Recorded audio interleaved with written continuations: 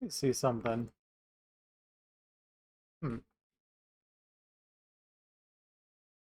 Yeah, theoretically, I could do that, but probably not worth it in the long run.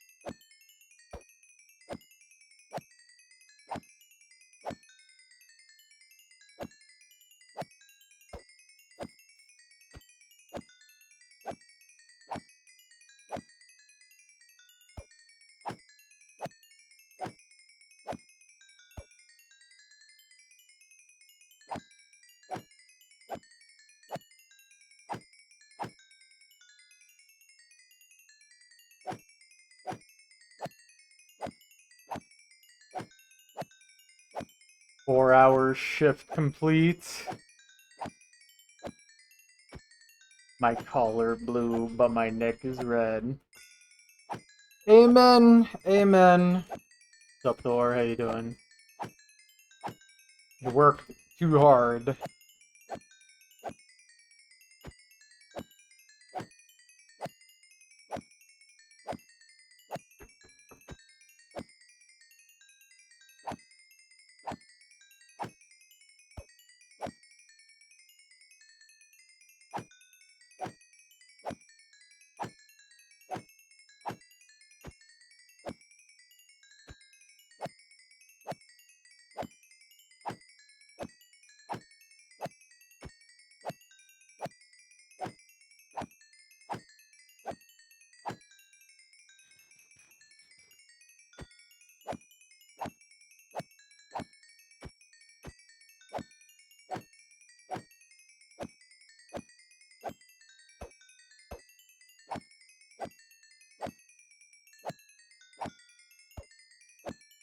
Anything newium?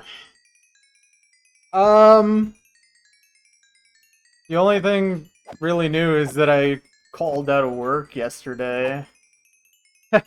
That's about it. Everything else has been same old for the most part. You're a fire dude.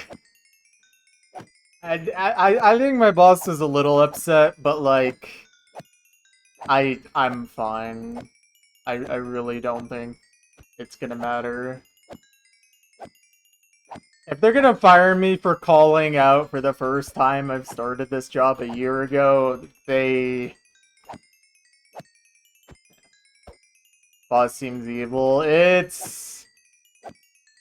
He's like our new manager, and I think he has a lot of pressure on him to basically control us as much as possible, because our last manager literally didn't do anything. Like, both in a good and bad way. Like, he was so chill, it was great, but also, like, if we did anything wrong or bad, nothing ever got fixed. So I think, like, the people above him really want to just make our lives terrible for their own ends.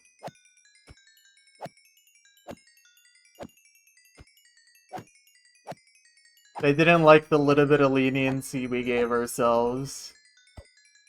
And they're using our new manager to basically be the vessel for that. And from my understanding, the new manager is kind of just like that type of dude who's like desperately trying to climb up the ladder.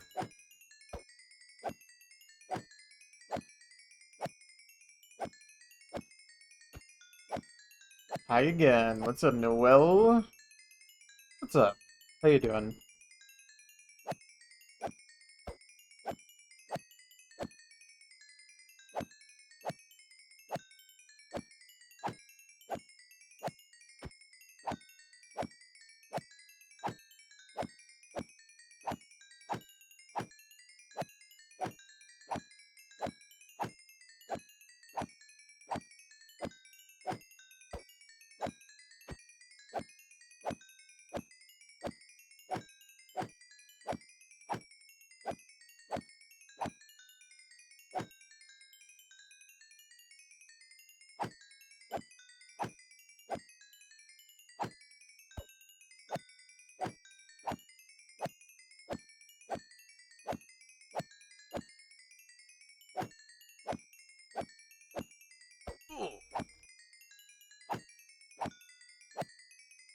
Good. Streamed for the first time in a few months on the new season.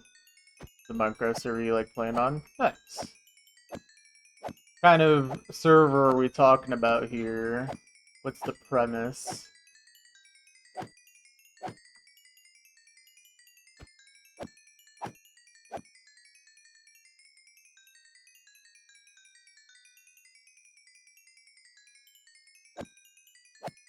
Mostly vanilla. Nice.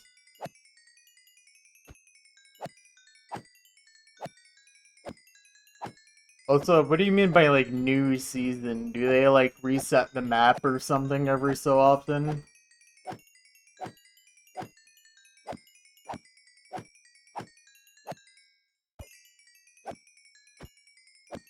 Every 6 months. Okay.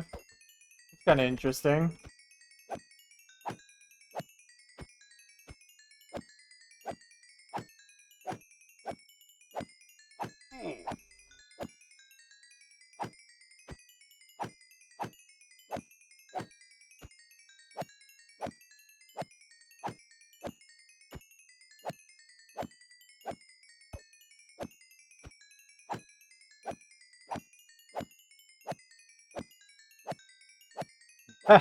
I think I'm just, like, subconsciously clicking on beat. I do that sometimes.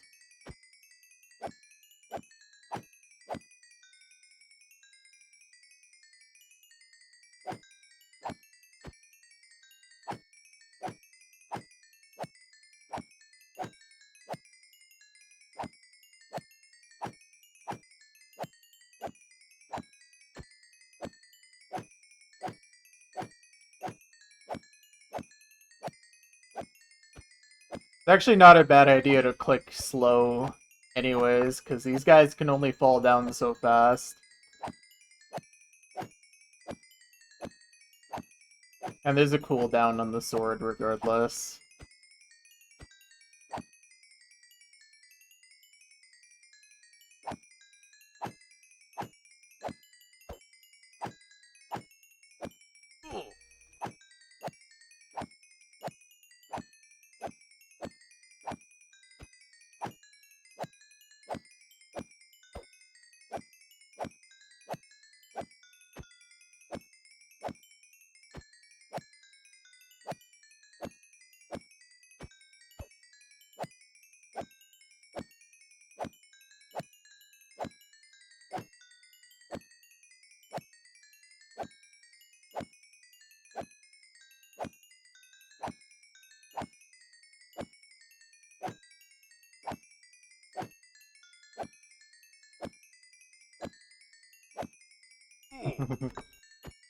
These guys leave me alone. I'm only committing a casual genocide if they're not allowed to fight back. Come on.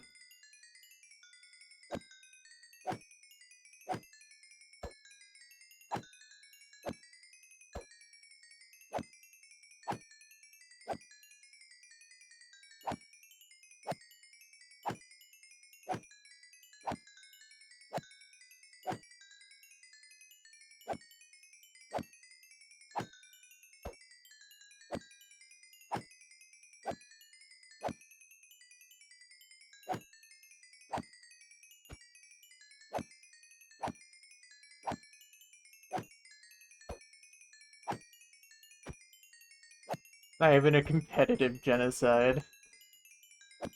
Oh man. Yeah, this is just casual. No ELO, no rating, no MMR.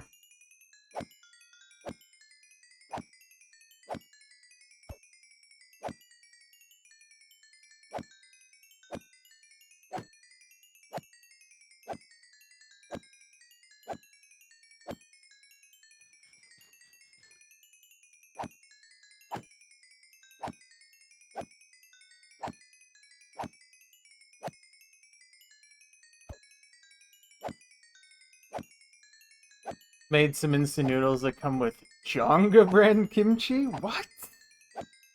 Jonga? Now that's a blast to the past.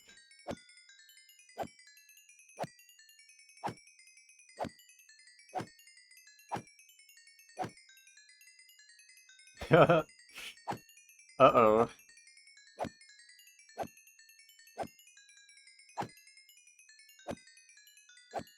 Well, you know what you gotta do, Noel? Now you gotta eat a bat soup. This is how we make things even.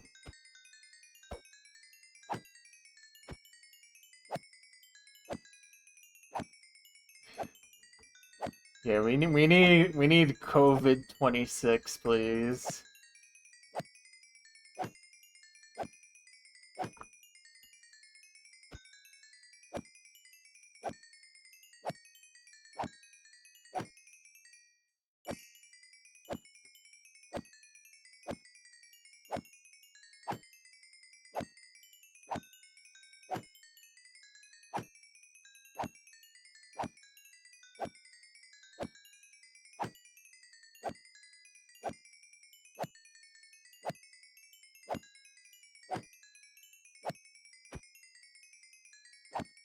Waiter, more COVID, please.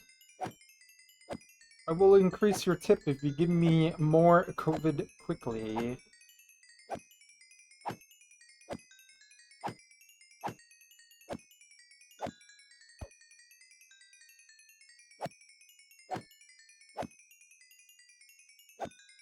COVID variant that kills everyone with a net worth above $1 billion instantly.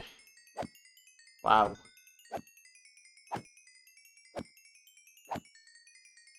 Waiter, can I get more of this, please? Waiter!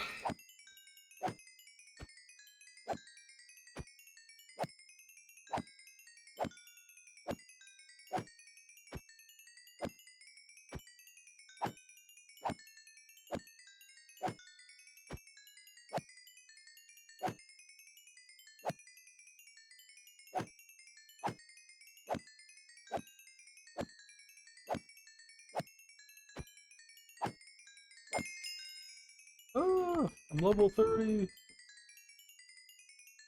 Alright, let's coast on XP for a little bit. Waiter, hardly know her. True. Also, I want to see something. Because, I know that you can repair pickaxes with diamonds, but... Do you use diamonds for netherite, or do you have to actually repair with netherite?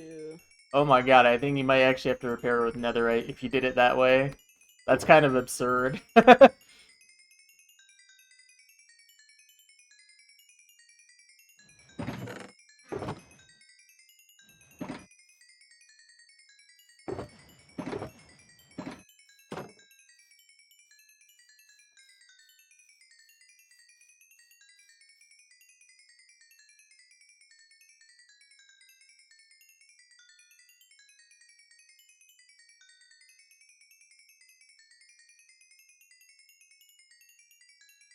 Okay,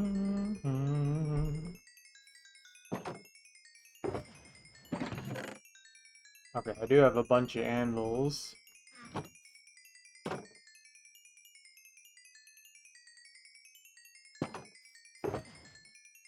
Wonder if I have a cool, book enchantment I can do real quick. Not really. What about a pickaxe? Okay, guaranteed portion 3 is kind of cool, I guess.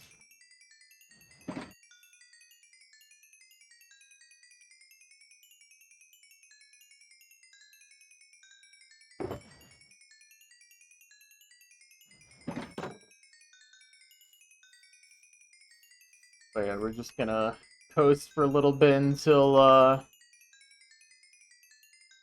I gotta kill more Endermen.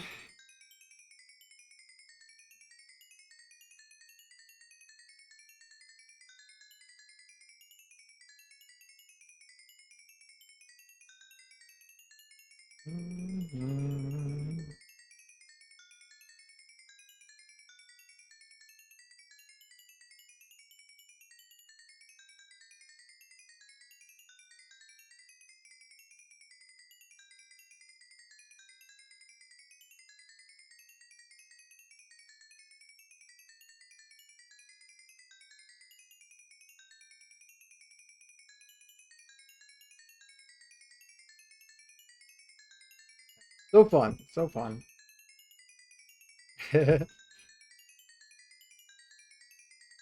Waiter, more XP, please.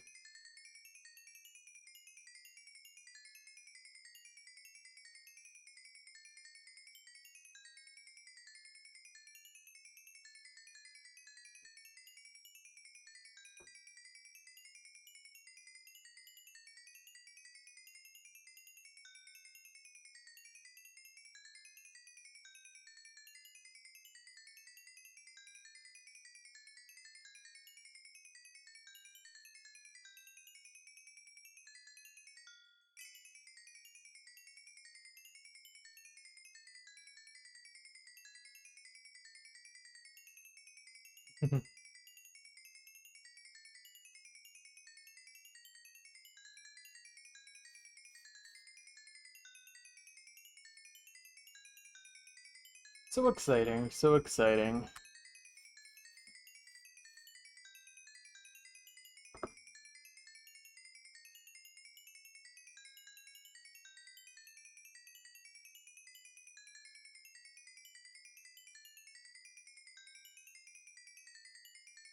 Let me check something.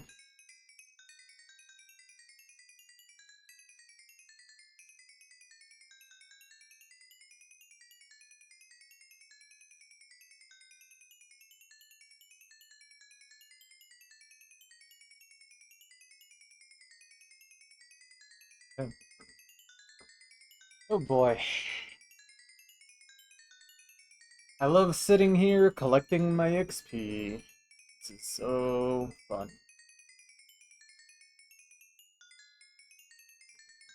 Okay, I think we're starting to run out here.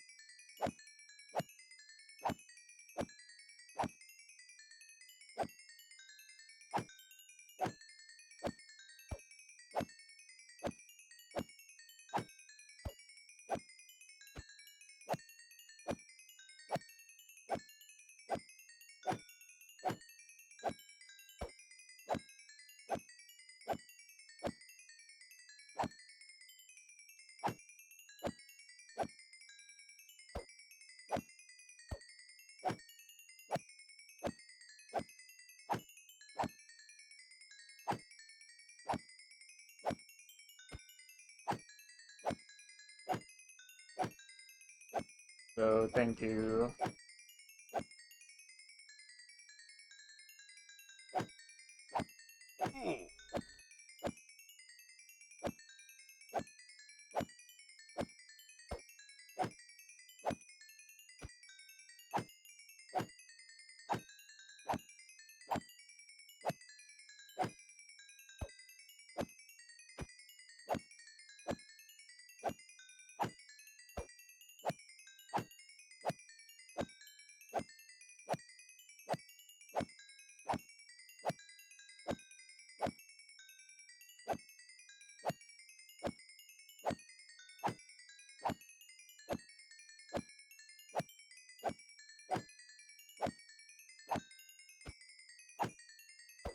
You had an absolute disaster recently?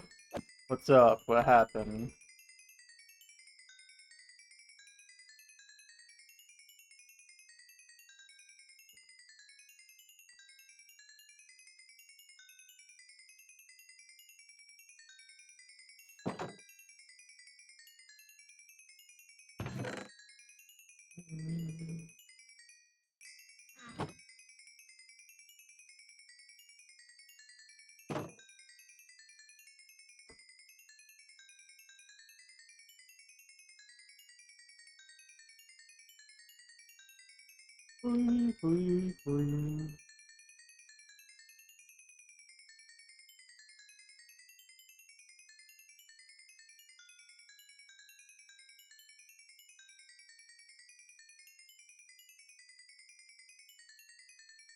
Was looking for desert pyramids to try and find party sherds. Found one, started looting it. Then her creeper Bob dropped into the yep. Yeah. Desert temples are funny like that. That's tragic. I'm sorry for your loss.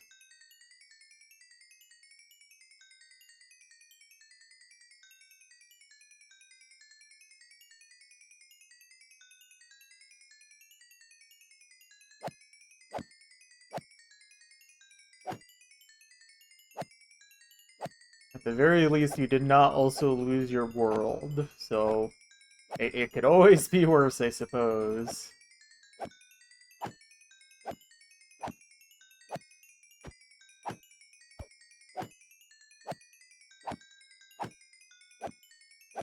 Be reckless to play on hardcore mode.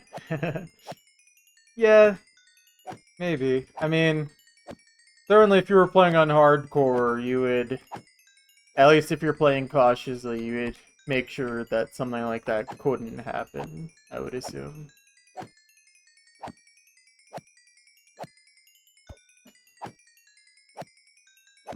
I know if I was playing this world on hardcore mode, I would play abundantly cautious.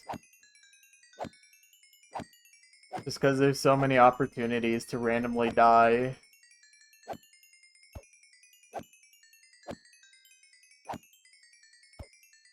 Are you talking about the, sniffers? Whatever they're called? Do those even do anything?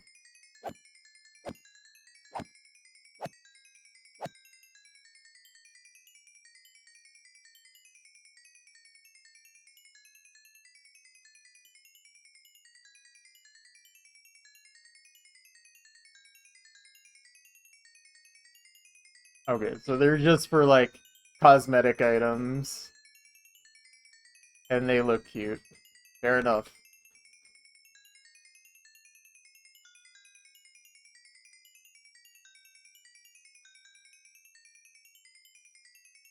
I had this conversation last night where I was, like, reflecting on Minecraft, and I kind of realized that modern Minecraft really is just, like, a pure fantasy game. At least in comparison to really old Minecraft. Like, obviously old Minecraft is a fantasy game too, but, like, the fantasy vibe I get from modern Minecraft is way more strong than from old Minecraft.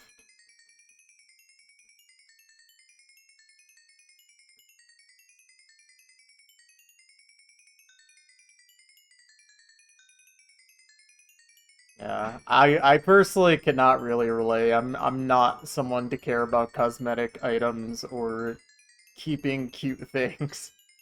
I'm quite literally just digging a large hole in the ground.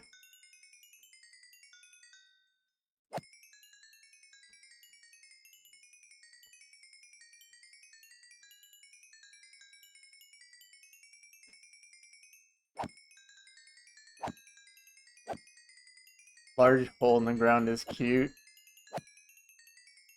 If you say so.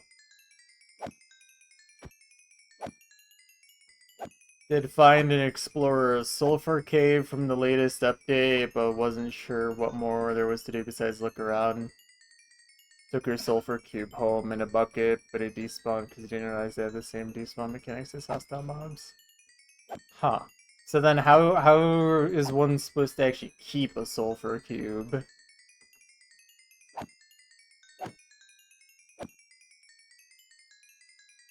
Name tag. Hmm.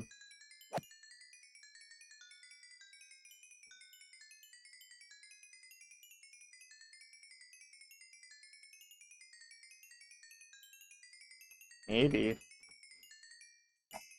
I feel like there should be a way besides name tags, but I don't know how this game really works anymore anyways, so...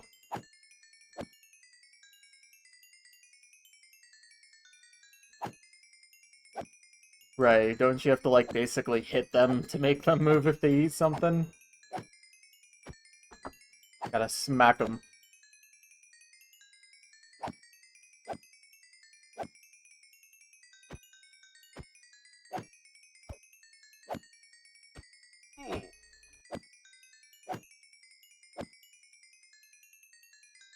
A what table?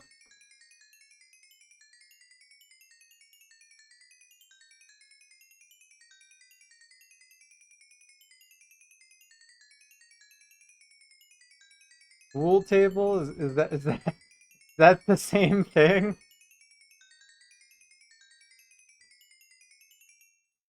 Yeah, I think we call that pool here.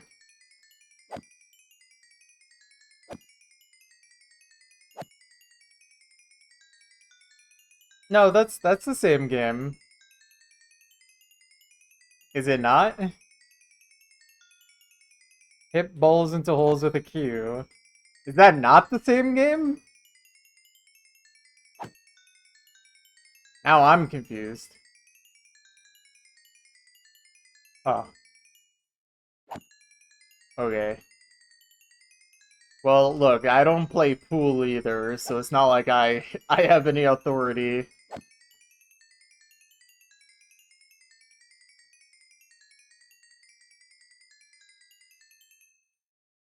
Well, to be fair, I also don't know anything about badminton or tennis, so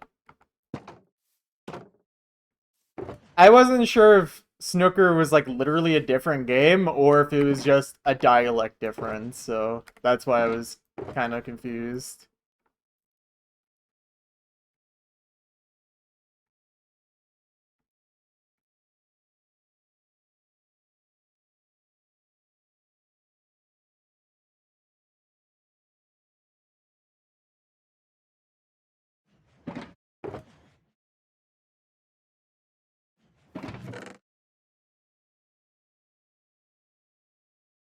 Oh, oh, there it is. Or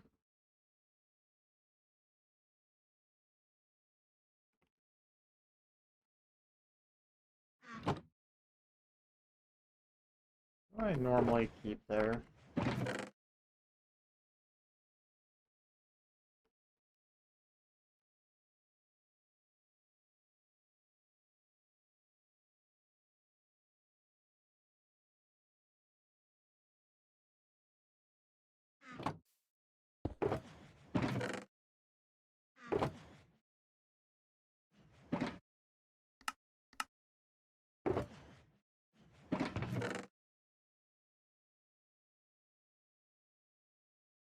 Okay, I see. Well, I did not know there was a whole lot of stuff to it. That's cool to know. Never played either of these.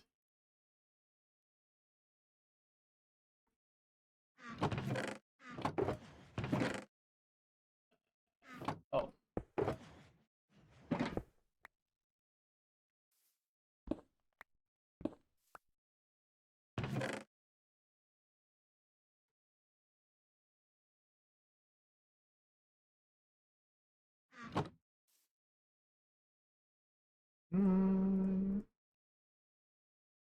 Feel like I'm missing something. Oh, never mind. I just didn't have them 2 spots. Okay. I think it is actually time to get back to work.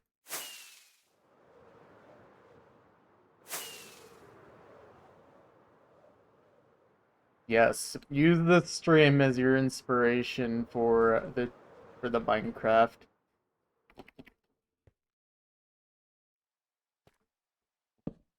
You know what I used to do sometimes if I was lacking motivation for score farming or like completion? I would watch someone like Wolf play when he was streaming, and then my desire would just instantly spike up, and I'd be super motivated again.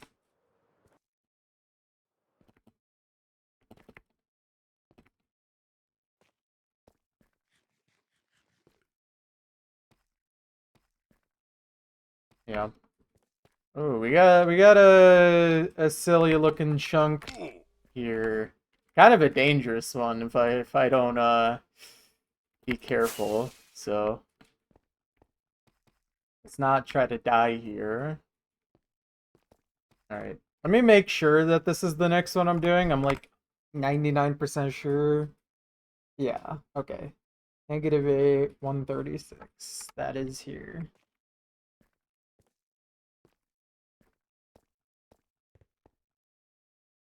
I can fall onto the spikes though. And also if I'm like with how much air pocket this is, like there's a good chance I could actually mine above myself at spots, so still gotta be careful. Going that way with Usu mapping. I don't know, Usu mapping, I don't think I ever got very inspired watching others, but I think I get it. Alright, I'll start from this corner. Just need to make like a nice outline. Here, maybe I shouldn't mine straight down.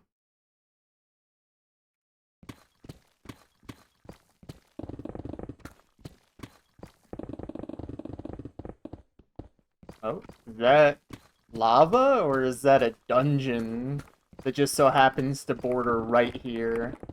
That is awesome. Alright, I gotta light it up, but that's awesome.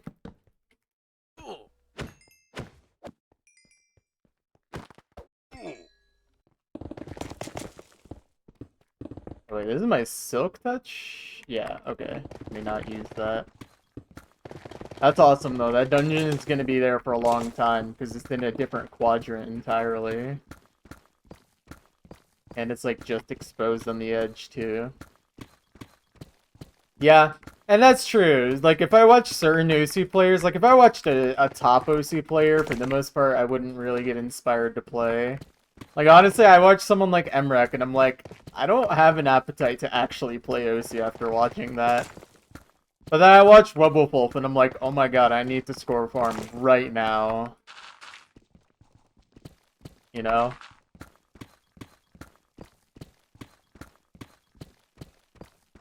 There's just a some people just have the sauce in terms of being inspiring. Oh yeah, Wolf is top tier inspiration. Honestly, like aside from maybe Cookiezi, I can't think of that many people in the OC community that have inspired that many players.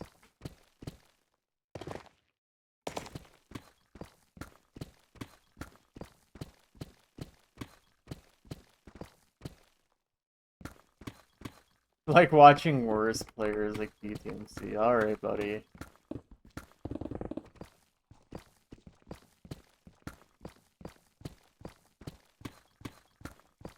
I don't think that's weird. I personally wasn't really inspired by Okoro, but I can definitely understand someone who would look at plays like that and feel like, ooh, I wanna be like this.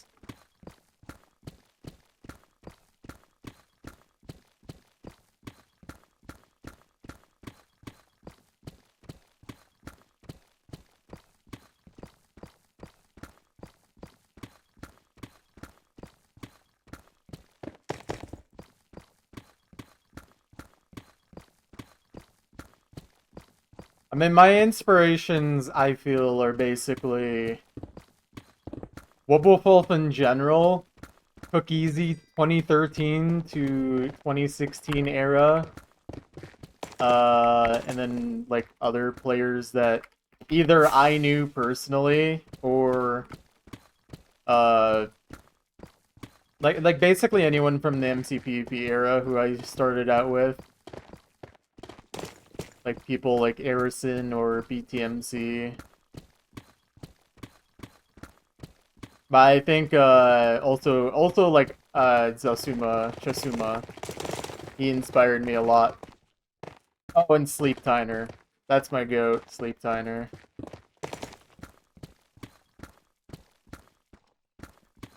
Informist is a goat answer though. That's a good inspo right there. Wolf is epic. We're mutuals. I am also mutual with Wolf.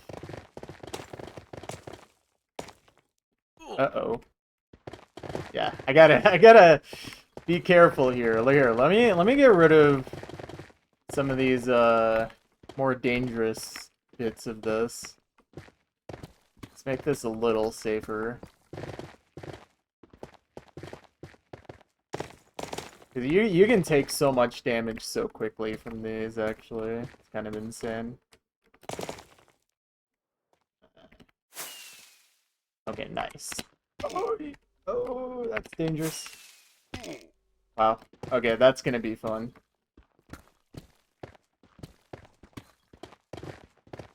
Alright, here's the plan. Dude, there's no way. Okay, there we go. Honestly, I probably could have done that way safer, but okay, we're chill. We're still alive. Okay, let me get back up here. Get rid of dangerous points.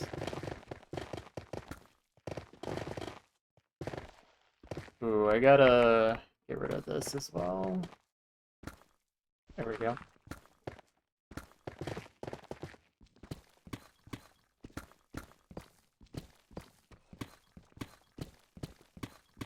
Wowie, Streaming Demon. I love Wowie. I don't think I could ever play like Wowie. Me and him are very fundamentally different players. Especially back when I was still improving at Osu.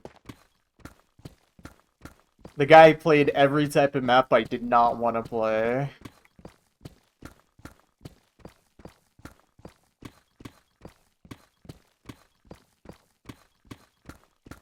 In mutual, I do not know your in-game username.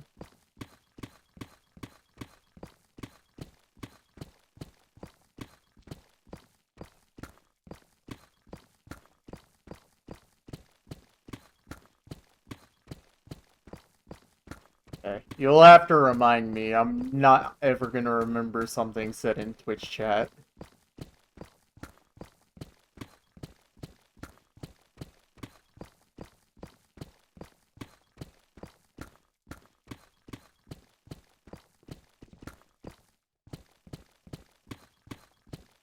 Perfect. Wowie is one of the people I've been friends with in the OC community the longest. Like, at least someone who I met purely through the OC community, I should say. Wowie is the GOAT. He's also one of the few Osu players I've ever met in real life, which was a surreal experience even to this day.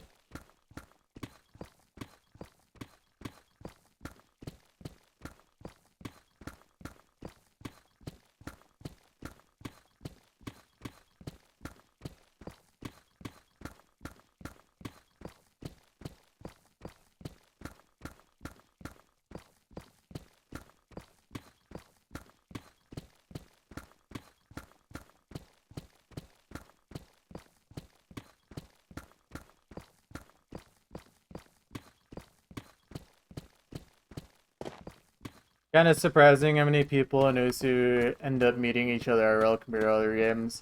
I think Osu is just a lot more of a close-knit type game, perhaps that's why. And also, like, meetup culture in this game has been a thing for as long as I can remember.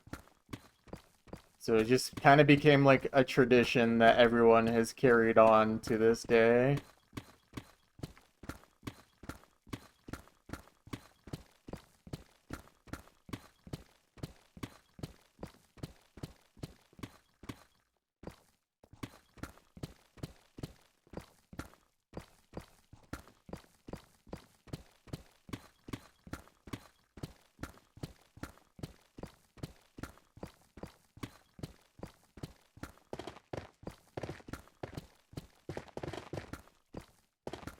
Oh, bet.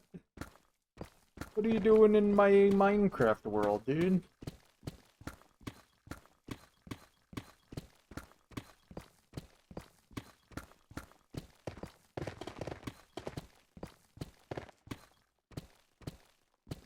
I think you like this chunk a little too much, buddy.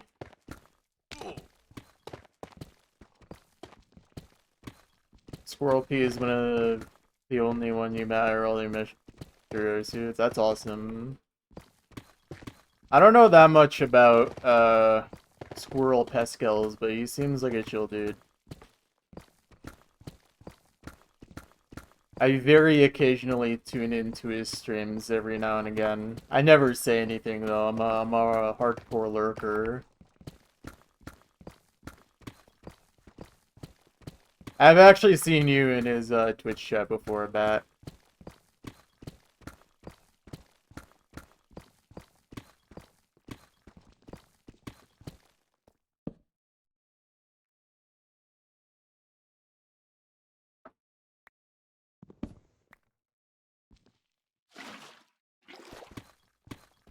Not what I meant to do. I was gonna just use gravel, but water bucket is actually a smarter option there.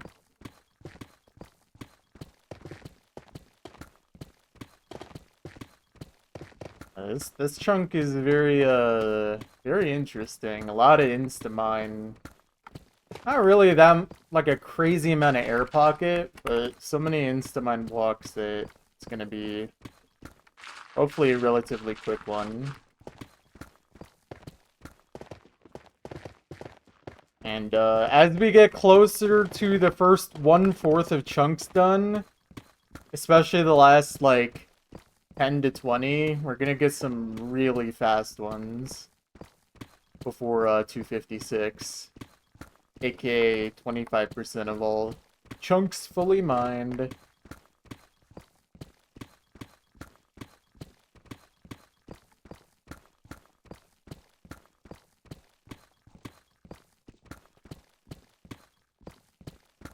Alright, maybe we can turn that off now.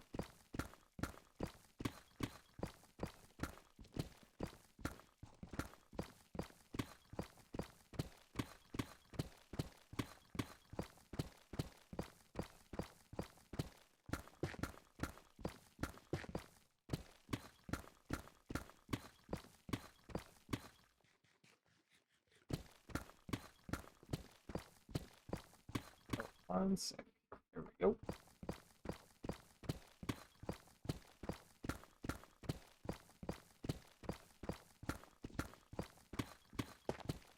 Ah.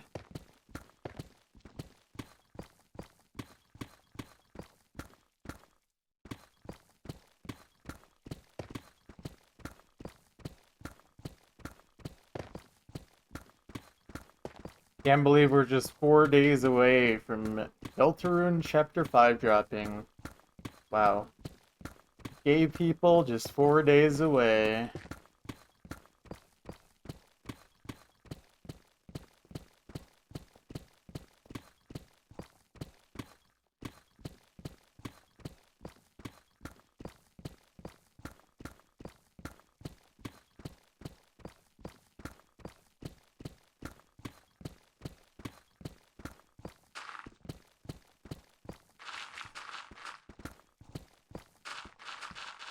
Oh, I guess like semi-related, but now that Digital Circus Last Act is officially out on YouTube finally, if you guys do want to talk about that, we don't have to hush on spoilers really anymore.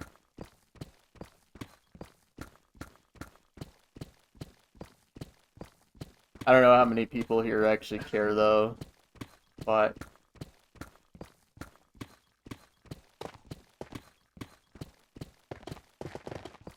Here.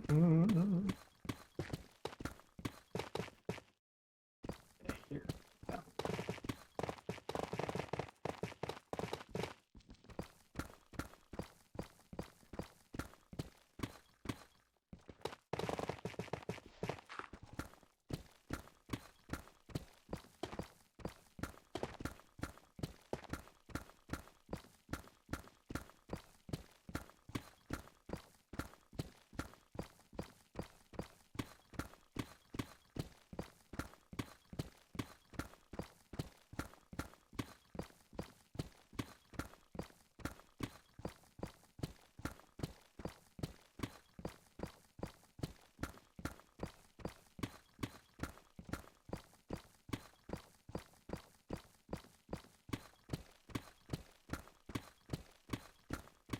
Besides what exactly?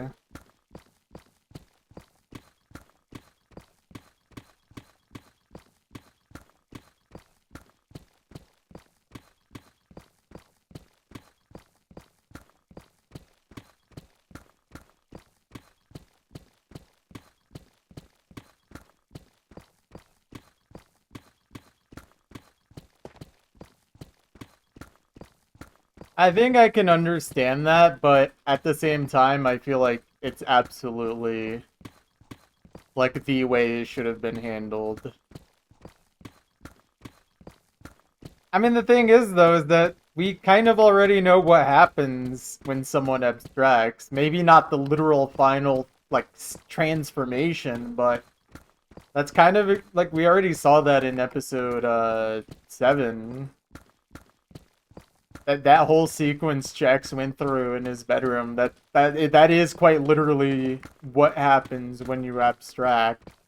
The guy was literally moments away from succumbing to it. He even had the abstraction eyes when he got woken up. Oh, my diamonds! I mean, to me, it's pretty obvious that's like what happens. The abstraction eyes in that scene gives it away.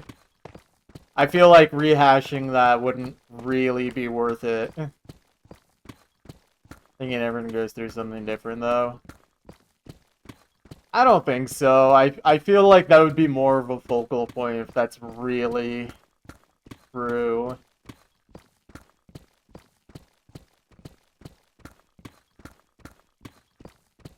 I think it would make more sense for abstraction to be like that, considering that at least from like the studies that have been done, like there's a very good chance that that's the type of thing that happens when humans die. Brain activity surges like crazy, and depending on like the brain activity, it could be thought of as like essentially rifling through your memories, and that could either be relaxing or terrifying depending on the person, perhaps. That's my understanding anyways.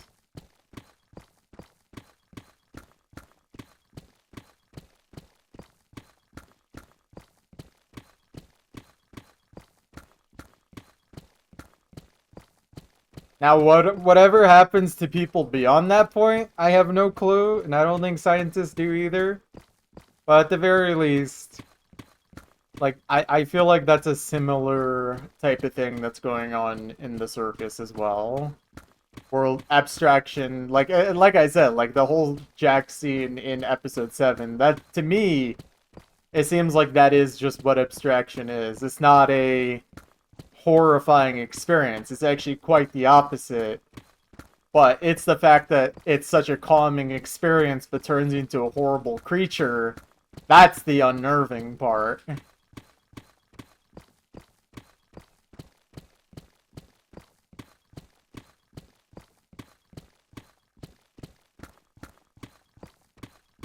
4 times 2 equals 8. You're actually celebrating 8 years. Oh. Incredible. Good job, Muffin. Good job. Actually, now I do wonder how long you have been moderating. If we count the old channel. Oh, there's even more air pocket down here? Really, no. What does it look like? Oh. I mean, a lot of that seems to go into the other chunk, but still.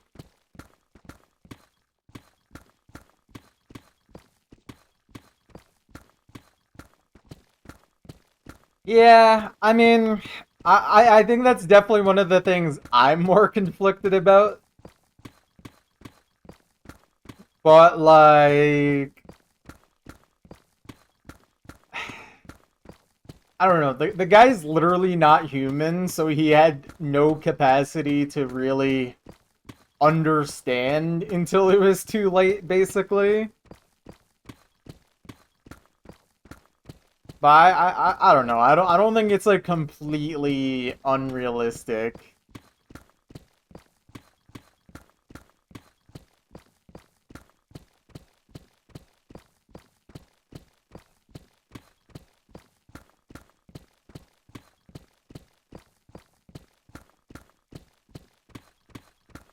Yeah. And I assume the void is kind of like a representation of like the recycle bin, you know?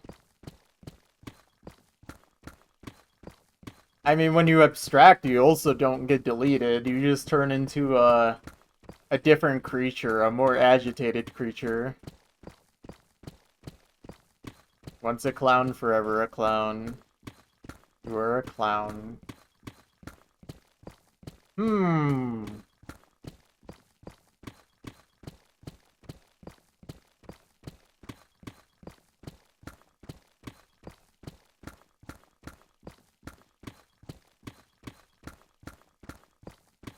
Weren't they all supposed to be roaming free when the circus fell apart?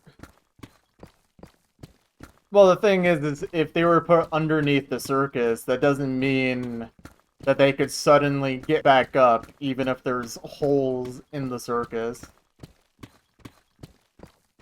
Like, the space they were put in was very much like a deep underground cellar type thing.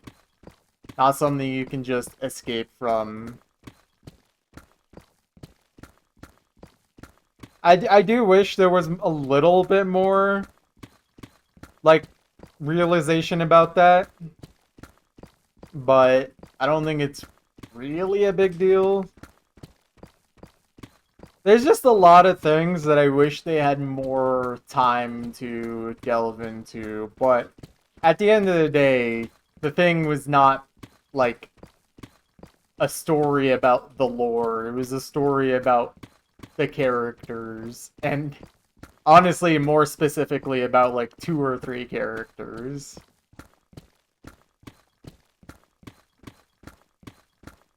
Honestly, for me, I just wish there was more time given to like a character like Gangle, who suffered so much from the actions of Jax.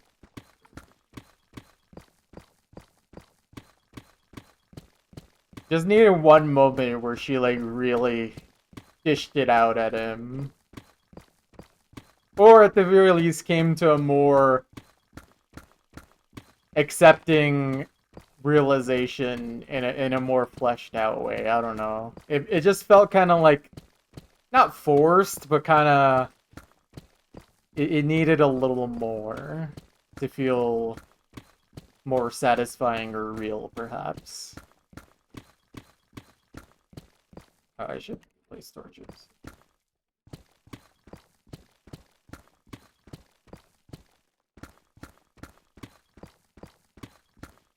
Yeah.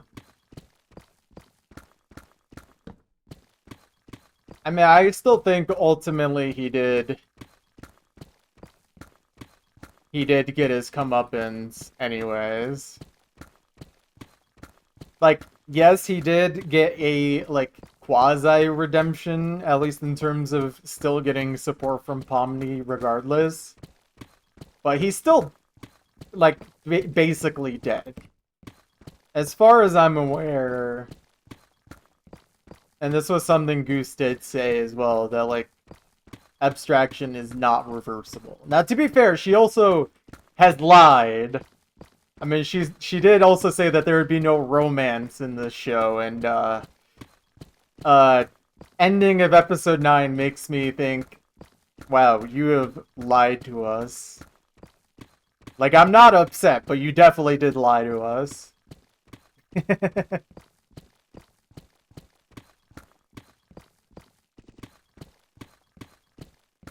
Yeah, maybe this goose did not work after all.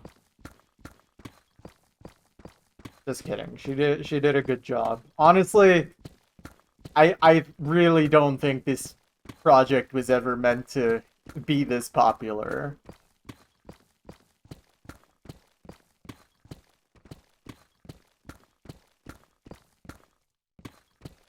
I think everything regarding Jax was, like, fine, but it would have been nice to...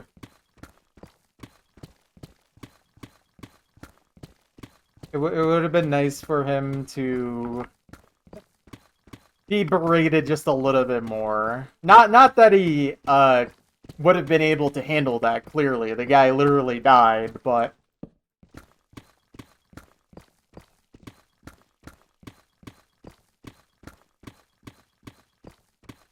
You ever want to see the amazing digital circus? Go to Germa chat. Wow. I did not realize that Germa's chat is just illegally streaming something you can watch on YouTube for free. That's kind of crazy.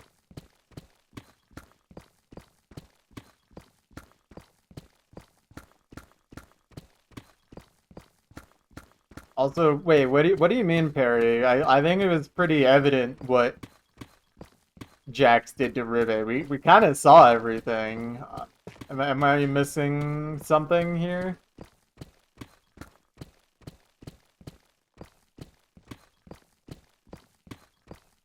Like, to me, it seems pretty obvious what happened.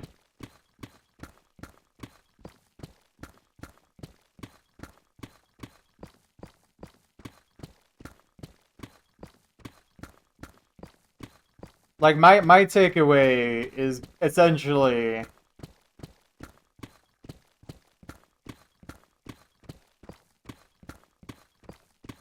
Yeah, that was Kaufman who knocked on the door. Okay. This is... This is how I interpret this scene. Ribbit opened up to Jax first. And that seemed to lower his guard. And it got him to say a lot of things. Maybe a little bit too much. But, like, Ribbit still was supportive even in that moment. Put the ribbon on him. But I think when Kaufmo knocked on the door, he basically panicked. Because he didn't want to see someone else see him that way. And I guess he just decided to self-destruct in that moment. Because he'd rather not have people close to him than try to deal with the consequences of, like, opening up more and being perceived in a different way. Yeah, it's a trauma response. very bad one, a super self-destructive one. I think Jax was just literally not mature enough in that moment. Like, that's kind of the problem. Jax is literally not a mature enough person to deal with a situation like that. And that's what made him freak out.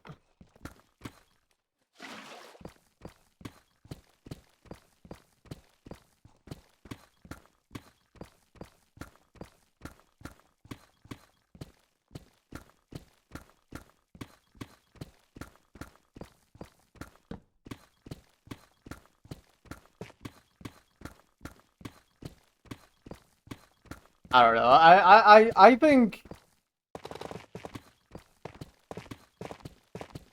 it's clearly not a good decision, and he's not a good person.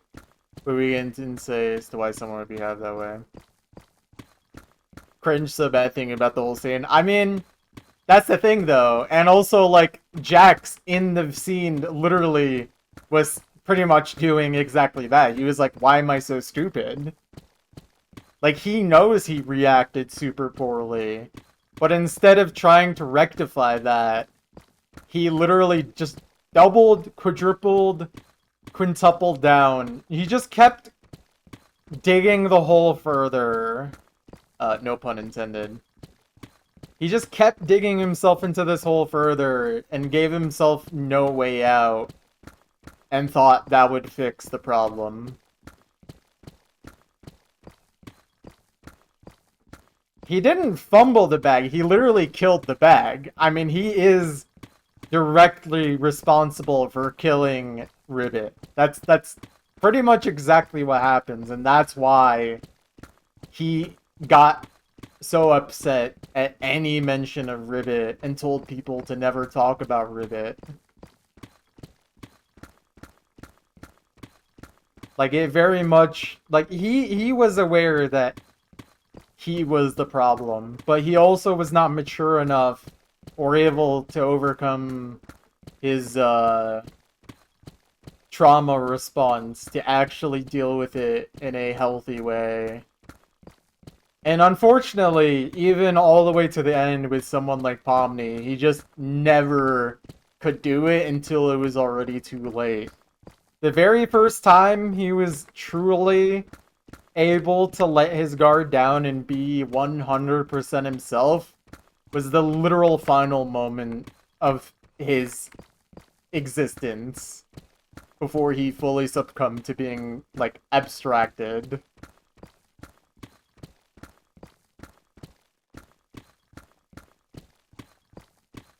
Like, it's just one of those things where it's just like, you can keep trying to help, but yeah. I mean, okay, well, no. What I mean, sorry, maybe I worded it wrong. The last moment he was like honest before he like was fully pulled away from everyone, including Pomni, was the moment where he said he didn't want to go.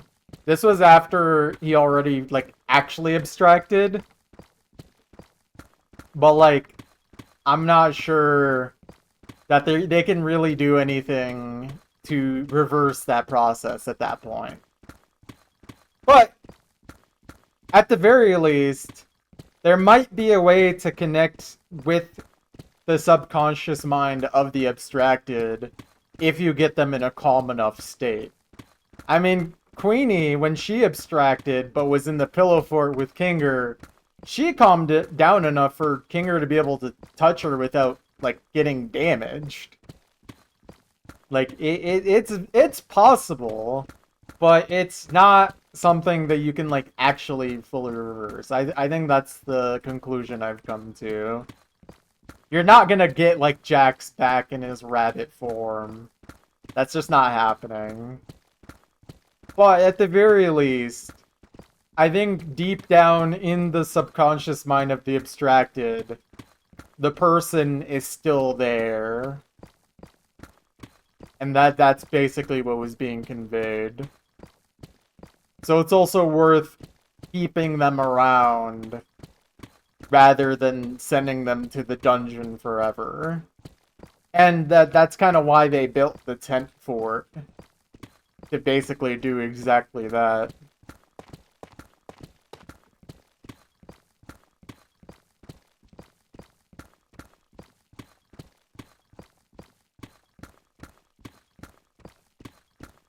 I still think there was some things I was not the most pleased with when it came to episode 9, but I still think overall this was a very good show, a very good product, and I really liked... I liked the overall theming and the overall experience, even if I wasn't 100% satisfied with every answer or every decision or every act of forgiveness even. You know what I mean? And honestly, maybe some of that is the point as well. Yeah. Well, speaking of answering things, she did also very much confirm that, hey, by the way, if you weren't able to read the subtext, Jax is transgender, she, her. But also, like, you can use both pronouns for Jax because obviously throughout the entire show, he was he, him, and even in the IRL counterpart, they never, like, said anything aside from he, him as well. But it could very well be like a closeted type deal or just kind of still learning. You know? Because it's only been a few months, like, after the whole narration thing, from my understanding. Momo Chunks, way true. But yeah, I should also take a look at her Tumblr. I mean, Gooseworks is literally the only reason I used Tumblr in the last few years. Or ever, really. I'm not a Tumblr person. Also, yeah, the hot chocolate did look good.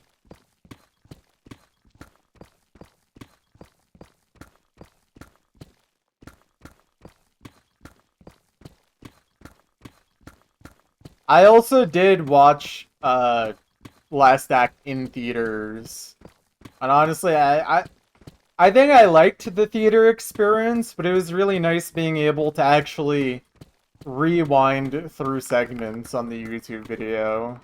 I think my experience of the show is much more enjoyable when I can actually look back at something immediately and be like, oh, that's what's going on. Sometimes I feel like there's things in this show that I didn't immediately get unless I rewinded. Excuse me. Yeah, Jax definitely did use the F slur. And honestly, that's very much in character for him. But it's okay, because Jax is canonically trans, according to Goose, so it's okay. Even if he never got to figure that out before he abstracted. Or at least be honest enough with himself to accept that. So he can say it. It's okay.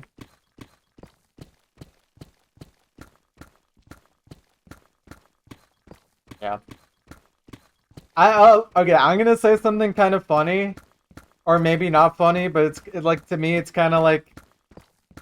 I feel like the whole cast of humans for these characters, aside from Kinger, I low-key got woke vibes from. Which also makes sense, considering all of them give off very much, like, bi energy, Yuri energy, and also with Jax basically being trans. It's like literally the only non-LGBT character of the main crew is Kinger.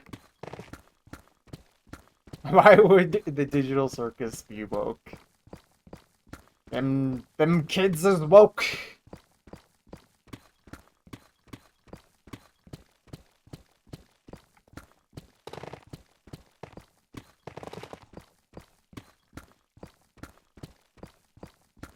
Leroy? Okay, my immediate my mind doesn't think of that. My mind immediately goes to Leroy Jenkins. I'm sorry. Jax is the Chinese Starcore wife? Wait. Oh my goodness. Wait, we need Honk to get Jax. Honestly, I feel like this would be a good combination.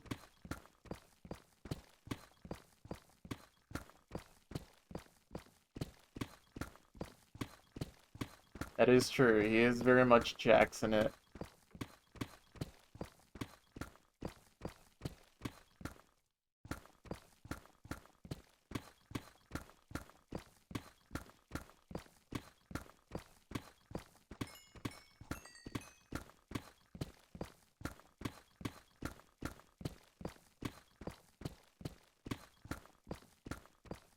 You're not Jaxing it? Oh, really?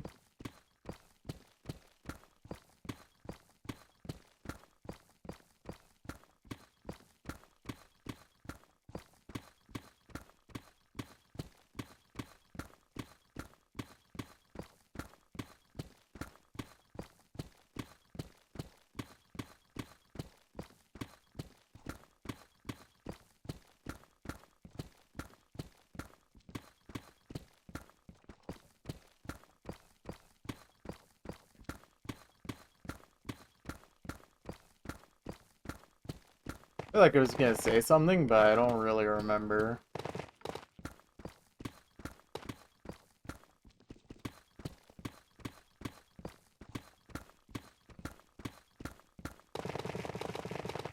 Watch the pickaxe, watch the pickaxe.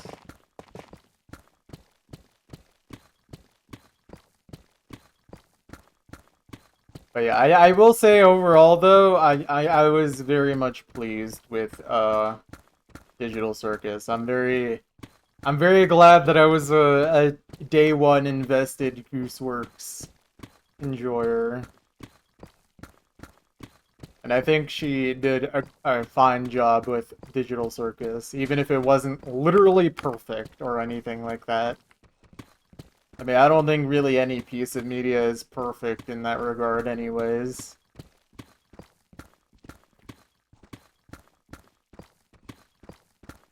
Yeah.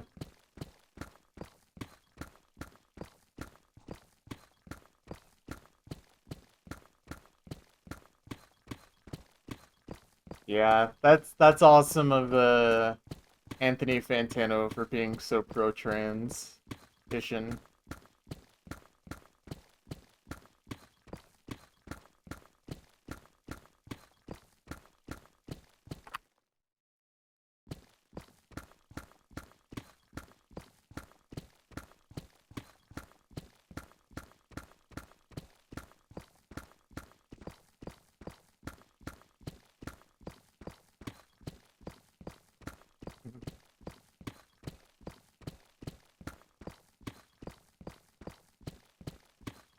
At the very least, there's a non-zero chance that I think from my understanding they might still do not episodes, but like, you know, like little shorts or whatever. Probably non-canon stuff, but I would be happy to see some stuff regardless. Just what are they up to after all of that? Could be fun. Probably be more light-hearted than most of the show was. Also, I'm not gonna lie, I really feel like the last episode was so much more light-hearted than I honestly expected it would have been.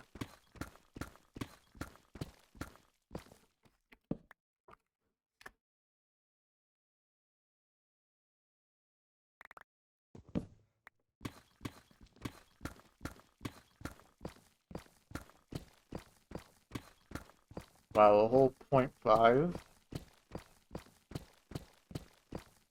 Yeah. I think The Amazing Digital Circus is absolutely worth a watch. I think it is a fine show.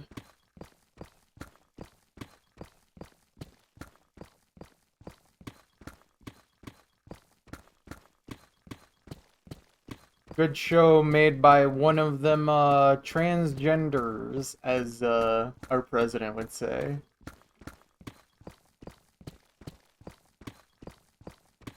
Yo, what's up, Pixel? How you doing?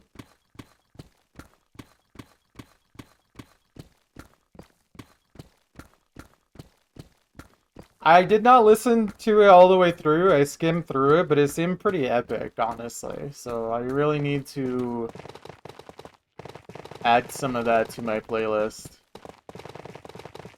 I really like the vibe that this child is creating. Like, I cannot believe that someone born in 2005 made that.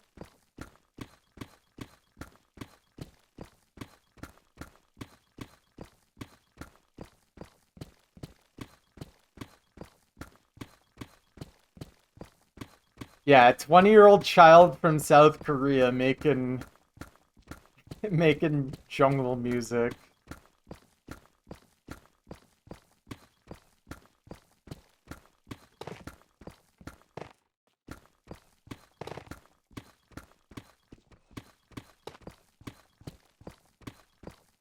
No, you're right, I won't believe it. This 20-year-old South Korean makes jungle music the old-fashioned way. Forest music. Type of forest music I need right now is some Silver Forest.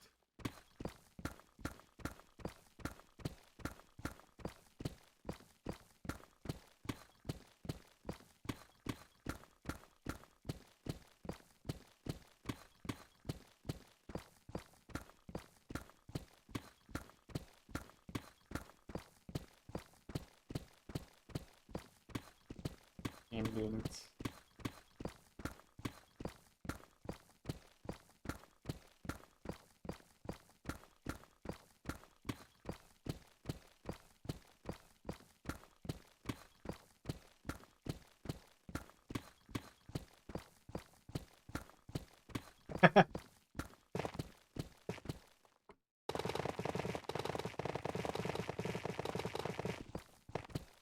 Mushroom Island music.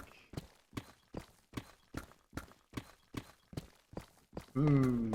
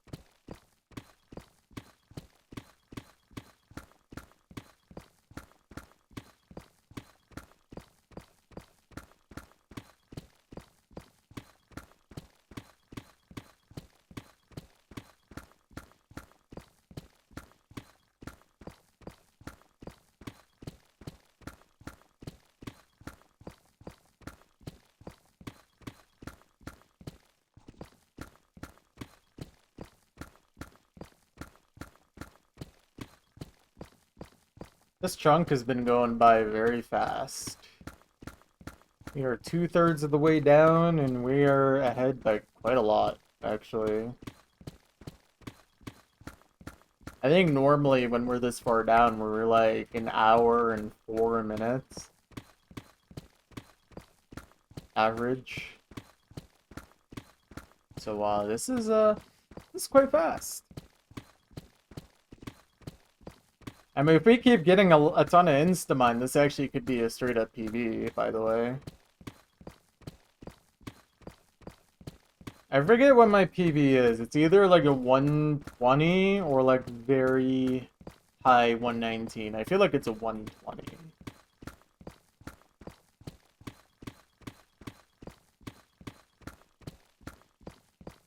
It's not gonna matter once we start getting insane chunks, though, towards the center of the quadrant.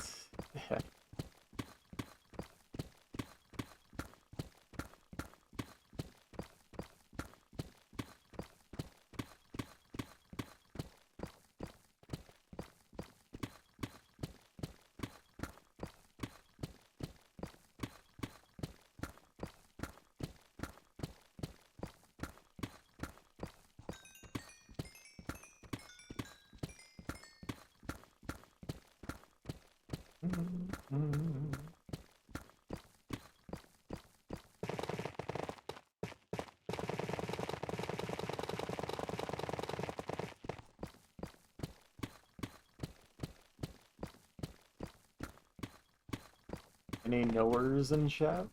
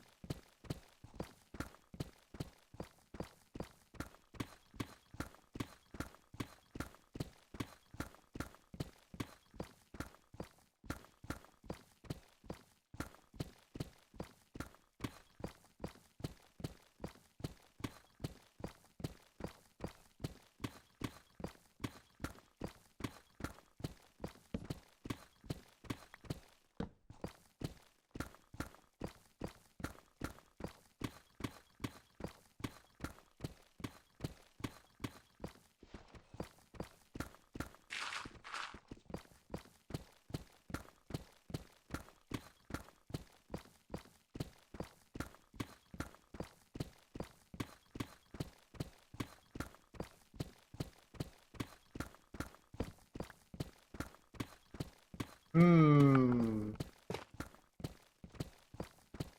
You might be onto something, Muffin. We should write a 9-part series about whether Deep Slate is bisexual or not. Really need to get to the bottom of this.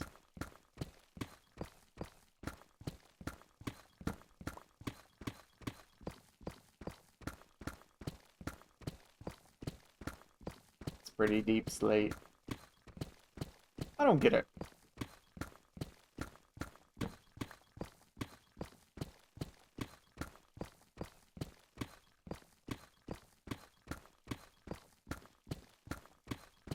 Pretty deep slate. Hmm. I don't think I'll ever get it.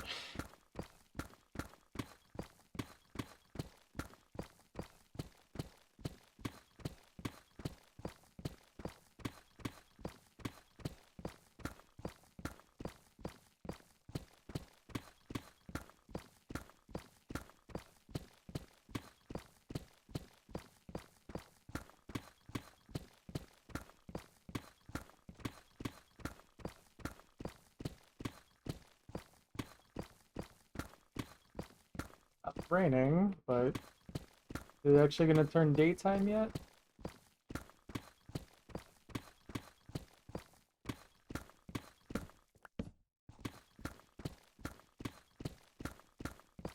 Okay, it's like just turning daytime. You had noodles for dinner yesterday? Um, um,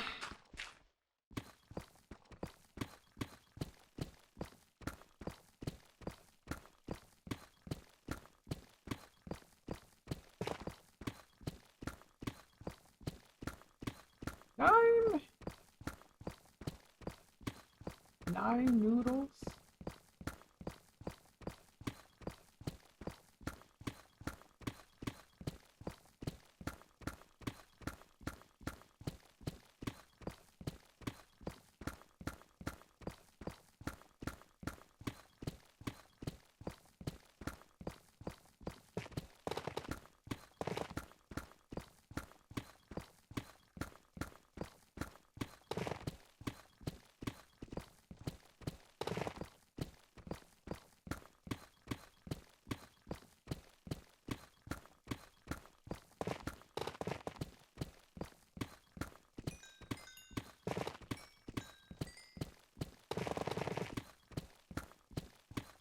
I think you lost me there.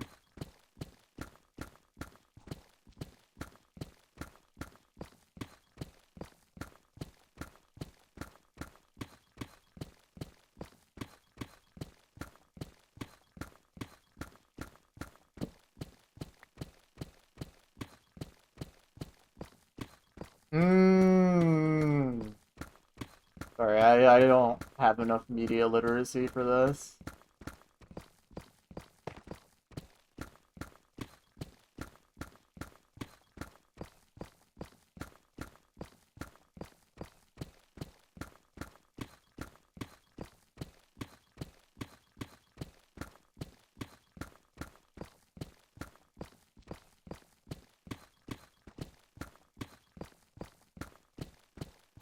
Can't believe you had rigatoni.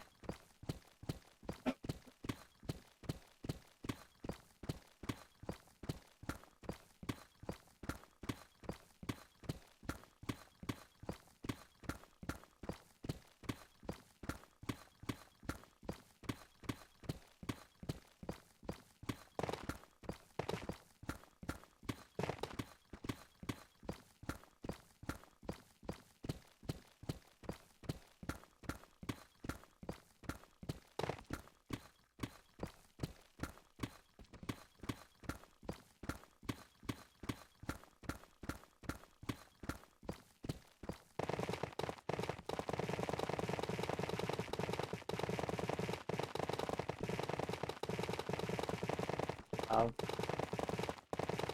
put all that Instamine. Alright, have fun with your dishes.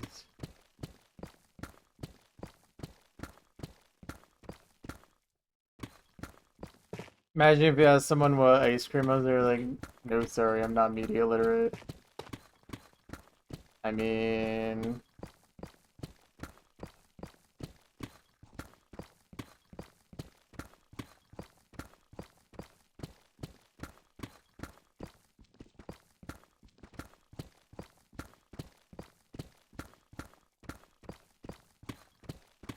Who is Bill Murray?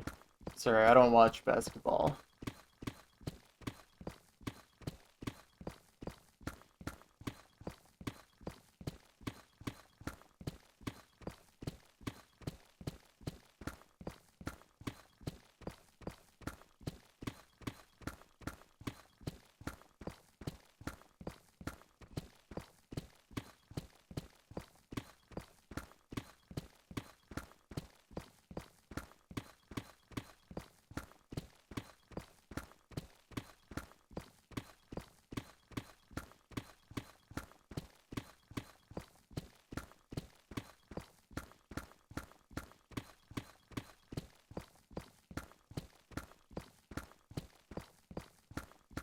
I mean, objectively, the most media literate ice cream would have to be Ben and Jerry's.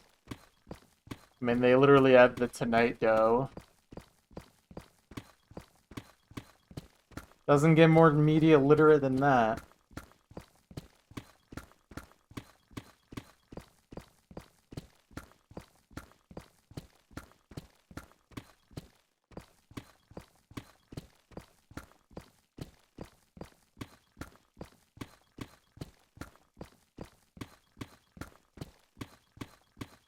Ben and Jerry's employs woke cows to make their milk? Wow. That's really progressive of them to give cows a job. That's woke. Good for them, good for them. I still can't forgive them for making the Tonight Dough, but... good for them.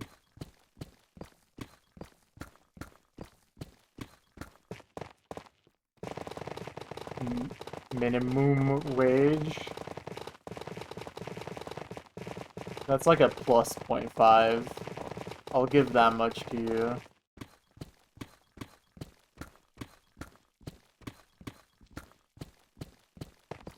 Plus 0.25.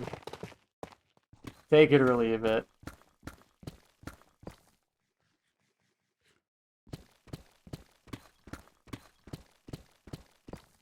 Leave it. Alright, I'm cashing it in.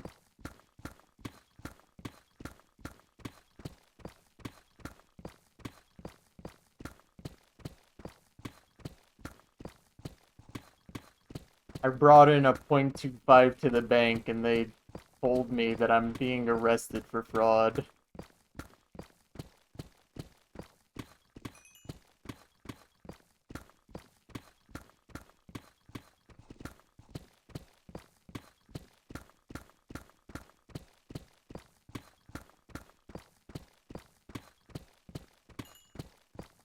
Got destroyed. I hope you feel better soon.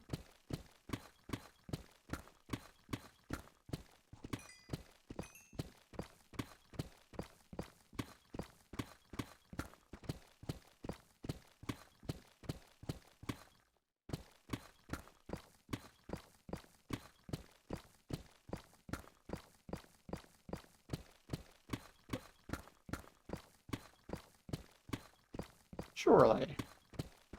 Nothing could ever go wrong. Also, I'm not gonna lie, guys, this actually might be a PB. You might want to lock in. And by you, I mean me. And by me, I mean we. Although I'm not actually I'm not a we.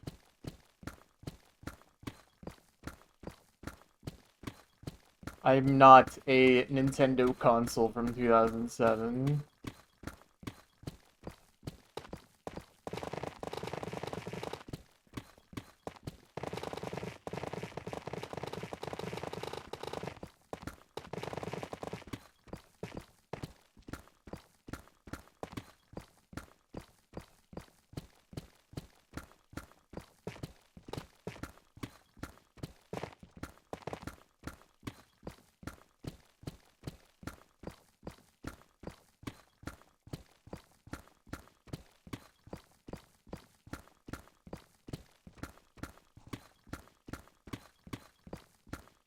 Right, this is gonna be close, but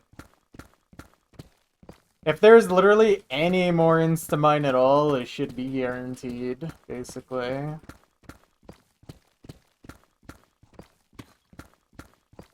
I think it's guaranteed either way, to be honest, but...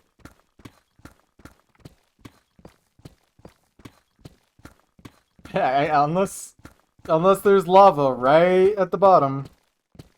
But we probably would have hit the lava by now.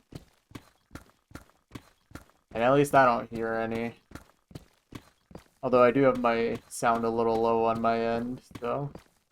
I can't really hear that much anyways.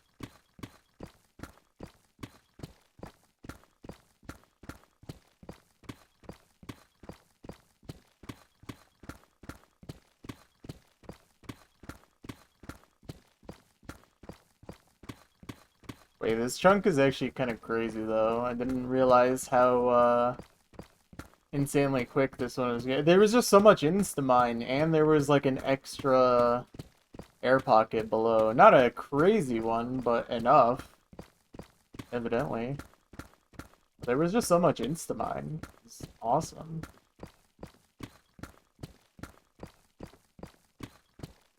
I mean, there was a pretty good air pocket at the start as well, so cannot complain. I should do a chunk border check. I think we're fine.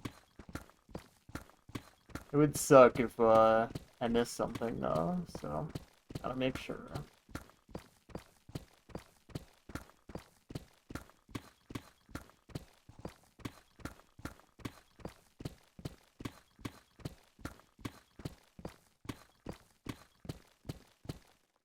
Okay, I think we got everything. Very nice. Oh, just gotta lock in.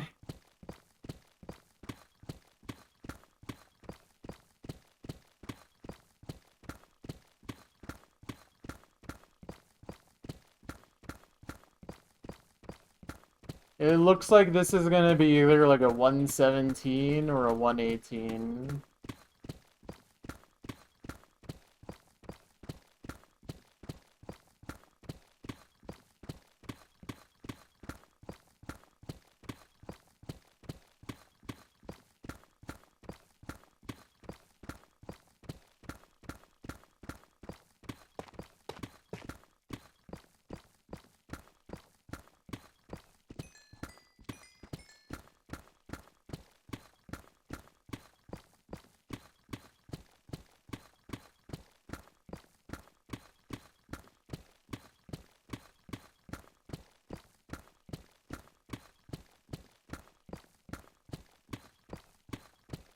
Okay, I gotta make it daytime. That sucks.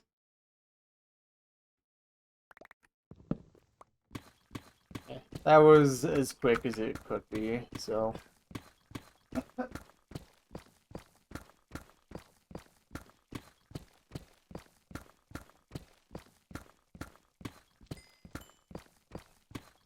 shouldn't need to switch out my pickaxe, which is good.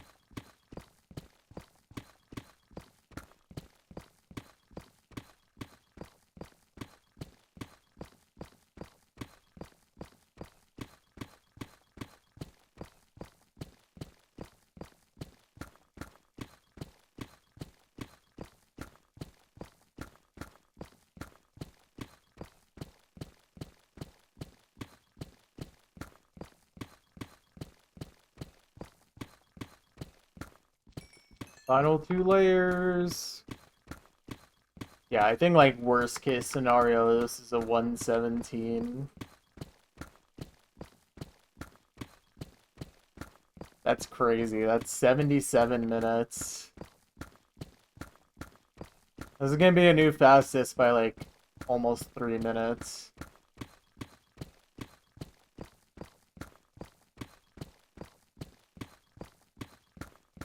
And it was a chunk I was not expecting to get a PB on at all.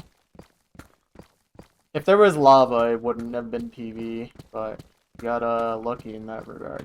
And also, I've actually just been super efficient this chunk, I feel.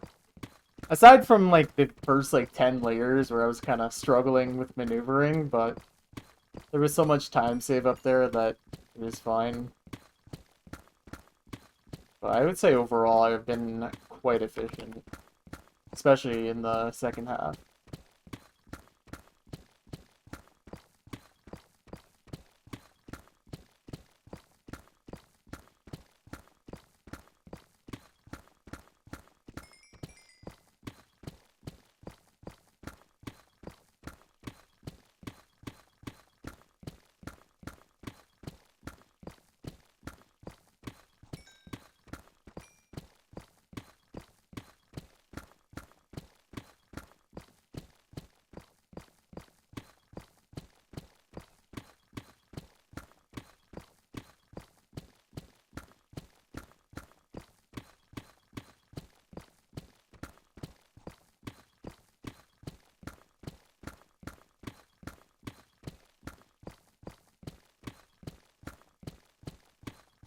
Okay, yeah, I don't think there's any way to get 116, but that's okay.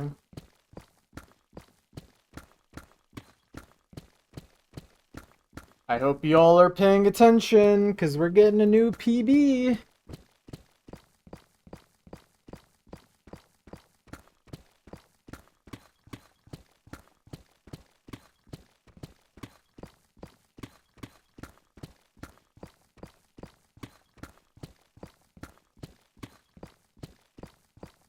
Fuckers! What's up, Juicy? We're here just in time for a new PB. This was a deliciously fast chunk. Like 18 minutes faster than average or something crazy like that.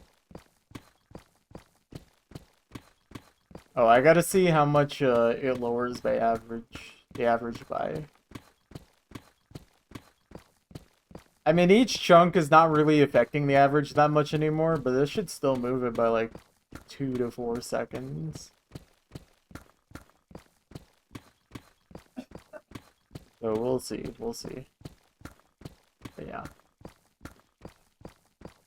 Alright. Here we are, Let's get ready. Yay! Oh, funny timer, funny. Alright, that is number 213 complete. Woohoo. Punch that in. 213. 1 hour, 17 minutes, and 27 seconds. Oh, that lowered the average by 5 seconds. Nice. Frame count. True. Alright, let's punch in my stats for this. Alright, 3670. So that is 17 diamond ore. How many diamonds did I get? 38. Oh my god. Diamond ore mined, 17. Diamonds obtained, 38. Yeah, that's a PB by like almost 3 minutes.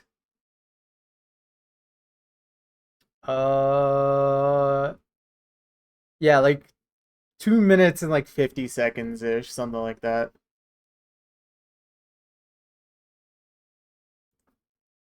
Alright, and then let's punch in my blocks in deep slate.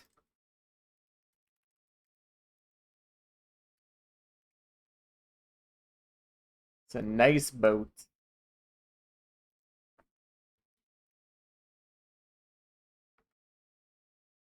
Alright, blocks mined. Get the calculator. Only 12.8k. That is almost 2,000 blocks below average. I mined 165 blocks per minute, apparently. That's really high. My deep slate efficiency was probably terrible. 10.4k. Okay, no, see, that's the thing. I still got a 90.1% efficiency. Like, I actually was just so efficient, even though the chunk was just only 80%, 81% deep slate. And by the way, like, we still missed quite a lot of air pocket. Like, there was potential for even more, but it's okay. We'll get to these soon. We'll get these soon. But yeah, what's the next one looking like? This one looks kind of interesting as well. Not as interesting as the last one from initial glance, but you know, there's something going on here. Oh, that's fun. Yeah, there's good potential here too. All right. Well, let me drink some water and we'll start on this next chunk here.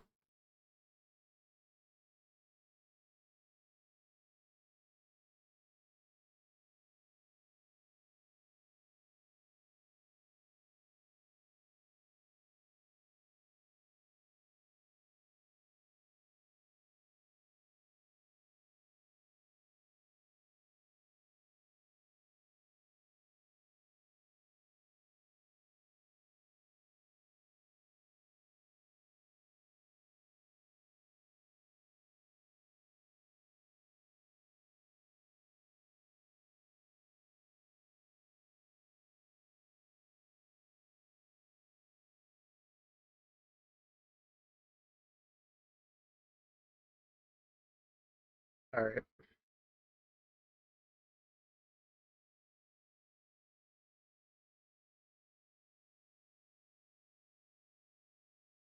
Okay, okay. Let me just.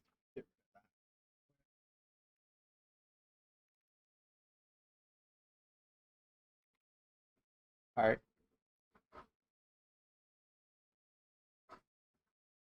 It is time for this chunk. Let's do it. Let's do it. Oh, put the diamonds away. I remembered. Okay.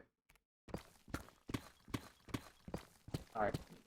We'll see if this one is another sleeper agent chunk, but I think the last chunk had good potential regardless, just from the very top. Like, even if the only time save was the first 10, 15 layers of the last chunk, we still would have gotten, not a PB, but definitely a good time. Would have been a time save by a good, like, 8 minutes or something, probably.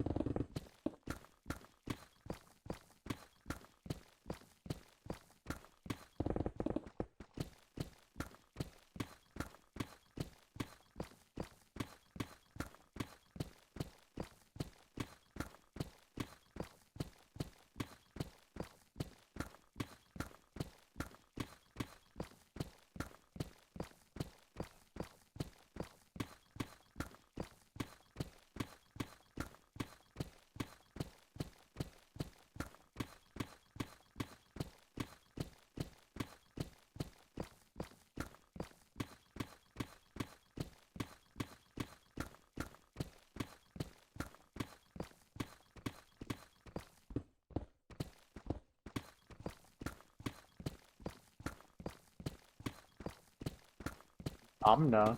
Who's that?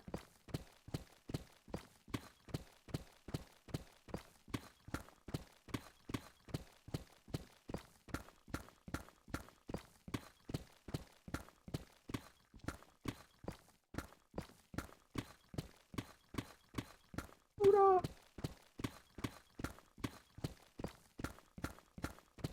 Who's Soda?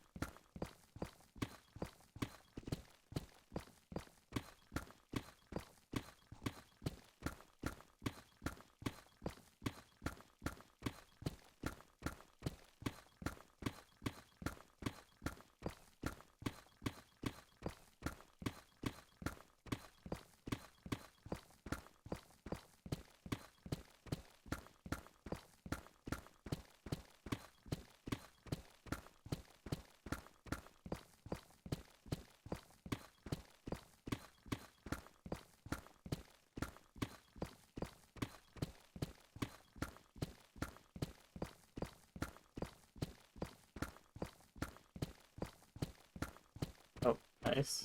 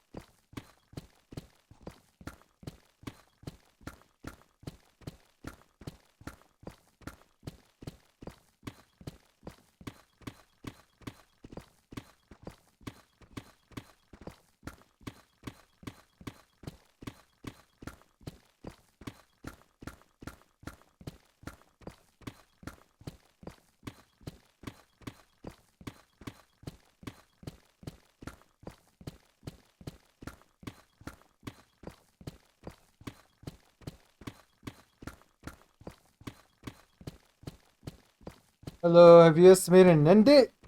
Non-exact date. It'd just be sometime in a year from now, most likely. Unless I stop being fully unemployed. Tomorrow. Yeah, like, unless for some reason, I'm not working full-time anymore, I don't think I have the time to finish this anytime before a year from now. Only sometime any year from now, yeah. I mean, optimistic is 1 year from now. It could take a little bit longer.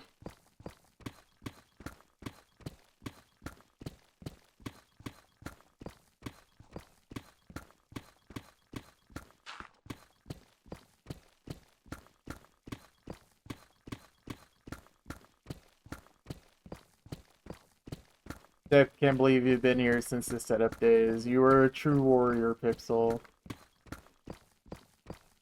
I do remember this.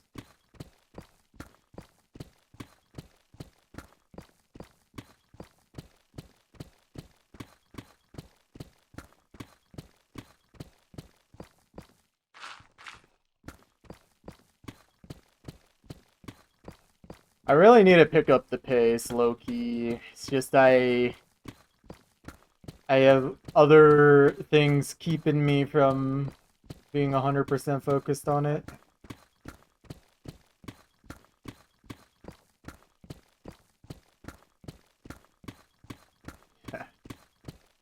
Honestly, the hardest part about the pigment farm is just needing to sit there for forever, basically, just getting gold.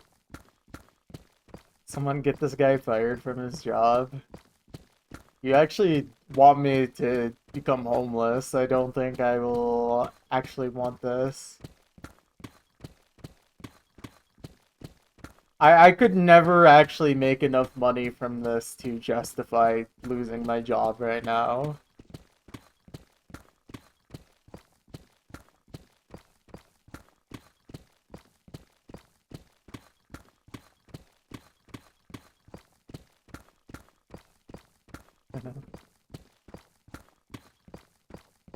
Look, if I get fired from my job, I'm not sure if it would actually make me more likely to mine chunks or not. I feel like I would be too stressed out to focus on chunk mining. And it'd be kind of irresponsible for me to focus on this while I don't have a job.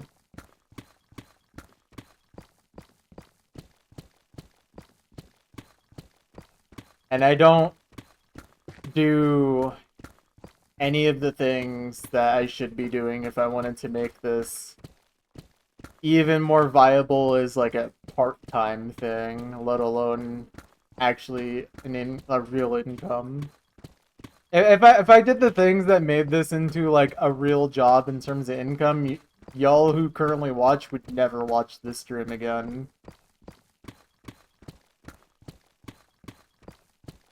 Lowest of keys. Also, I definitely was not only starting 6 months ago. This project has been going on and off for two years. Momo streamer voice.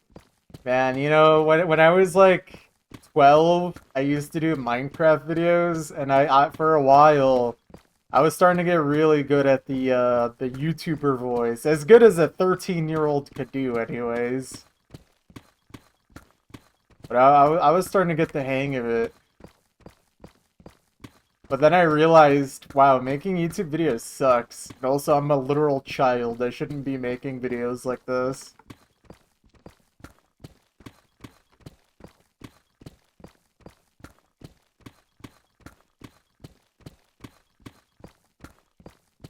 Raid Shah? Oh, that's like that thing we did in Iran like 50, 60 years ago. Or, well, I guess the IRGC did that, not we.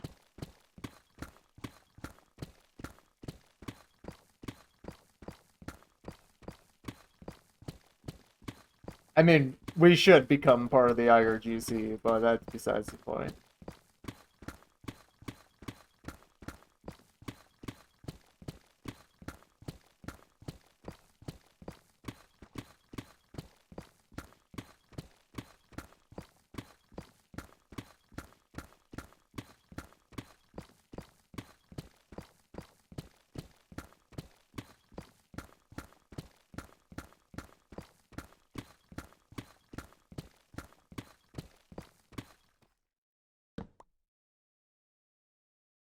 Love the American government and don't think there are things that should be done to politicians. Yeah, not, not to this scale. I mean, there are projects that have mined more blocks than I have, but I don't know how many people actually did that in a structured, like, singular hole. By the time I finish this, this will easily be one of the biggest in terms of, like, a single continuous square or hole in the ground. But it won't technically be the most blocks ever mined. People have done more.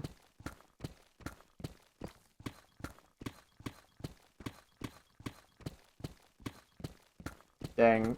For some reason, my brain could not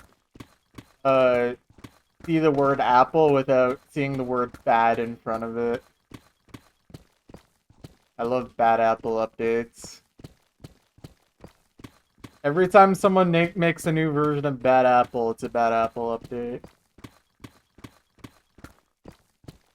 Maybe most deep like. See, honestly, I feel like that could be true. But the problem is that I don't think there's a specific leaderboard someone made just for Deep Slate.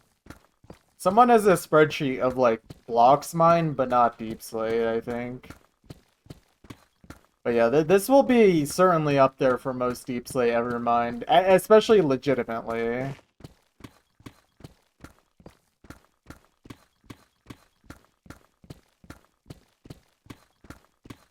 Yeah, well, yeah. Instamine Deep Slate is not real. I would not count that. Yeah.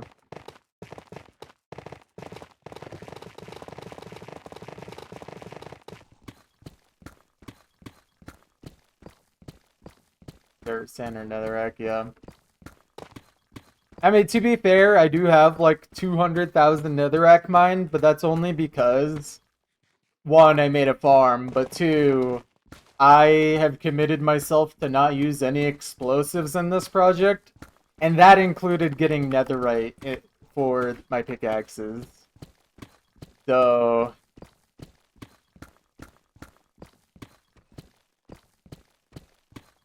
I mean, you don't really have to say creeper. Creepers really do almost nothing. Unless you're, like, literally making a creeper farm on top of your project and using them to blow it up. That would be so stupid that I almost could respect it. Because that's not efficient at all.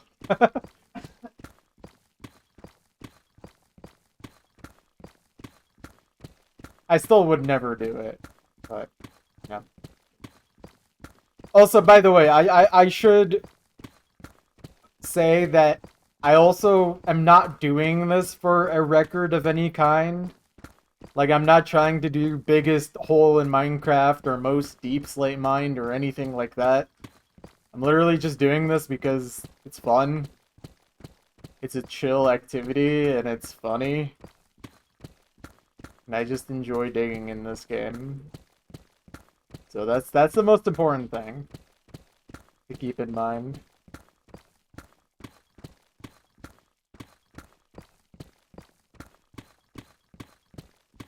So what's up, Ideal? How you doing?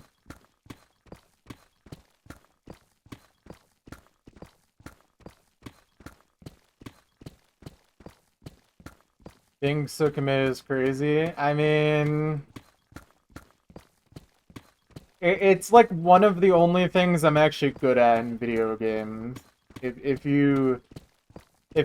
anyone who knows me knows that, like, putting in a lot of time into a long grind is one of my strong suits, especially when it's actually something I care about.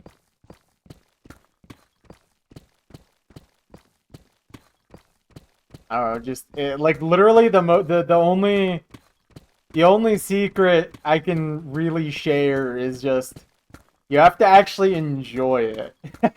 If you don't enjoy it, then you literally could never do it. Like, the only way to be committed to something is to actually enjoy it and have passion for it. OP perk to spawn with. I mean, the problem is that I'm not good at anything else.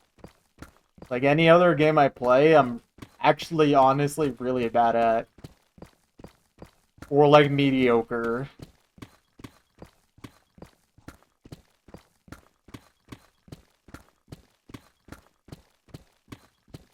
Like, I'm not super skilled in things.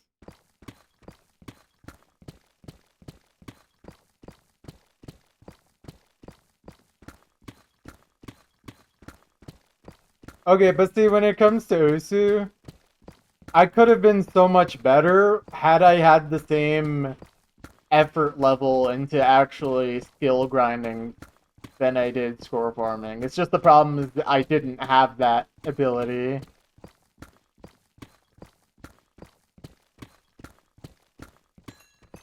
All of my skill gain on Osu for the most part was very long like just playing through all of the maps and also just playing the game for a long time.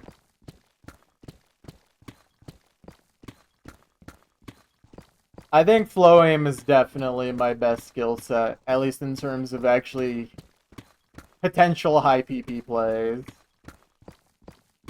I mean, for a long time, my top play was Honesty, and I mean, I set my new top play like 2 weeks ago or a week ago, and it's also on flow aim. Like, I literally got one miss away from a potential 600 flow aim score in 2026, which I find kind of crazy. I didn't realize I still had any of that within me. It's also kind of a broken map, but my nerve control somehow didn't fail me. Yeah, for some reason, it's not my top play in rework though, but still crazy that I got something worth performance points in current year. Unintentional, by the way. Like, I did not put more than one try into the map. I literally, all I wanted to do was just play Demitory songs on Laser, and I was like, okay, here's one I haven't played. And then boom.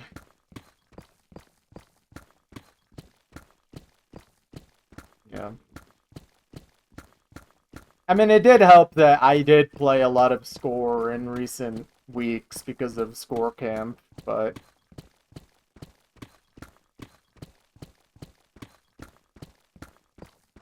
Yeah, I mean, a lot of my top plays in the completion days were from the very much one try type thing. But again, the thing is that like to me, I feel like my true potential was nowhere near met. That's why I don't feel like I was actually that good of a player.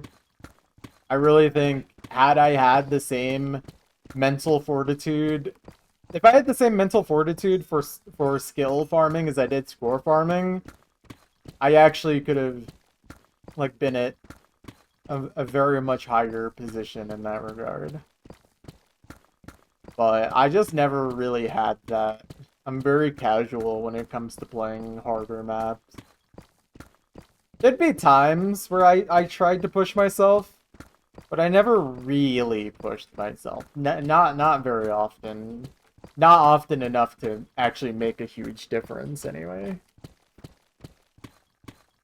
But it's also, like, not a big deal. Like, I'm not upset by it. It's just a limitation of what my strengths and weaknesses are. Like, endurance is much more my skill set than anything raw skill related. Yeah. And yeah, that's true. I did complete Osu. And I held #1 score for a little over 2 years.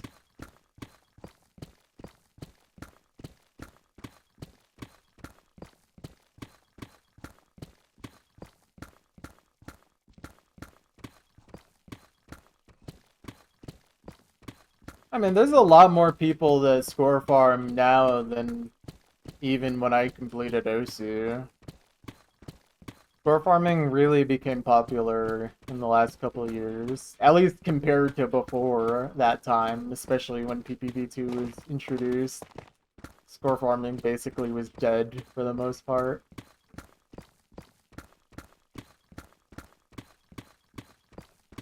I mean, the thing is that, like, I didn't even really score farm that hard or much until Chasuma completed Osu. I always considered the start of my, like, the true start of my score farming or, like, completion grind was literally right after he completed Osu. Yeah, there's definitely more score farmers than ever. If anything, I felt like there still wasn't enough people score farming when I was active. Like I look at all the score players now, and I'm just like, it it it kind of it almost makes me feel a little sad that I didn't get to have so many people like grinding that hard at the same time as I was when it came to completion and score farming.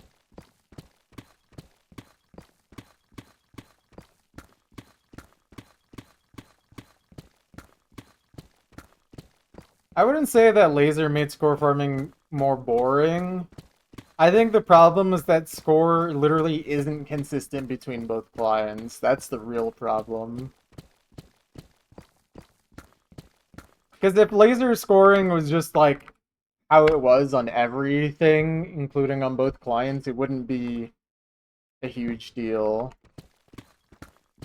Oh, and by the way, Wither is actually reworking score as we speak. He's trying to find a better balance between FC score versus not FC score.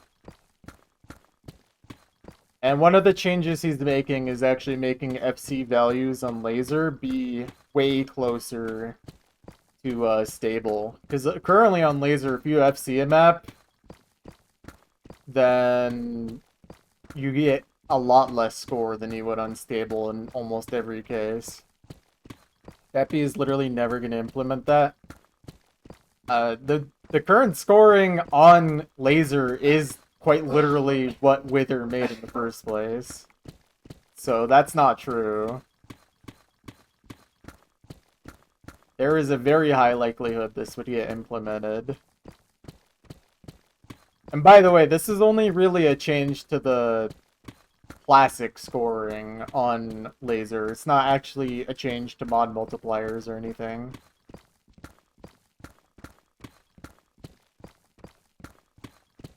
%85% AC FC, more than a 99 SB.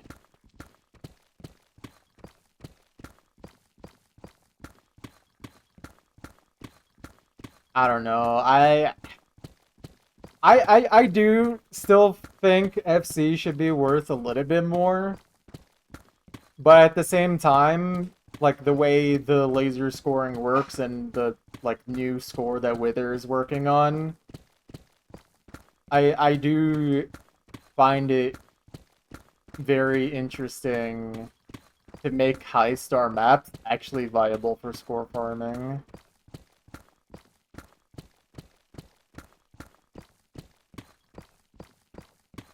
Because with Score V1, playing high star maps, like if you're not good at them, literally isn't worth your time.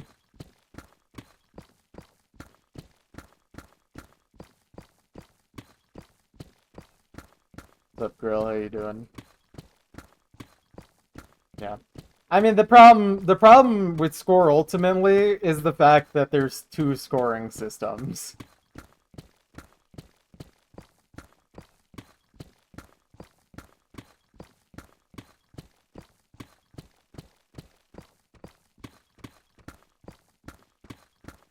I literally had to change 100 settings to make laser playable. It's kind of crazy that laser out of the box is actually unusable.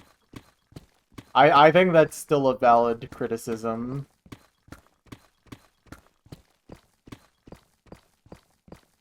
Also, this is not the chat to be a laser or a stable hater, by the way. There's quite a few people here that definitely still support and love stable.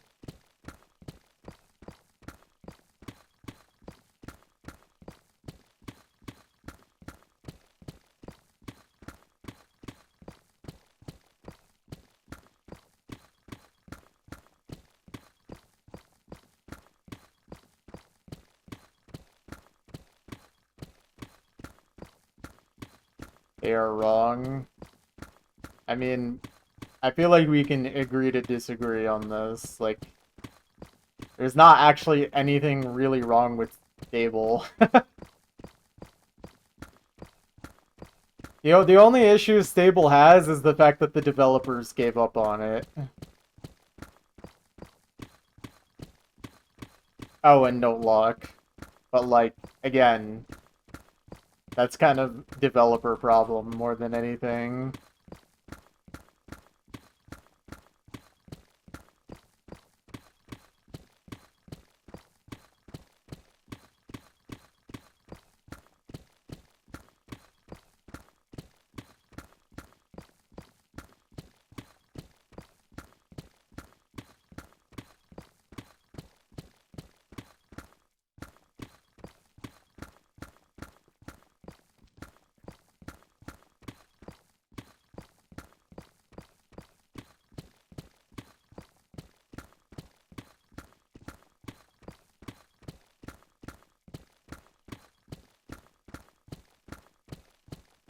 By the way, I say all of that as someone who literally mains laser.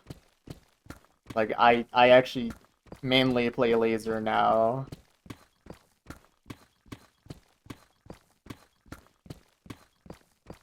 Like, there's still a reason for me to play laser, but I don't think it's right to hate on stable like that.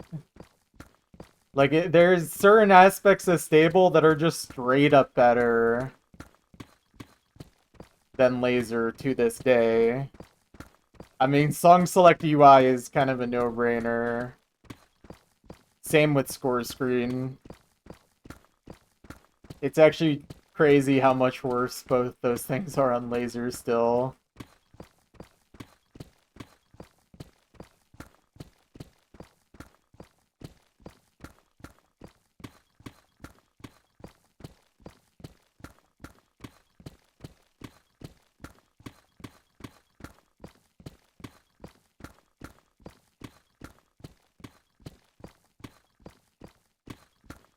I literally do not care about laser mods. I played them a few times and realized none of them are really that fun.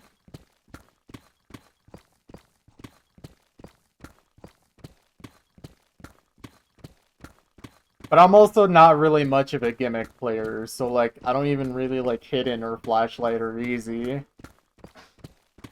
So that's not really a laser problem. That's more of a I don't find gimmick fun.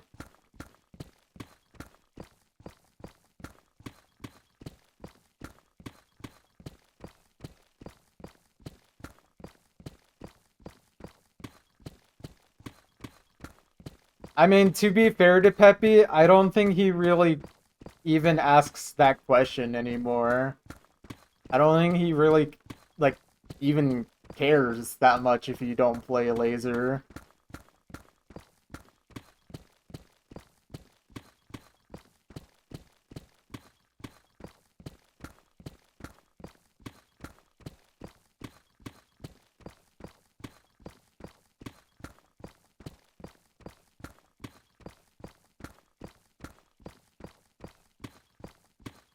Oh, the vibe I get from Peppy these days is that he only really cares about the actual people that like laser. Not necessarily that he actually cares about stable players. I think he cares about stable players in so much as he doesn't want to get flamed by them. But I don't think that necessarily means he actually cares about stable players. You know what I mean?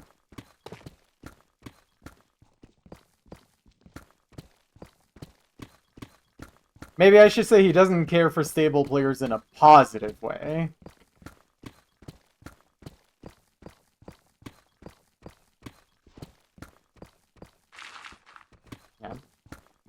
And I mean, the laser player base is officially higher than stable now, so there's not really an incentive to care about stable in his view. At least not in the same way. I mean, making laser the default laser the default download option kind of helps with that a lot.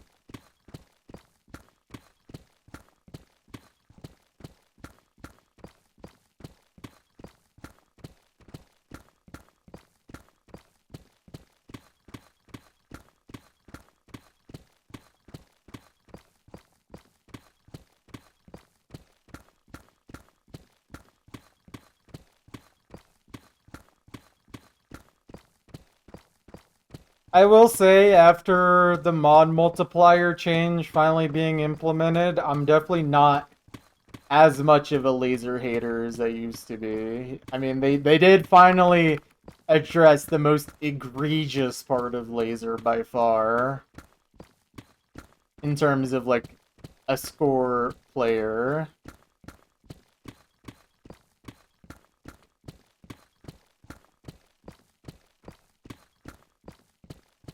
It's not perfect, but it's certainly way better than it used to be. It makes enough compromises without being offensive. And also Hard Rock is worth more than Hidden, so I'm happy about that. That's a W change right there. Should have been done 10 years ago at least, but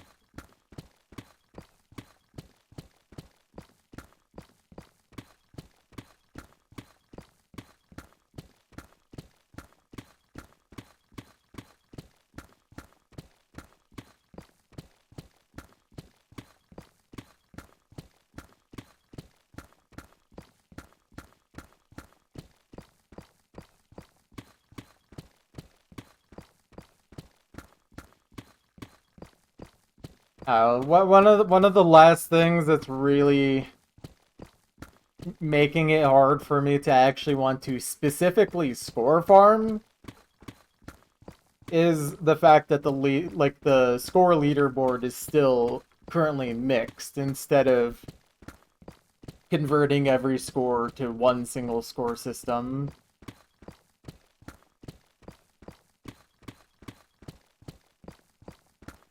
It's just insane how much better a game Osu would be if Peppy just wasn't so stuck in his ways.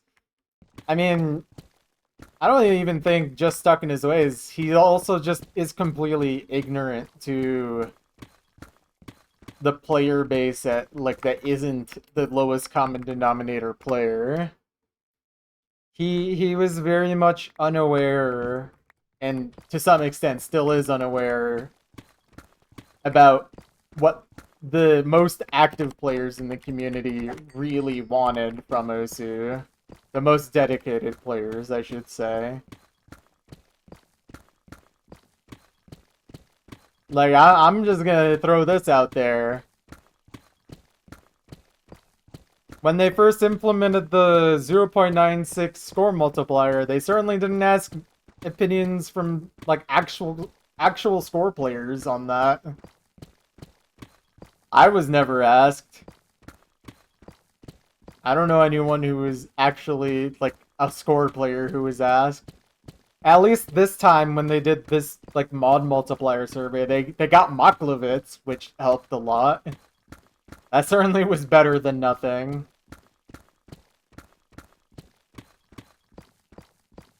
Yeah. He has people that either didn't play the game or specifically didn't play the game for score. So people who couldn't actually judge the leaderboards or look for edge cases. I mean, to some extent, that, like, scoring on lasers still kind of is worse than Score v1 in some regards. In other regards, it's way better, but there's different scenarios that have become worse in this new score system. Like, 3mod loses to Hidden DT if you get below, like, 97%. Or like 97.2% even.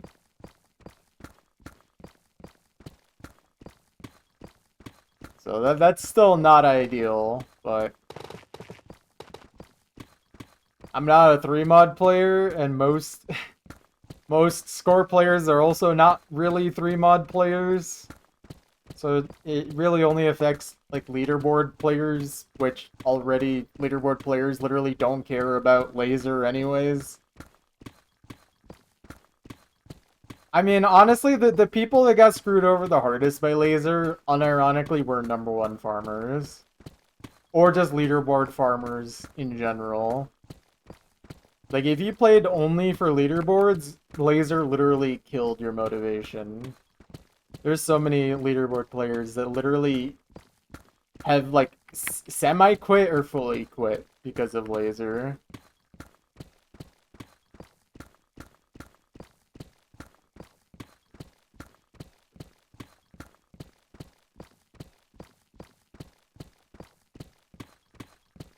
I mean, one thing about lasers is that I literally have over 100 #1s now, and a lot of the scores I beat are scores that I don't know if I should have been able to beat.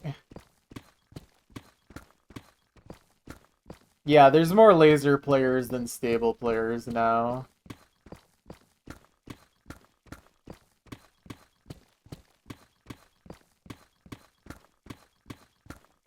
Yeah. And I mean, even with the new multiplier of 985, it still doesn't... It's still not high enough to actually make legacy scores actually viable on the leaderboard anymore. Like, honestly, Pixel, if you looked at my #1s, you might actually get mad, low key.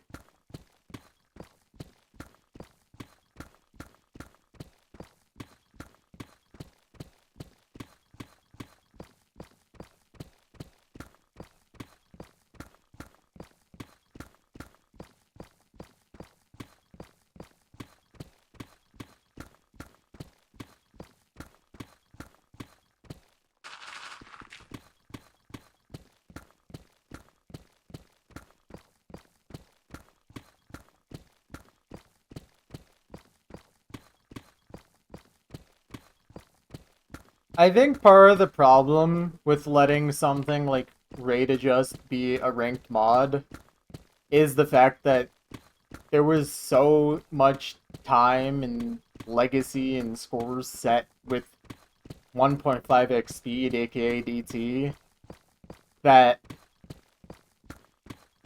it was just never gonna be fair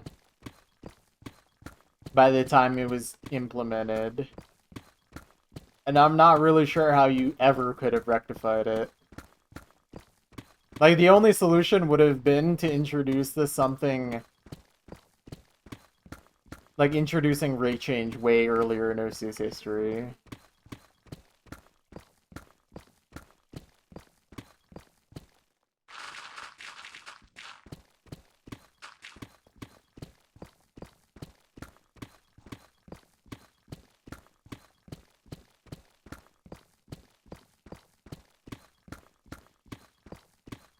Yeah.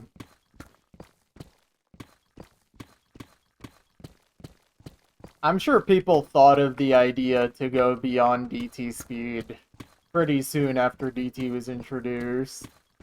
I wouldn't doubt that. I feel like it's kind of like an obvious thing.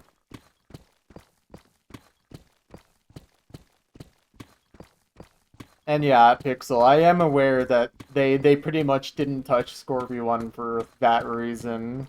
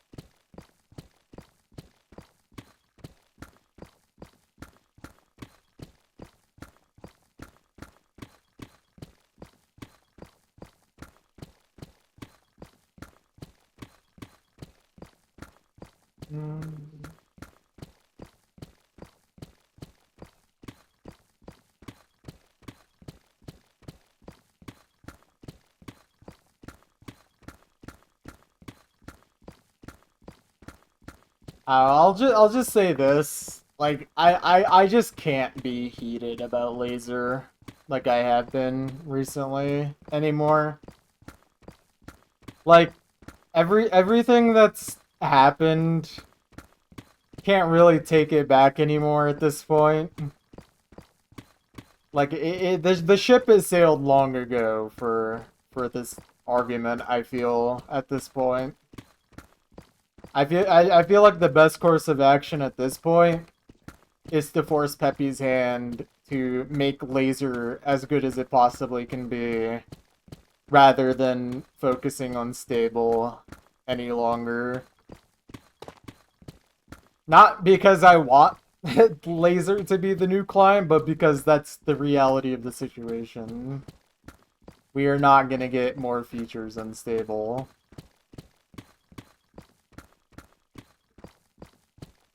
I feel like it would just be better for me to complain about the things that actually can be changed at this point. Especially because it's literally been years since they made all these mistakes at this point.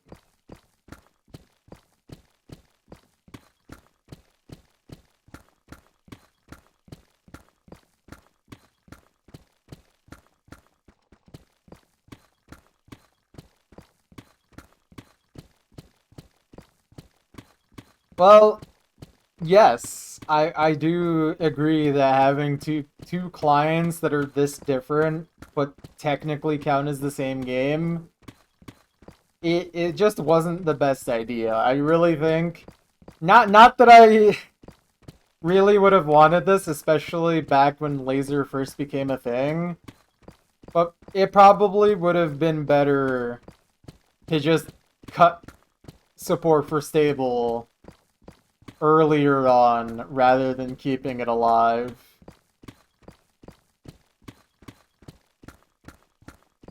Again, not that I wanted Stable to die, but I feel like in retrospect, it probably would have just been better to fully focus on one client.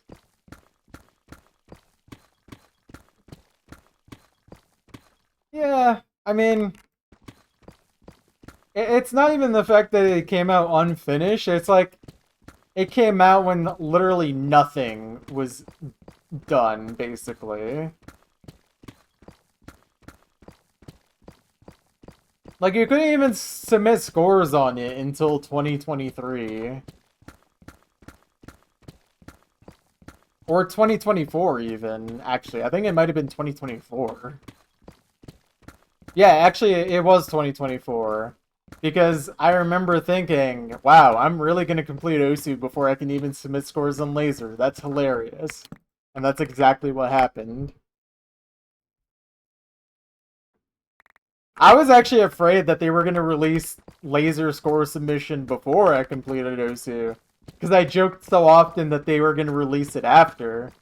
But no, I was like 9 months or 10 months ahead of their pace, evidently. So, I had nothing to worry about.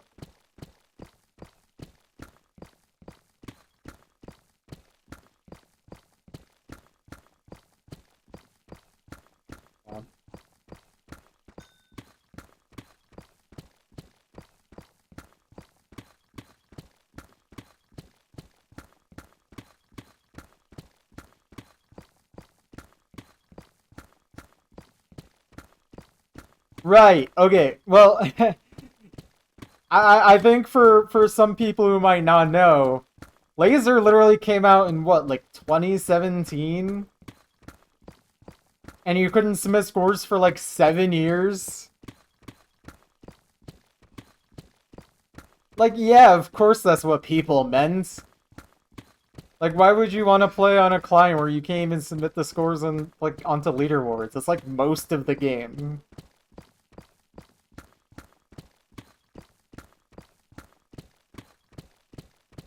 Yeah. Peppy would have benefited so much if he had literally anyone else respond for him in a lot of moments.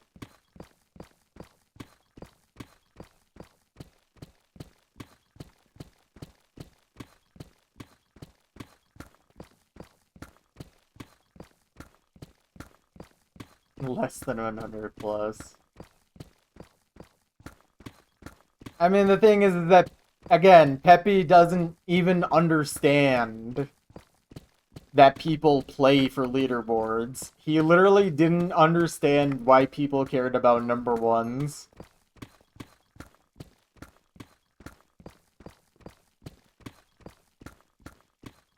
Yeah. I mean, I talked about this on stream before, but I said, like, Osu really needs a PR person for... Like, they need someone that basically is a dev-to-player whisperer. Like, they need someone that actually understands the community, but also understands the devs, and can bridge that gap. Because it's very evident that there's no real communication, like, that's actually being done properly between the players and devs. Yeah.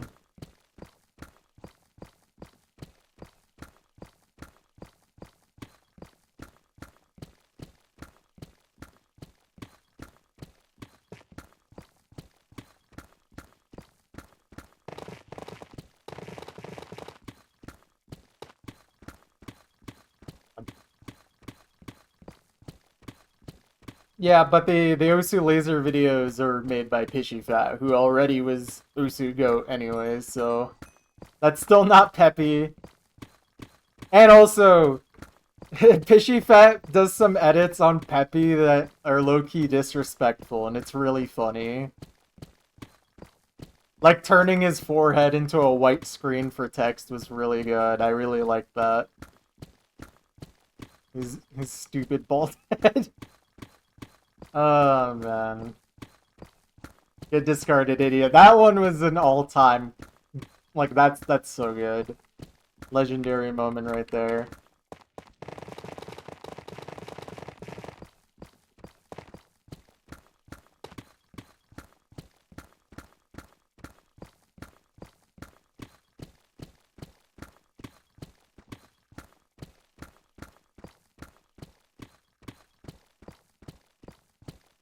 About moments.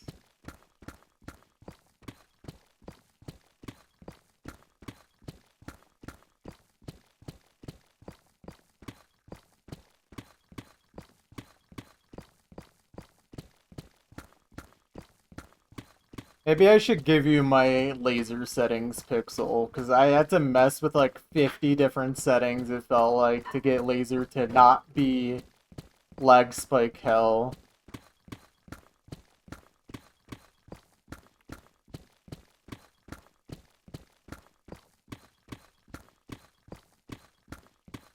I think I finally got it to the point where I don't really lag spike super often anymore. Still more than stable, but it's actually playable.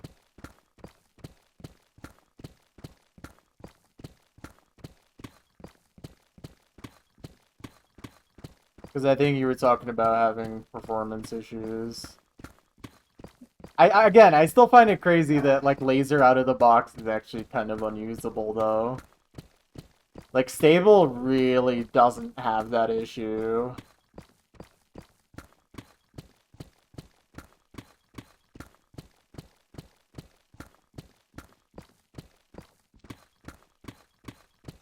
Stable? That's for horses. You might be onto something. Laser? That's also for horses. Think about this.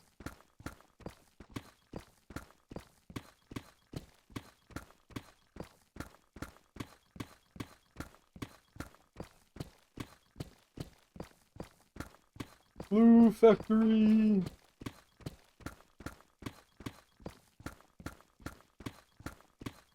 I'm glad you said it first, Pixel. I didn't want to say it.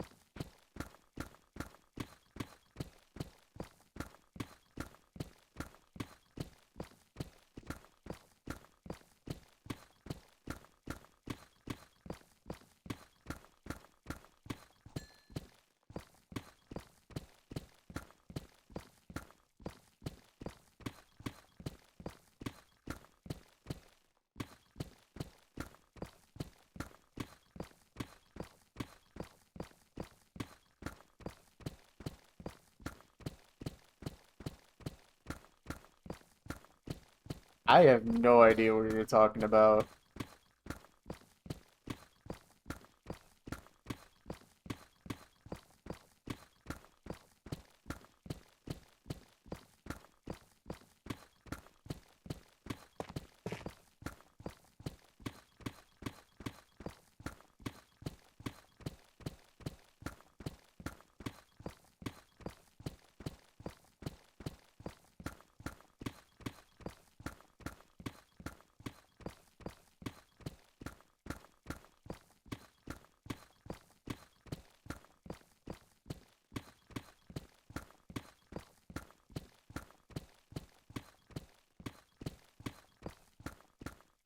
Honestly, sometimes y'all say things in my chat that I have no idea what you're talking about. I'm just like, okay. And then I just continue mining my blocks. It's okay, I don't need to understand everything, I guess.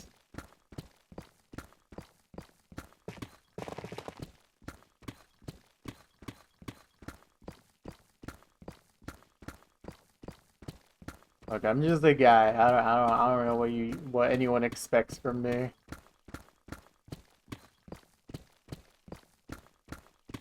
I'm just a guy trying to dig my blocks.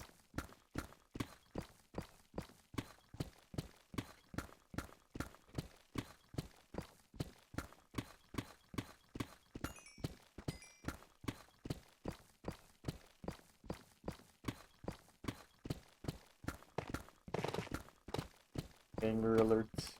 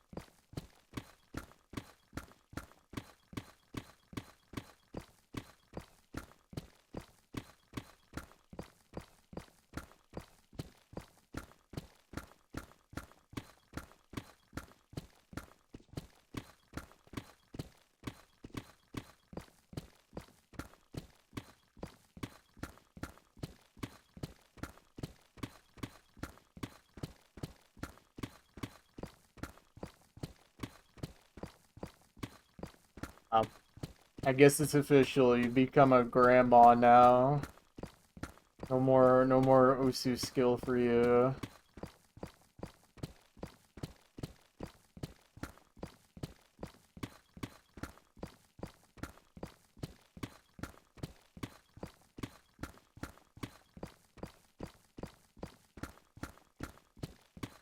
Many such cases. 21. Yeah, I mean, you're basically already... You were a jar of dust. Sorry to say.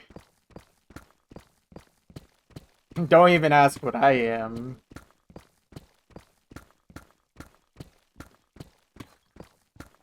Wait, Bat, how old are you?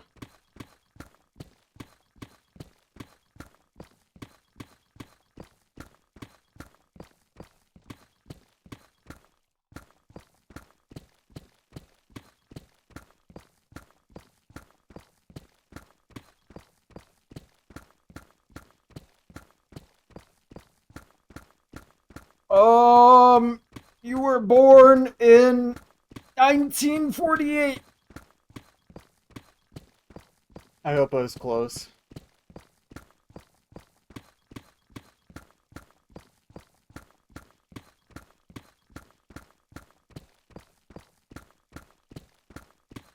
Almost. I don't know, like... Here, I'll just throw out... 23. Sure. Lock it in. Steve Harvey. Good answer. Show me on the board.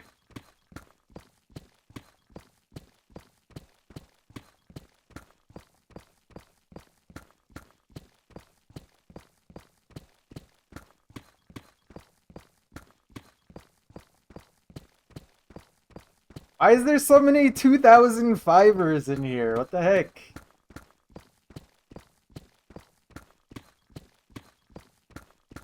Why am I so old? Why are all of you 21? What's going on?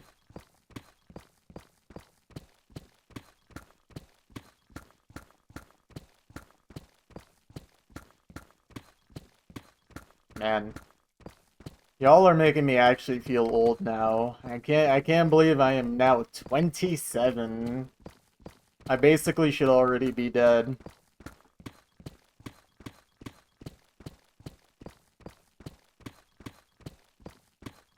I mean, I was literally born in the 1900s after all.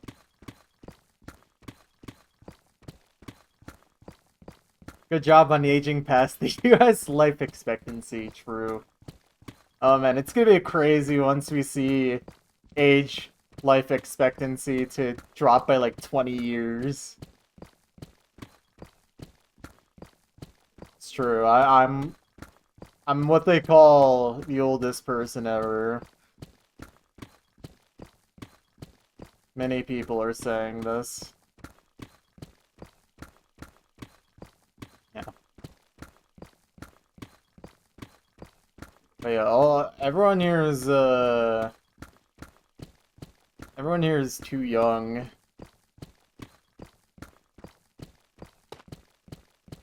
Okay, you know what though?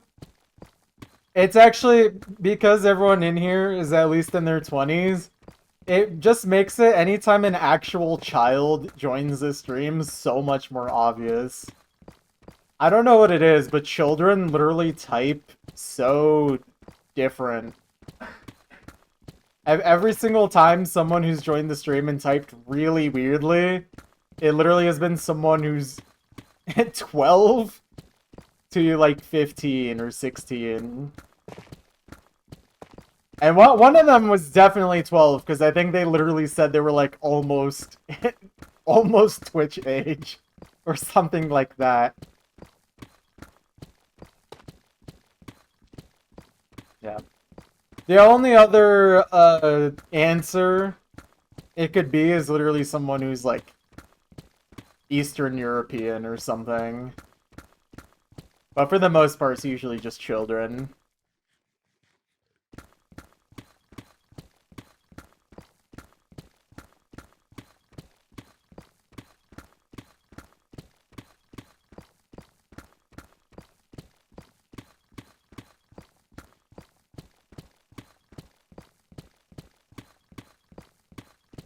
Look, I'm just giving my anecdotal experience, Noel. Obviously, not every Eastern European types like that. I mean, I have quite a few Eastern European people who regularly watch the stream that do not type like that. But they're also all in their 20s.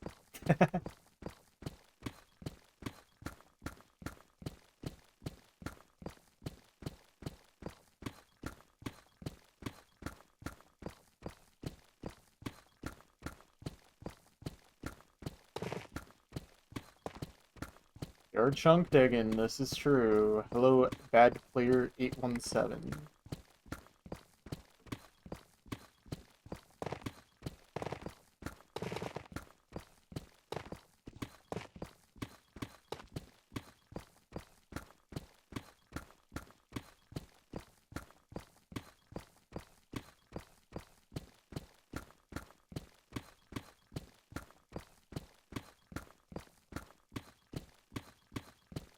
Wait, what?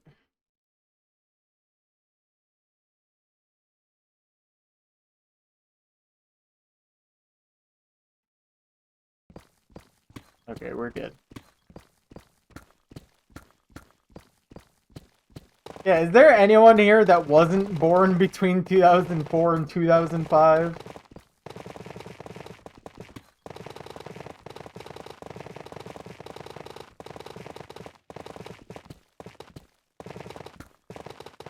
You. I meant besides me. Okay, epic. Yeah, you count, Juicy. Let's go. It's actually crazy how many, like, just 21-year-olds there are. You were born in 1939. We know, buddy, we know.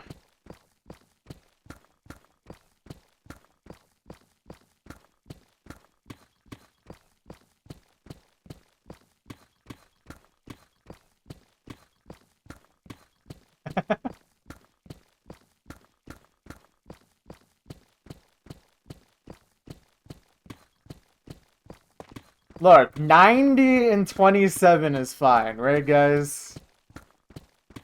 It's chill.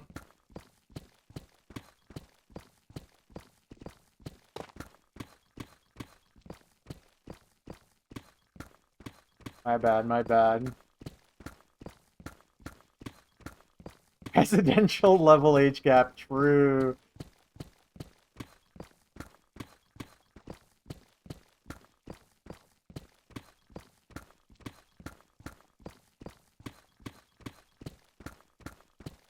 Also, you're so right, Bat.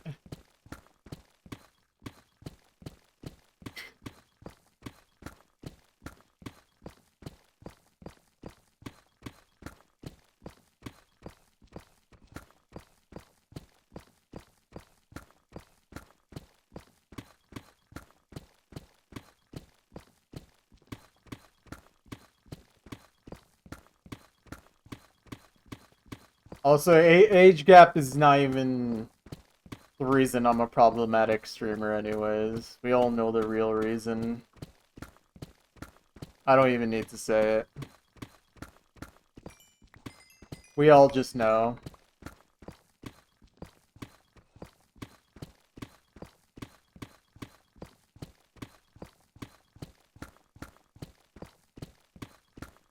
I think for the most part, the mod multipliers are fine. The only real issue I saw that got pointed out is that 3 mod loses to hidden DT if you get lower than like 97.2%. I don't know, most of the values are like fine. I can't really complain too much. And also, Hard Rock is finally worth more than Hidden, so that's a huge win. I will take it. Yeah, oh yeah, Hard Rock is worth it. I mean, honestly, so is playing even just 1.2x speed. Yeah, 1.2x speed versus Hidden.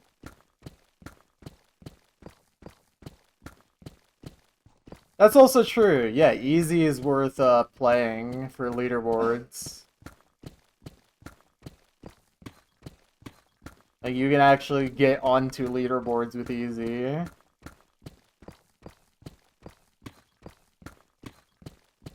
Yeah. I mean, I was thinking a non-stable score, to be fair, but... Yeah. Nah, I honestly think that's a good change. Death to Hidden. Yeah, hidden players probably hated the new multipliers, honestly, more than most people.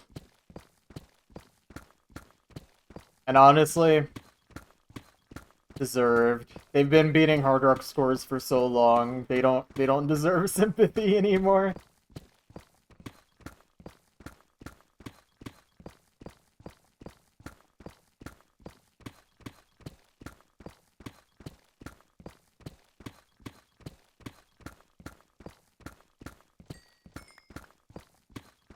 Yeah.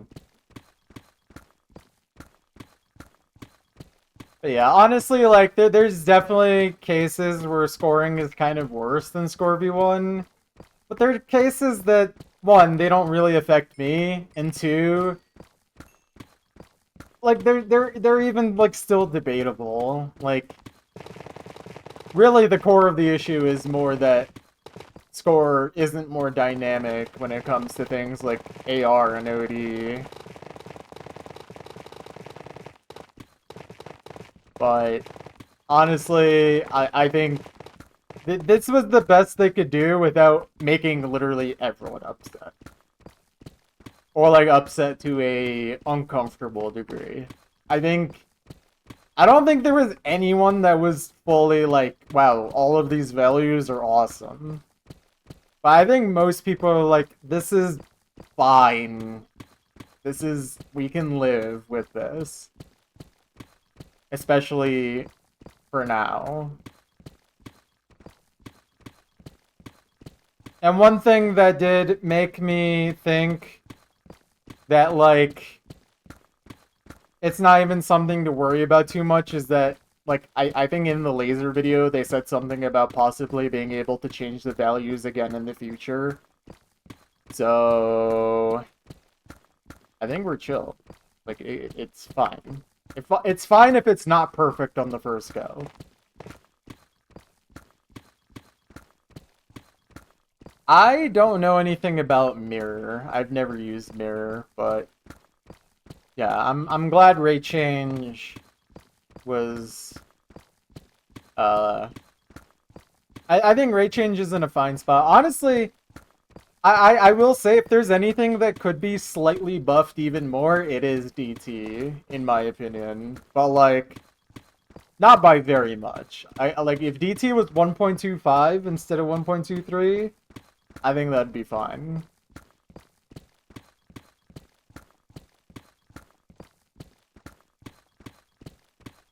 I mean, okay, I should say I obviously know what Mirror does. I just, again, never played it.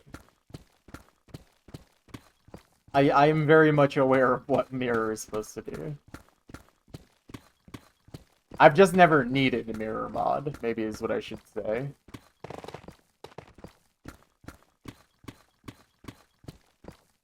I mean, I feel like Mirror should just be a ranked mod, no?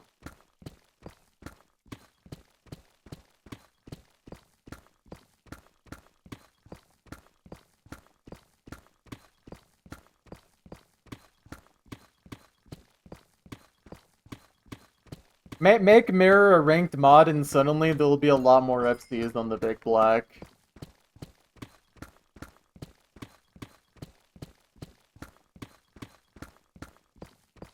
Careful, don't say the word spaghetti code or else Peppy might actually drone strike your apartment.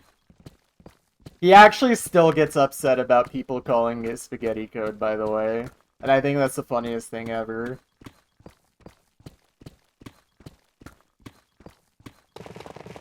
Okay, I literally don't play all of the different mods on Laser aside from Ray Change, so I have no opinion on the values on things like random, mirror, and all that. Shouldn't have coded with pasta then. I can't believe Peppy is refusing his Italian heritage like that.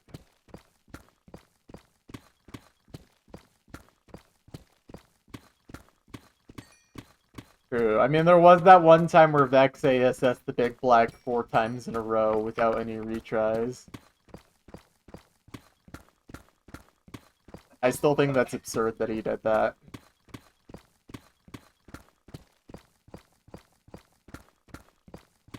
Spaghetti code. Pretty sure he's supposed to eat them. Well, tell Peppy that, not me. I know how to eat my past. Sorry, I'll never say that again. Alright, I think we're like almost 4 minutes faster than average at this point in the chunk mining. Or like this chunk, I should say. Uh-oh, looks like Connecticut is gonna be devoured by the Eternal Worm. It happens pretty regularly, honestly. It's kind of concerning. Connecticut's kind of crazy, being able to endure that so often.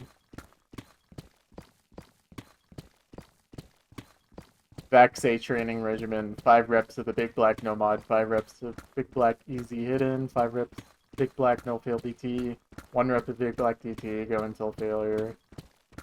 God, could you imagine if we actually had top players that did stuff like that on the actual hard maps?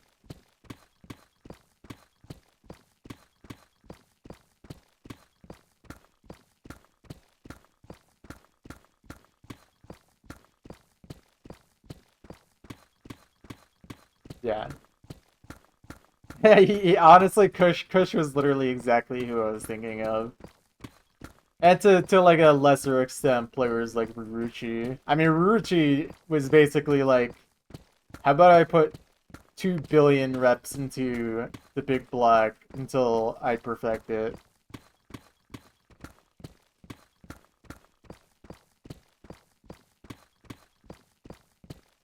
Yeah. Didn't Vax say AFC the Big Black with the CSGO skin, or am I making up things? I know he played the Big Black with that skin. I don't remember if he FC'd. I feel like he could have. He did? Okay.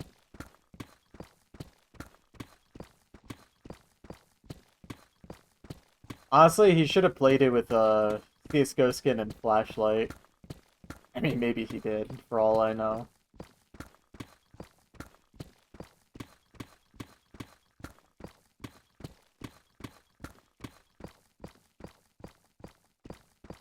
Dang, it's kind of crazy that Vexay was just kind of the GOAT like that.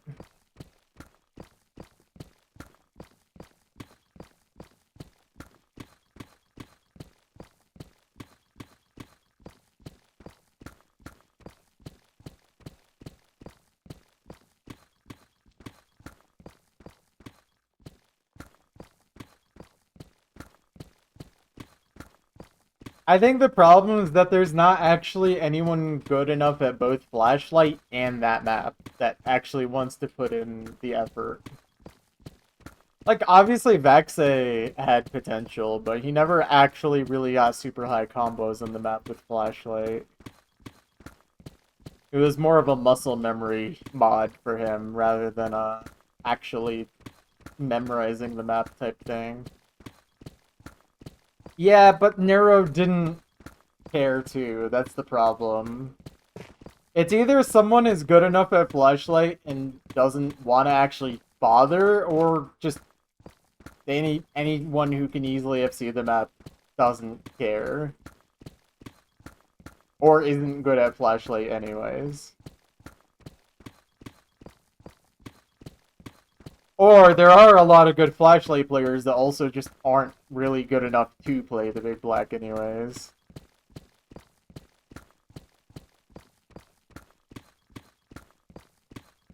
I don't know. I just can't think of a player currently that could actually do that.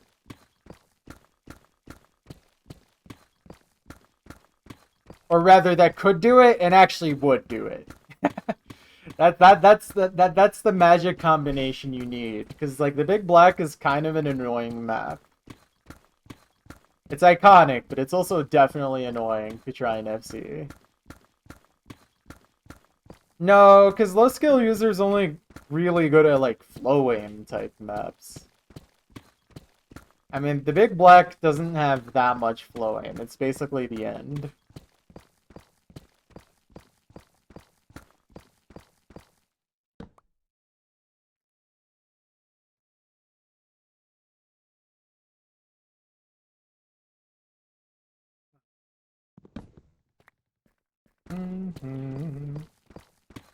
Yeah.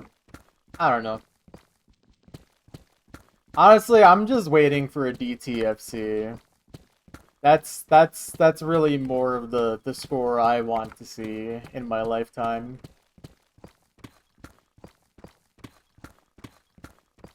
It would be a crime if the Big Black was never DTFC'd. I really think that would be the ultimate, like, aura score. It's gonna be hilarious that the Big Black DTFC would literally be worth, like, 700 PP or something stupid.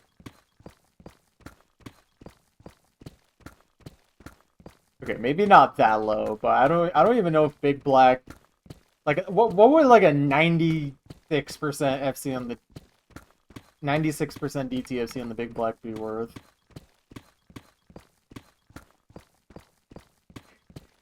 Honestly, I think Grimace smoking weed would be more likely to happen first.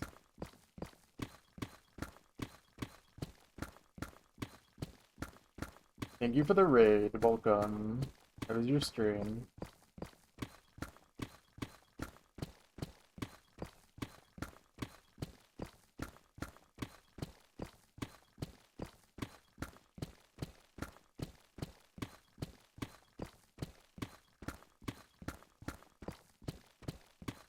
Oh, man.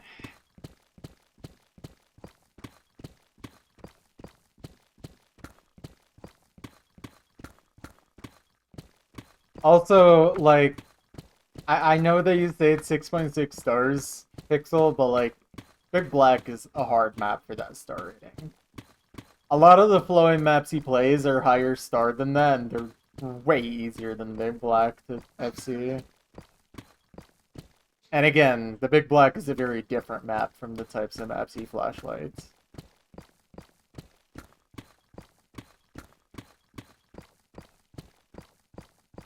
Built a sulfur spike and dripstone farm. Nice.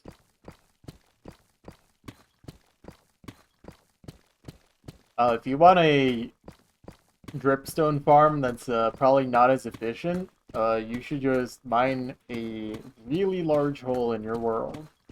You will eventually get a ton of dripstone. Kind of genius, actually.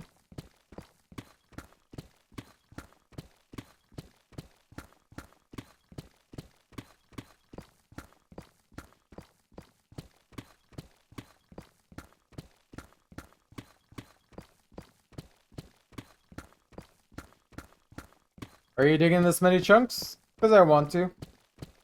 Thank you. I want to make a large hole in the ground because it'd be epic. It's the main reason.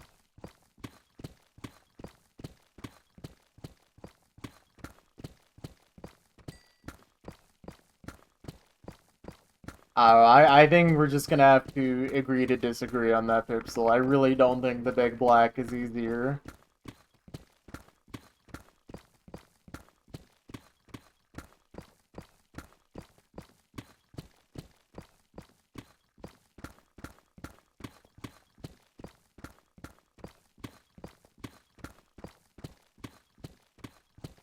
It doesn't help that the Big Black literally has, like, an aura block on people, like, mentally.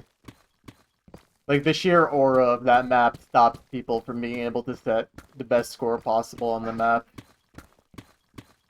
This is fact-checked and true. You fill it with moss. Yeah, maybe on April 1st, perhaps. Yeah, nah, there's not really a project in mind for this. I'm just chilling, digging blocks and chatting with people who are here along for the ride. That's basically all this stream is for the most part.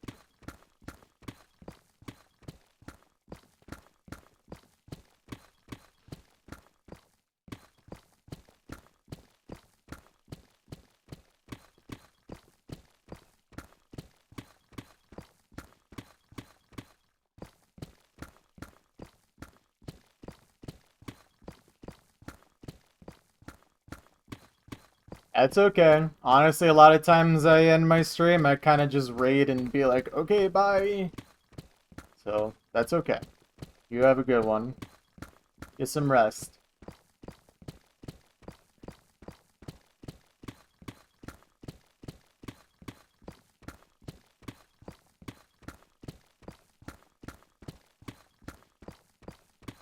I used to raid a lot more back in the day. I don't know why I stopped. I think the problem is that the times I've been ending my stream as of late, I never find people I actually want to raid. And I also just don't like raiding people I don't know, because the last time I did that, it did not go very well. I feel like the last time... I'm trying to remember. Maybe it was not the literal last time I raided a random person, but I think one of the last times I raided a random Minecraft streamer, someone was being, like, really weird in the voice chat of the streamer. Like, saying some things they probably should not be saying on a Twitch broadcast. It wasn't the streamer themselves doing this, to be fair. But whoever they were talking to was being very weird.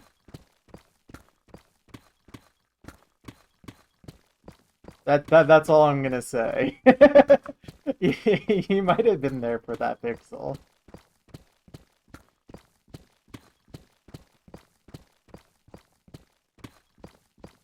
But yeah, and part of the problem again is that I usually end stream when I'm like fully fatigued, so I also don't want to spend the mental effort trying to find a person to raid.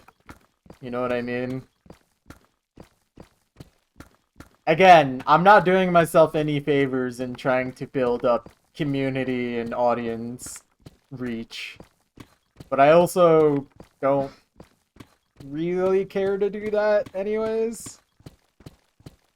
I'm certainly not doing the correct things a streamer should be doing if they actually cared about making a ton of money from streaming or anything.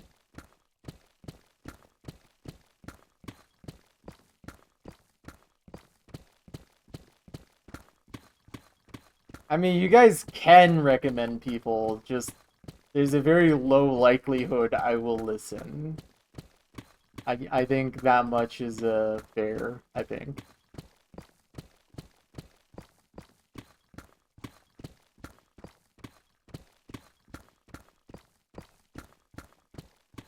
Unless you're just telling me to raid Wowie. In that case, I will raid Wowie. I think Wowie is easily the person I've rated the most in my time streaming. It's probably not even close either. Like, the only other person that might be close at all is Willy.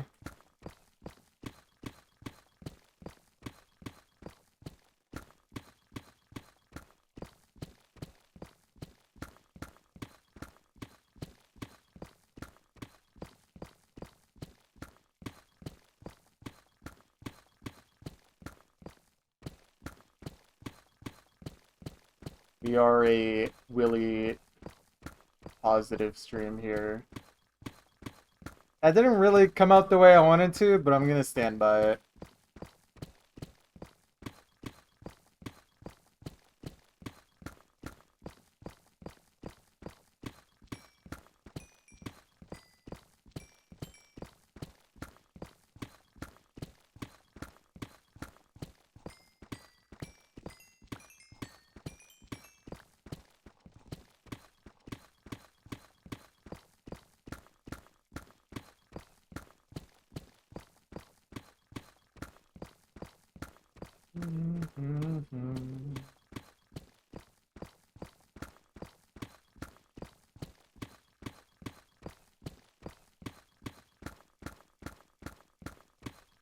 Look, Willy is the GOAT.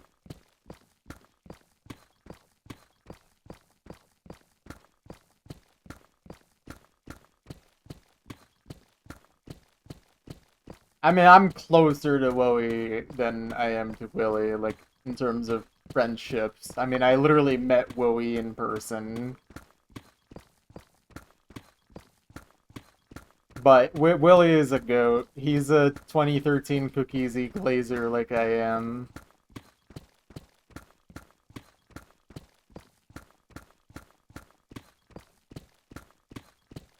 Kamui skin enjoyer as well.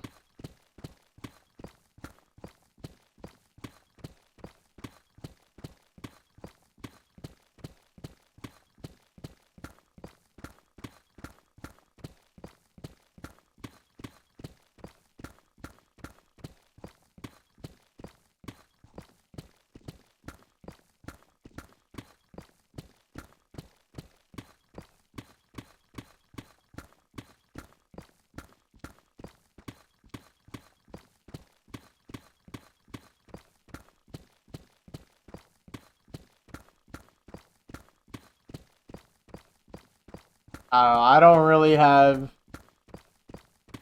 much to input there. Every time I talk in this chat, everyone else seems to shut up, so I don't really have much I can input. I also low-key just ignore the noise in Twitch chats for the most part if I'm talking directly to the streamer. If that makes sense.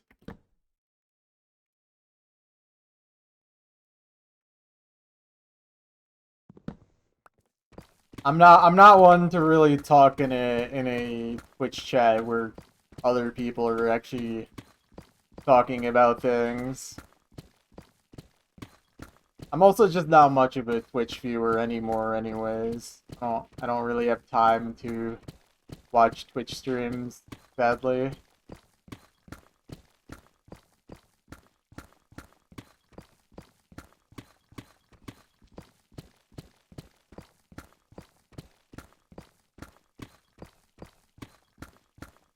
Didn't miss any blocks, did I? Nah, we're chill.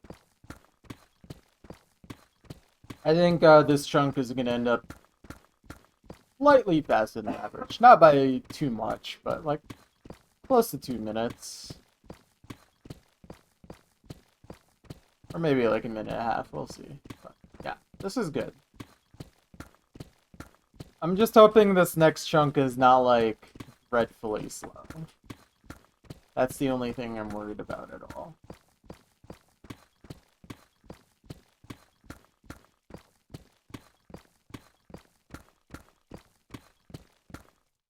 See some type of air pocket, so we might be chill.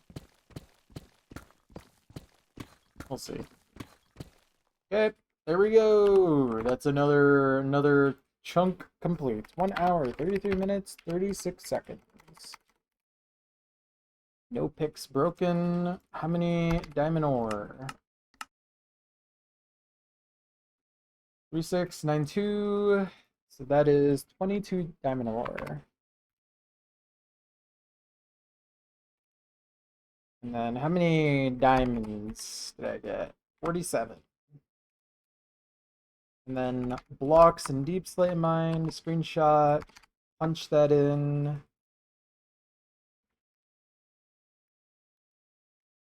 Okay. And then blocks mined.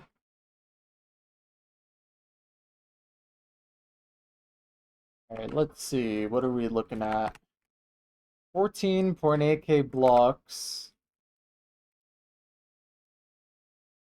Okay. Then deep slate.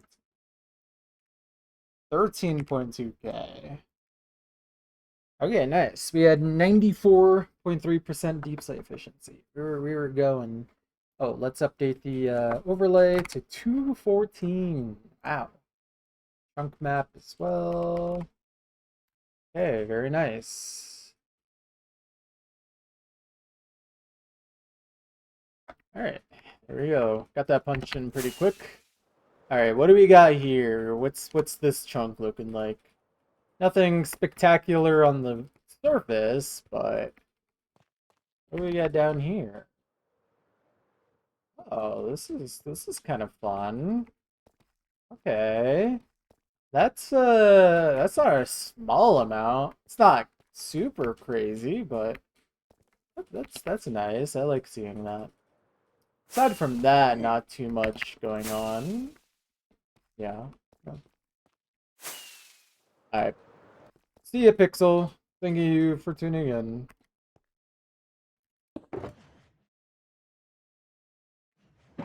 Alright, let me just check a few things and then we'll start this last chunk.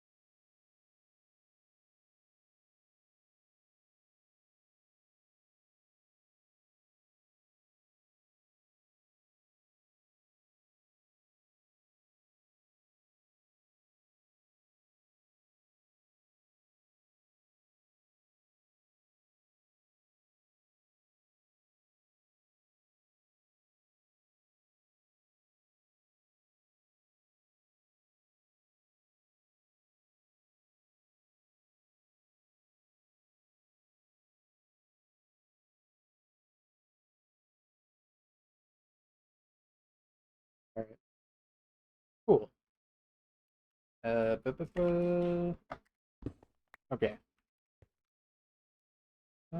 Here, let's restock on these real quick.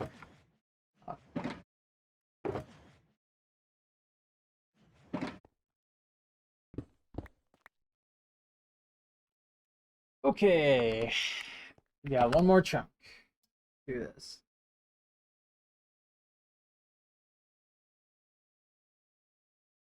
Water consumed. Alright.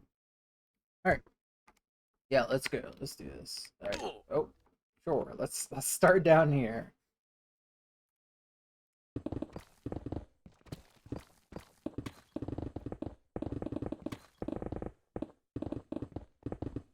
Ooh, there's switch pickaxes already. Thing I was watching.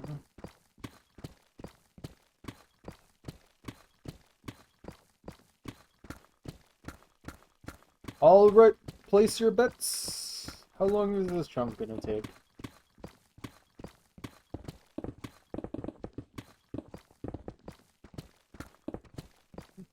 Maybe that could become a use for channel points. Just gambling on over and under on times.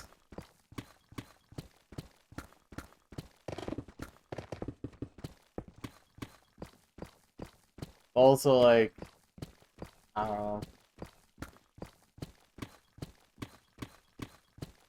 Society is already full of gambling anyways. Do we need to bring it here too?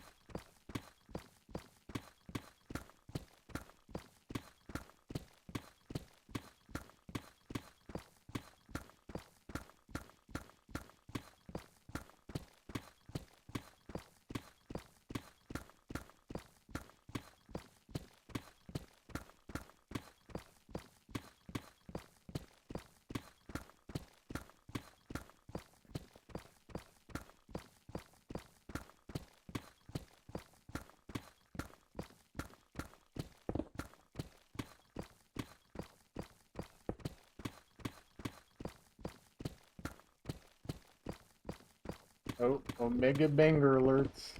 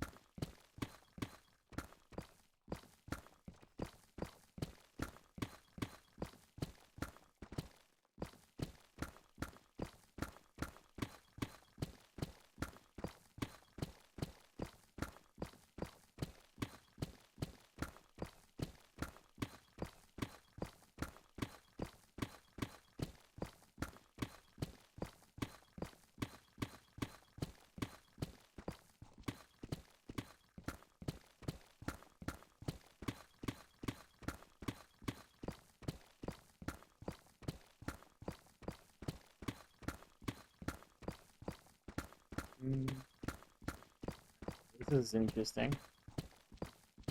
Up in laundry, let's go. Time to have nice and clean clothes.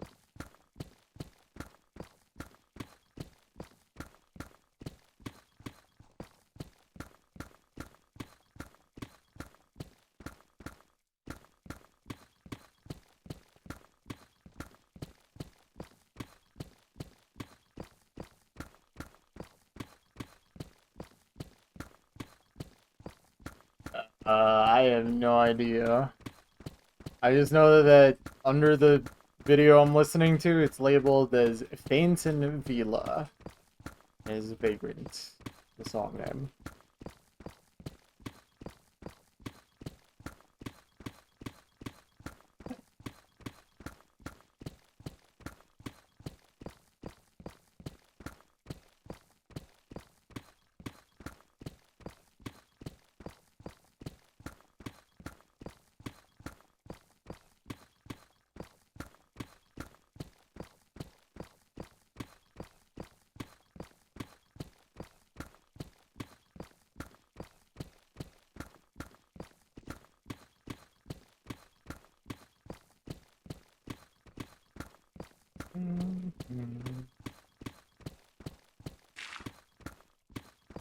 There's a lot of gravel trying to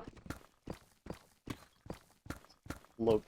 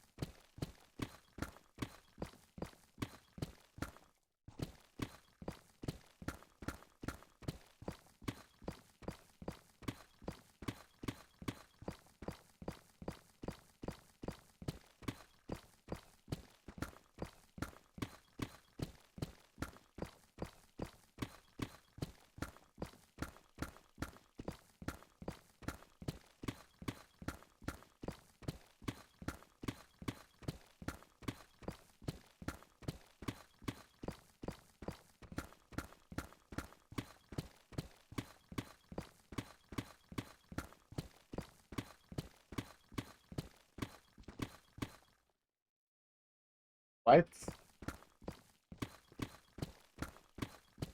That's a really weird hole. Am I crazy? Why does that exist? I've never seen that before.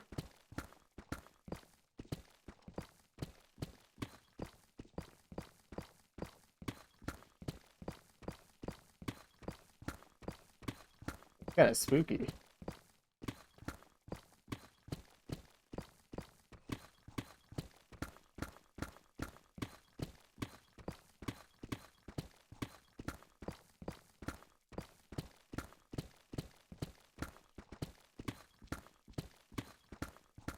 All this deep slate copper.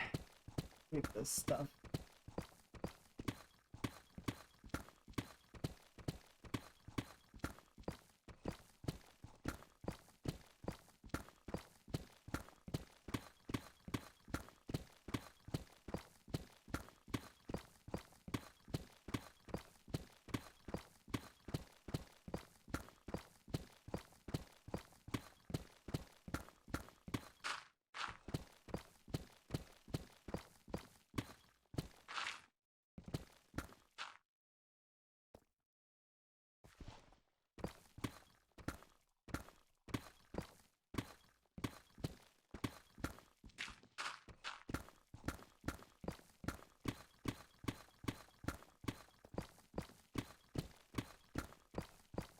Maybe best to dig this in like little sections at this point.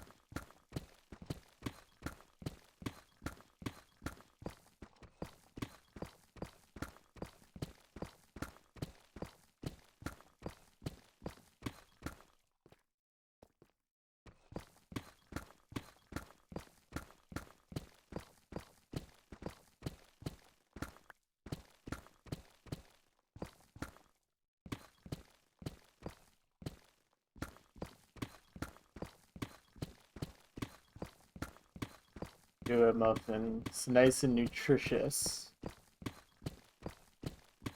Very yummy.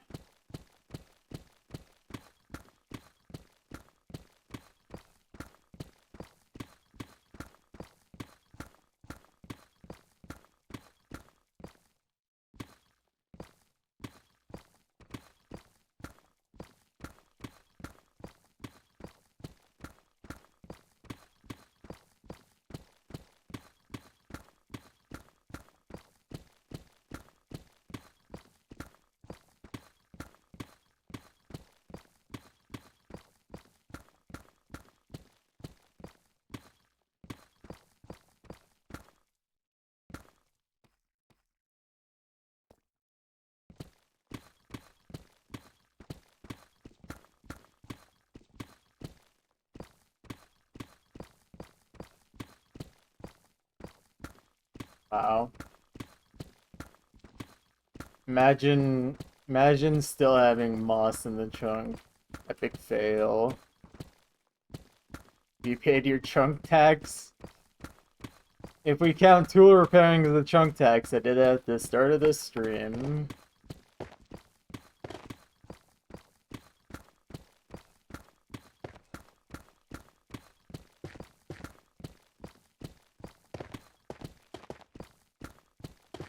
Can't believe we got Moss Gate in our chunk area.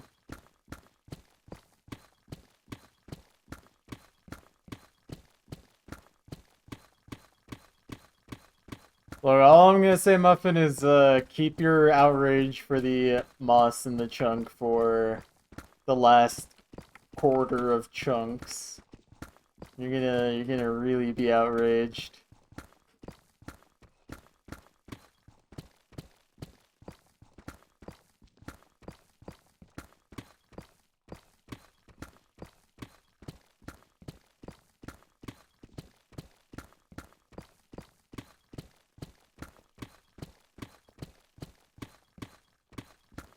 The reflecting chunk. You look into the chunk looks back. And it's so green. But perhaps it's so green because it's a reflection of you, Muffin. Have you stopped to consider this?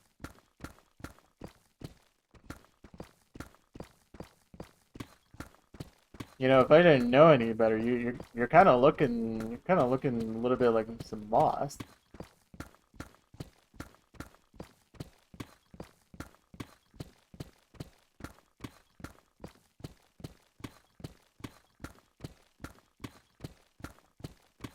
Oh, by the way, the watching chunk DC, the DC stands for Dick Chunks.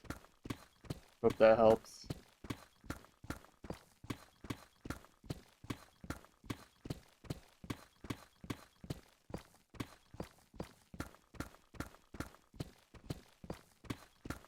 Or perhaps it stands for Dug Chunks, because the chunks were already dug.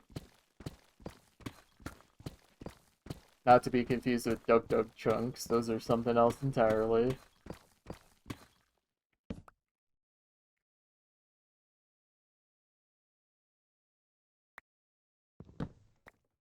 Big Strict of Chunklumbia.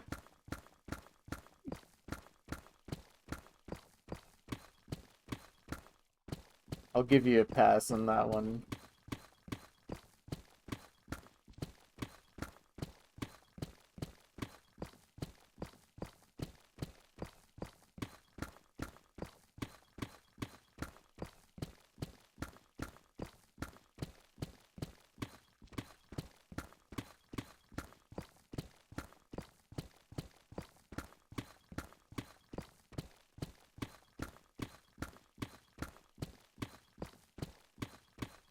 I think I can agree with this assessment.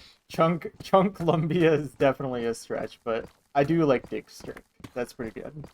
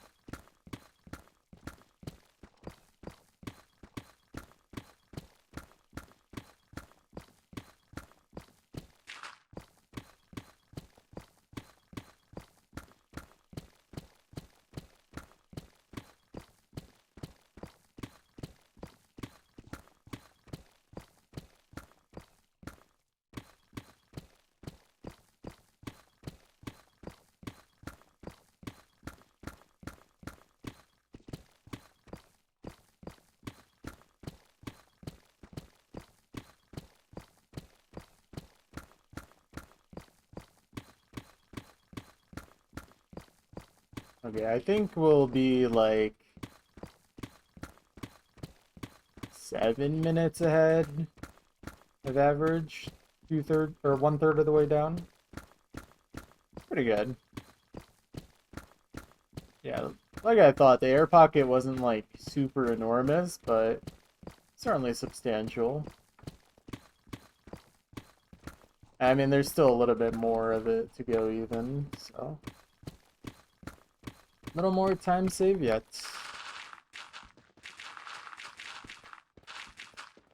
Ooh, and I see some Instamine. Not get ahead of ourselves though. Focus on the deep slates first. The slate of deep.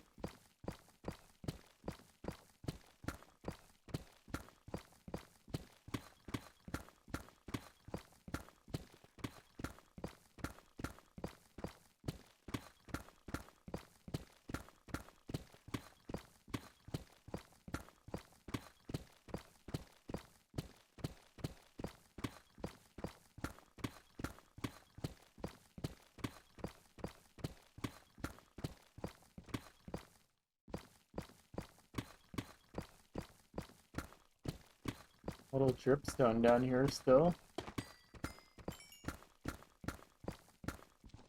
I don't think that would mean there's more dripstone below though. See some Instamine still though. I mean, it'd be really nice if all 3 chunks of mine today were faster than average. So, I mean, we did get a literal PB today. Can't complain really no matter what, but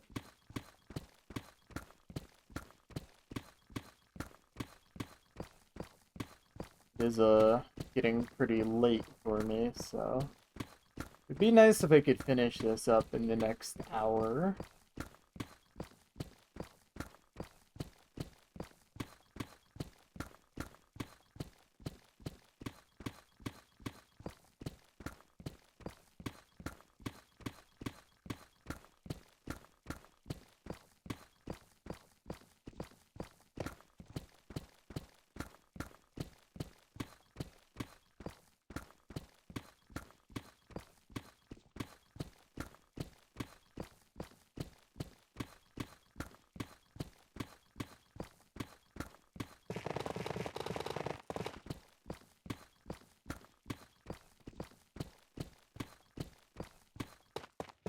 Oh, nice lag back.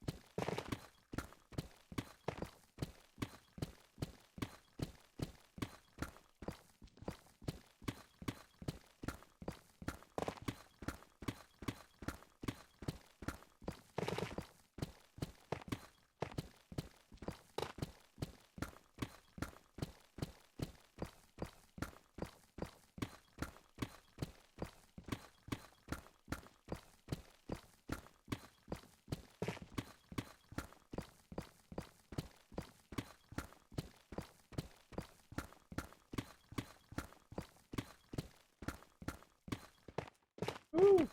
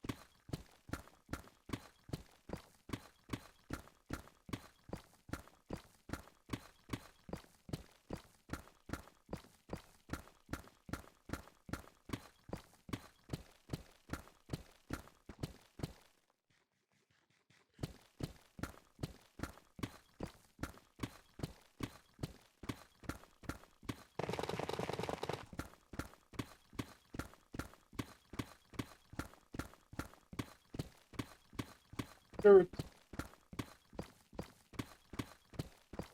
Golden carrot.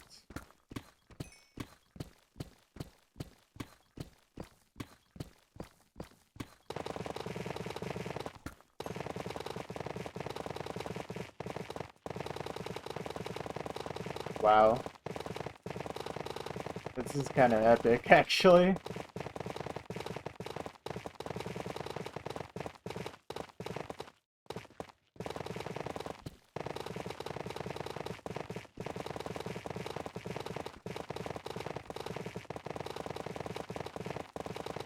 Oh, wow. Oh, wow.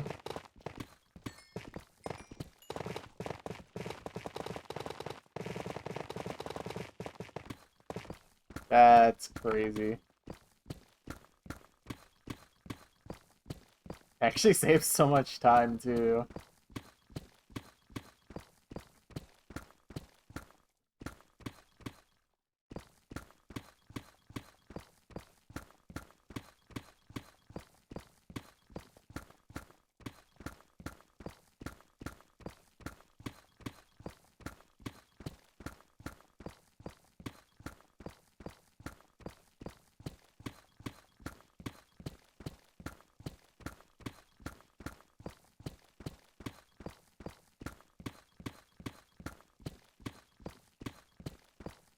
Okay, well, this chunk just got way faster than I was expecting.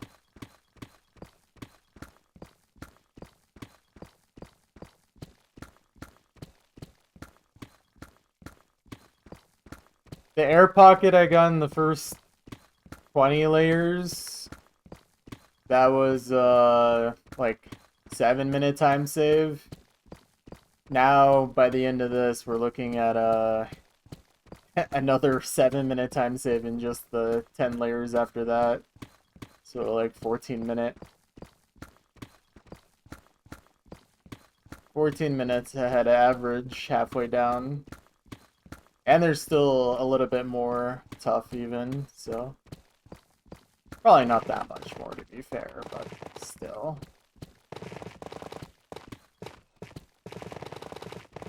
Like, this still saves another like 15 to 20 seconds.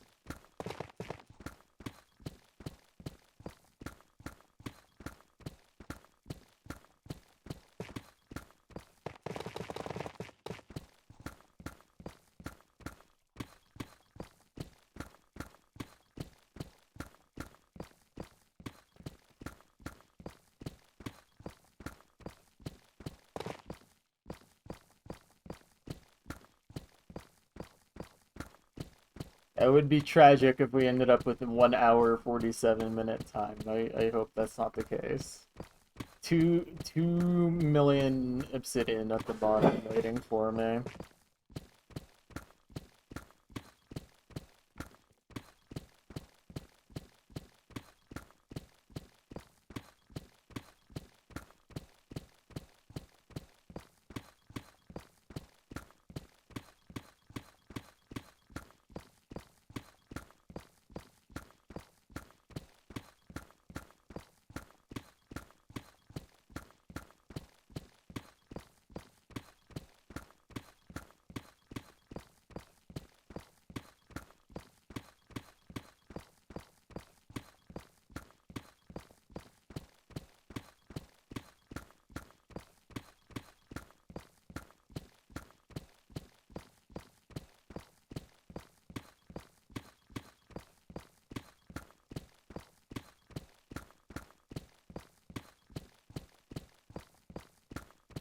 Do fun facts number 1. Lost media.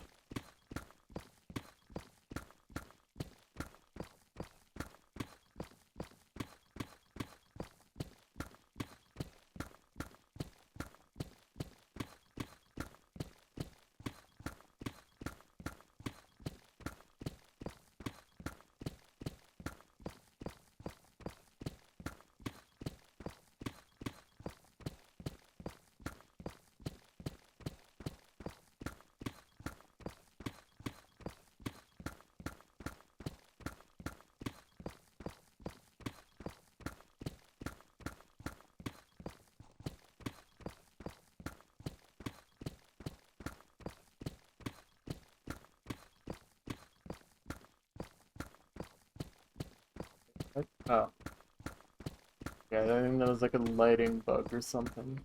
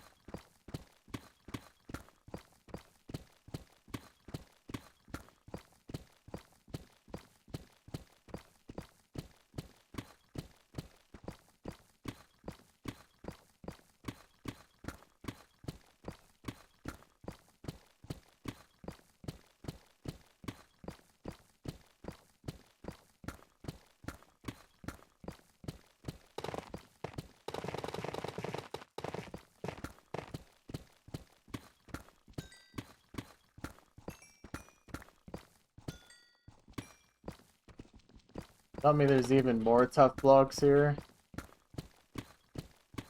For 2 or billion. I think a lot of the tough is in the other chunk though. Yeah, that's not gonna be a big one, I think. Yeah, nah. That's chill though. That's still like 10 seconds. Between 5 and 10-second time save.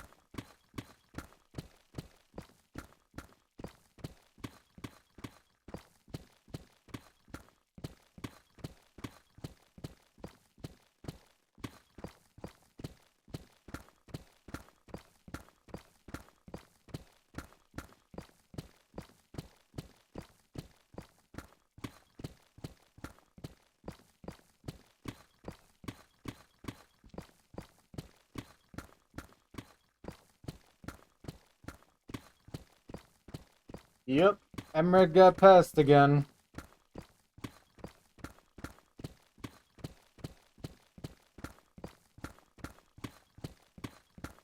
In the upcoming rework, he becomes #1 again, though. Emmerich lost #1 in, what was it, 2023 or 2024, when Equalibet did it.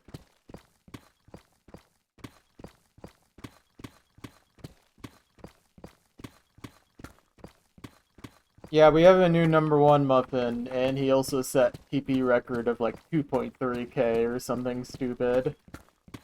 But the play also gets nerfed by 500 PP, so...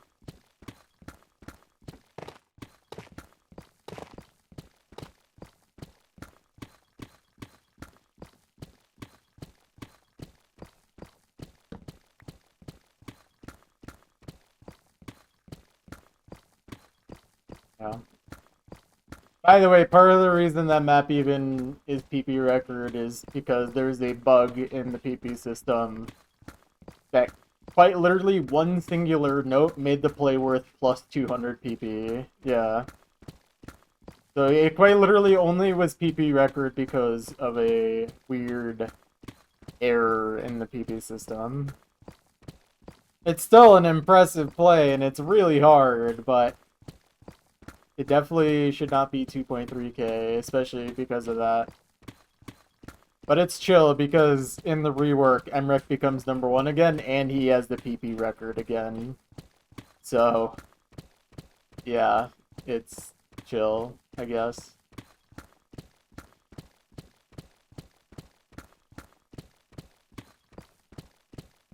And it's also extra funny because Emmerich's like PP record play in the rework is currently sitting at like #10 on the top plays ever set.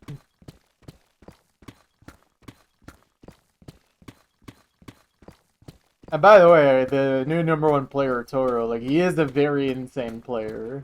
But he also quite literally loses the most PP of anyone in the rework. I think he legitimately loses 5,000 PP. So, it is quite something.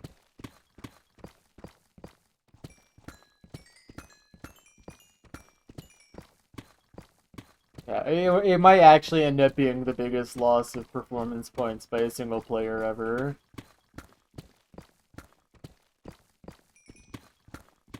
I literally cannot think of a time where someone lost even close to that amount. Yeah.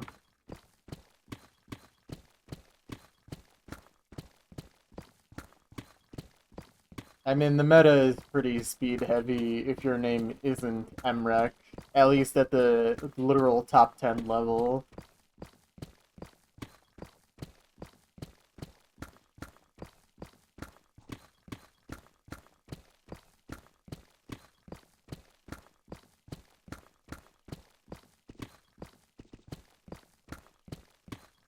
Oh yeah, and that's the thing, like, Toro deserved #1. The guy put in a lot of effort to reach that point. And I mean, he is currently sitting at 1,000 PP ahead of Emrek. So, like, the guy did not, like, just barely get #1. He very much did his effort to, like, really get that #1, you know what I mean? So even if he gets Omega nerfed in the rework, it's still an impressive feat that not many people will ever get to enjoy.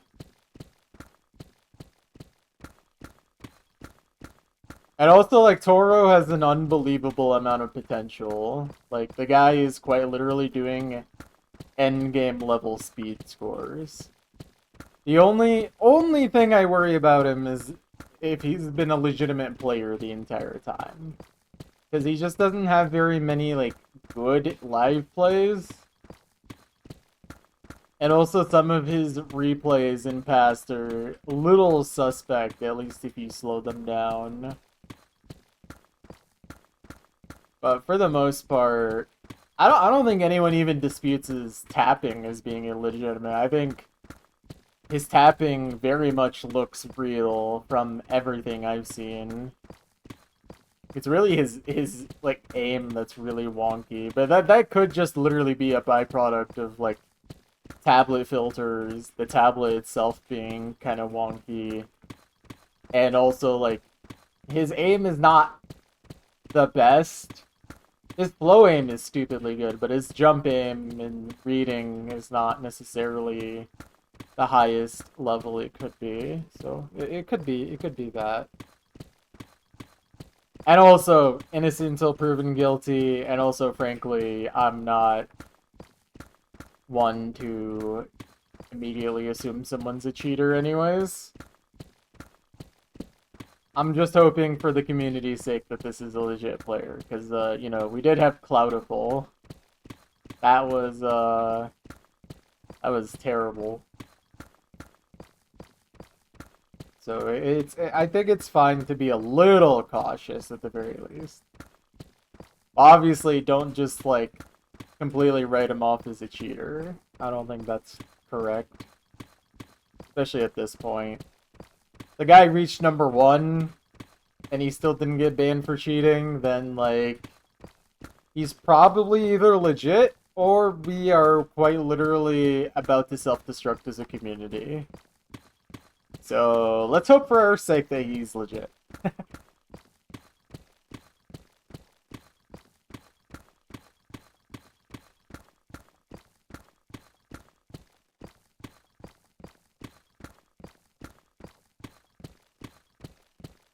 And by the way, like, looking aside from his overweighted plays, the guy actually has some, like, unbelievable high accuracy, low UR plays that he's done. Like, he's been able to do some scores that are quite baffling. I mean, I think he has a 98% either FC or like slider break run on Ascension to Heaven DT Hard Rock, which is mental.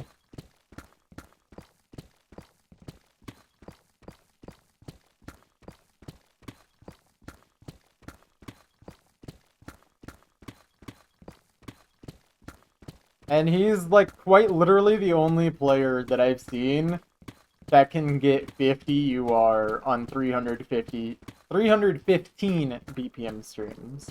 Although honestly, if he keeps going, maybe 350 BPM is also possible.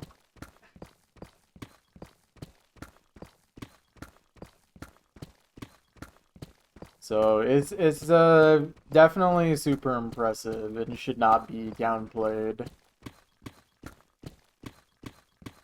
All that being said, though, Emrek is still GOAT, so it's a little hard not to want Emrek in the #1 spot. Like, Emrek is definitely the GOAT of the modern era, and it's not even particularly close in that regard.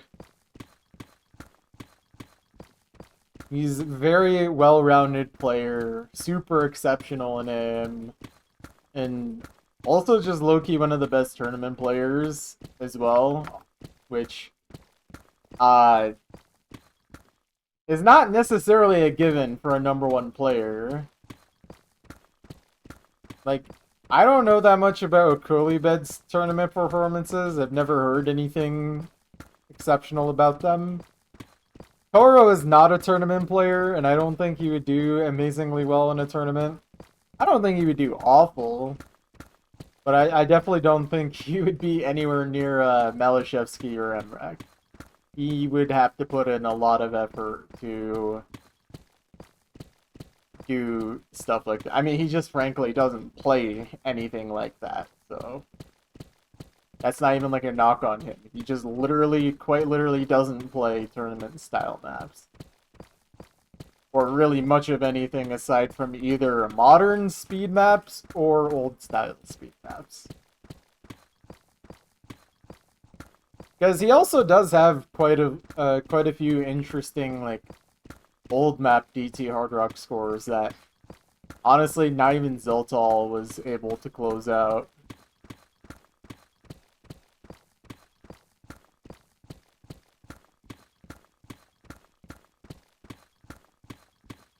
So it's a little sad to see him not getting the flowers that he deserves, but at the same time, it's really, like, honestly, I can't think of that many players that would actually pass MREC and, like, actually be thought of as a deserving number one in terms of, like, being, like, just straight up literally better than MREC in, like, every regard. I don't think we really have a player that would actually get that level of praise. I definitely think there'd be other players, if they got number one, would be seen more favorably. But I don't know about, like, literally being seen as, like, oh yeah, this guy is actually just straight up better than Emmerich, rather than being a better farmer than Emmerich.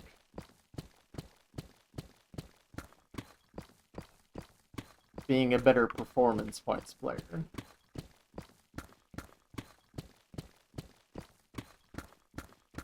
There are a few players, though, that definitely have the potential to be new number ones. What if Rohulk gets number one? I think if Rohulk got number one, the PP system collapsed entirely, and everyone got banned above him, and also he's still a weirdo, so we don't respect him.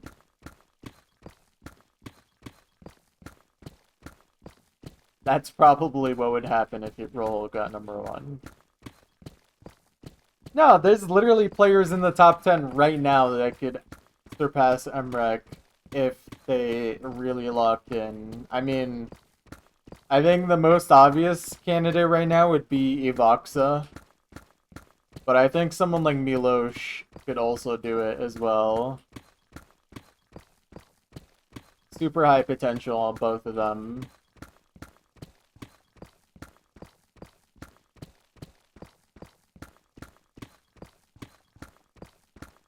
Or if Lifeline really locked in. If Lifeline got another, like, 1 or 2 star rating boost skill level.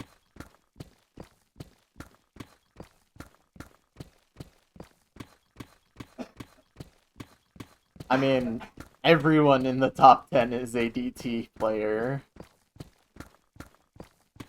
And honestly, not really. Most of, I think, Evoxa's and Milosh's top plays are, I think, just hidden DT, or DT only.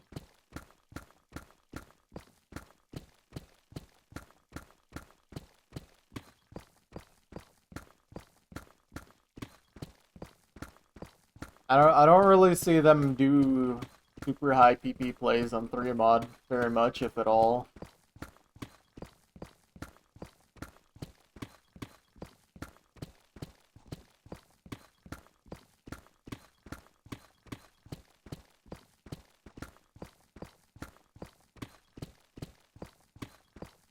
I think I'm maybe not understanding your point.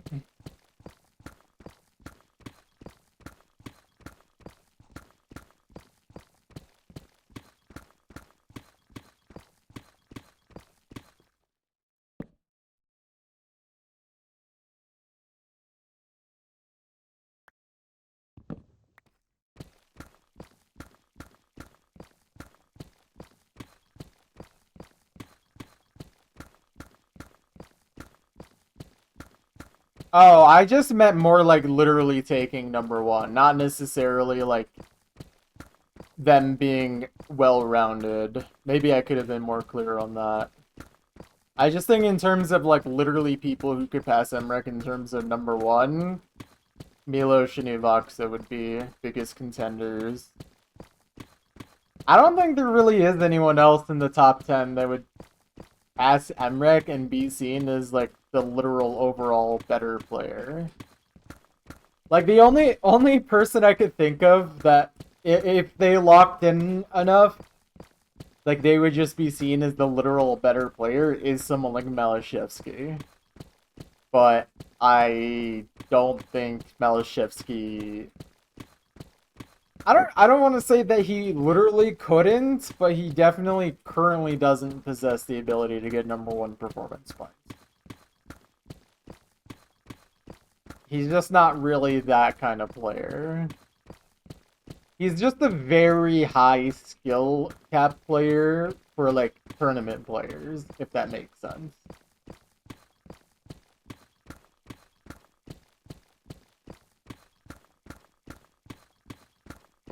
Yeah, I don't think Malashevsky is taking Osu super seriously right now anyways. I mean, he quite literally accomplished his goals as a tournament player. The last thing he needed was an OWC win, and he got just that.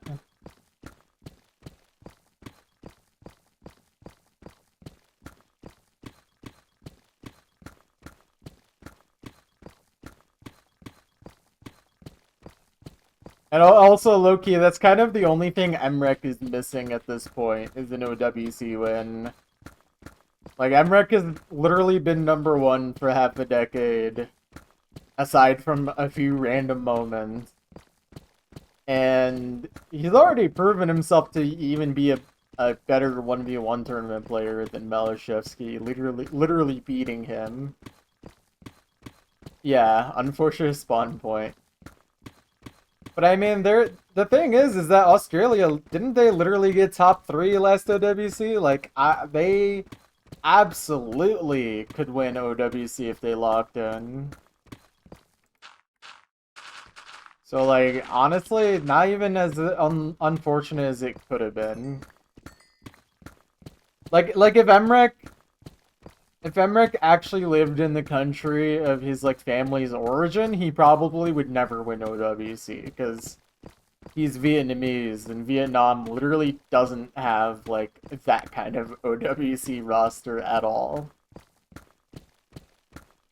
Like, Vietnam versus Australia would be an Australia sweep every time, I think. So, it could have been worse. It could have been worse.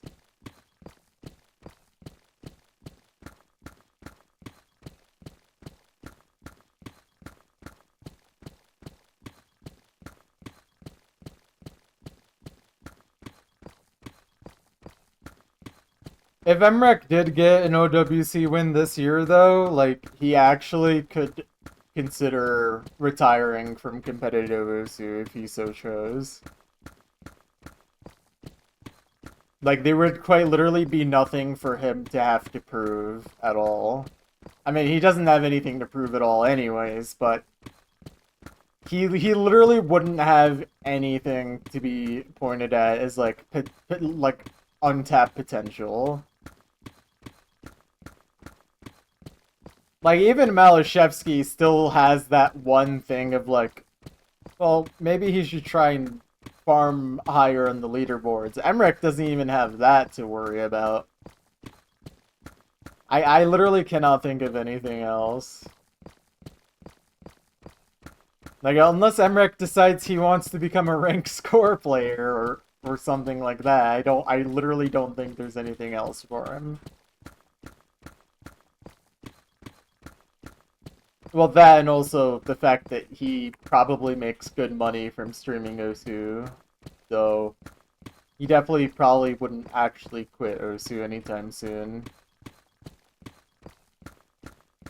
Yeah, for sure. I think Malashevsky definitely needs to play DT if he wants to stand any chance of even just reaching #10 in current era, let alone any higher. There's just literally not enough maps to even play either hidden only, nomad only, or even hidden hard rock to reach #1. That's just not possible. You would have to have, like, okay, to be fair, what I'm about to say is quite literally true of Malashevsky, but you would need an unbelievable level of consistency to be able to do that. If there is one player I think who might be able to do that, it would be Malashevsky, but like it's still too hard to believe.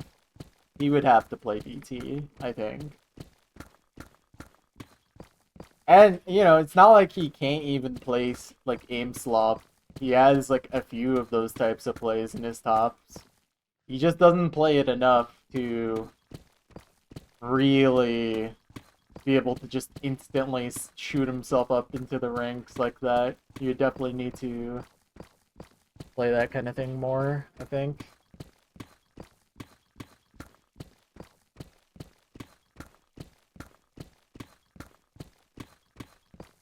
I mean, if there's someone that can get really far into the leaderboard currently without only DT plays, it's a secret box. That guy has been doing crazy work on some maps. Very high potential in him as well.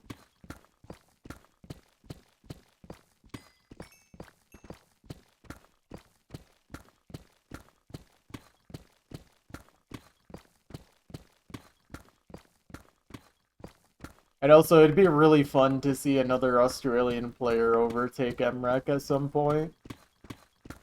That would be... That seems almost more improbable than someone being better overall than MREC in the first place.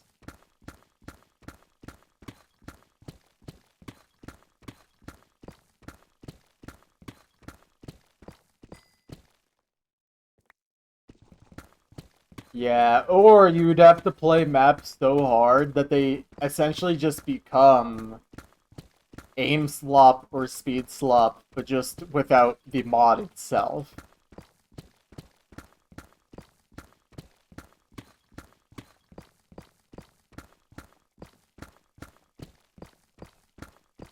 I mean, I think some of the highest PP plays no mod are already basically just speed maps, but without DT, so...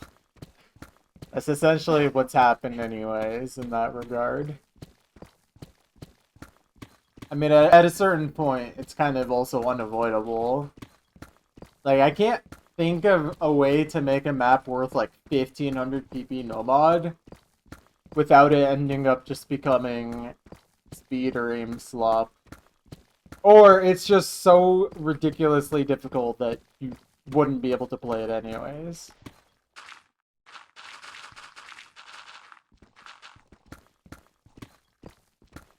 But that also kind of just stems from the fact that, especially DT, is just kind of like straight up easier on higher star ratings than no mod.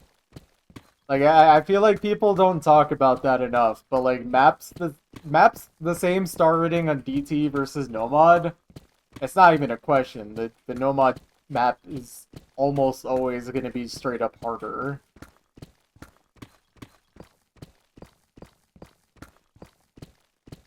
Like, even on the lower end, I feel like that's true. Like, I'm trying to imagine a 5-star no-mod map versus a 5-star DT map, and there's very few maps that come to mind immediately where the 5-star DT is straight up harder.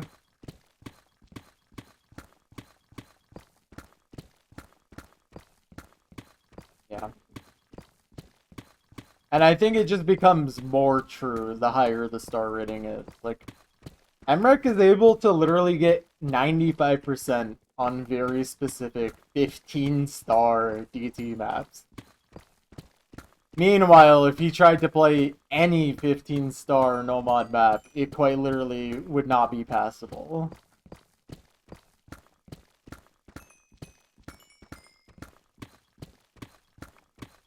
Yeah, and yeah, at a certain point, BPM kind of becomes a limiting factor. You can make a map as hard or complex as you want, but if it's really low BPM, then you're kind of just out of luck for difficulty, so...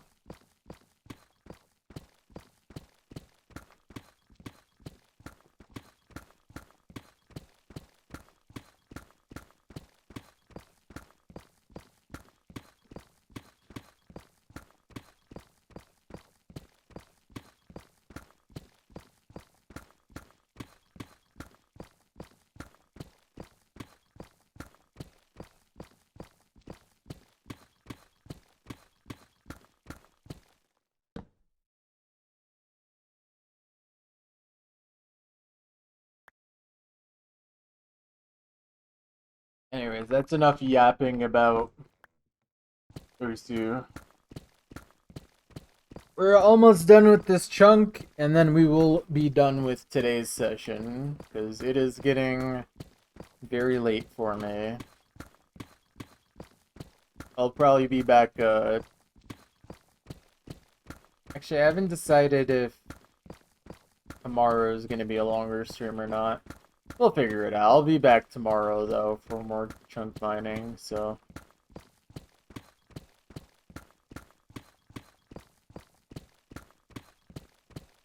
Mm-hmm.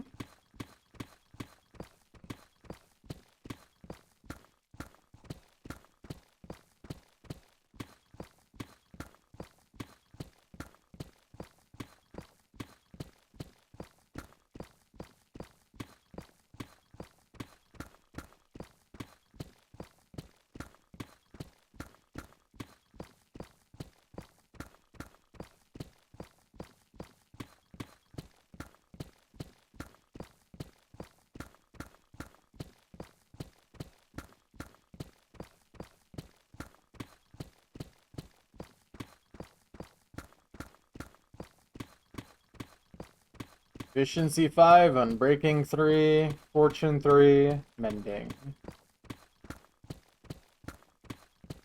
The ideal digging pickaxe. I do have netherite ones with the same enchant. I just, I'm using the diamond ones first.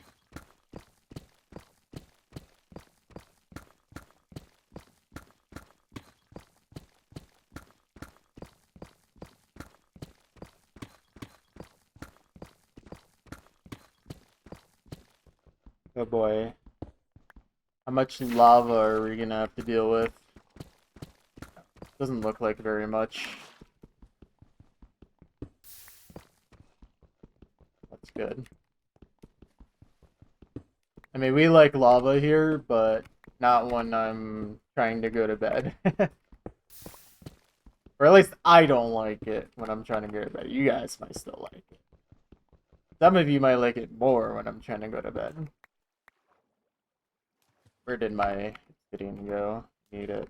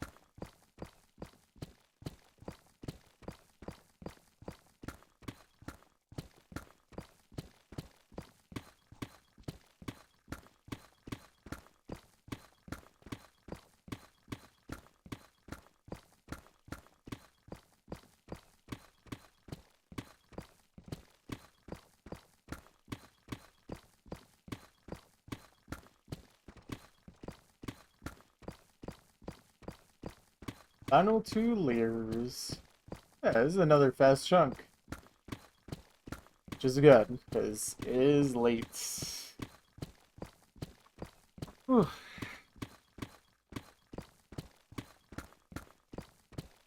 Probably need to stop starting the stream so late, so I don't complain about that.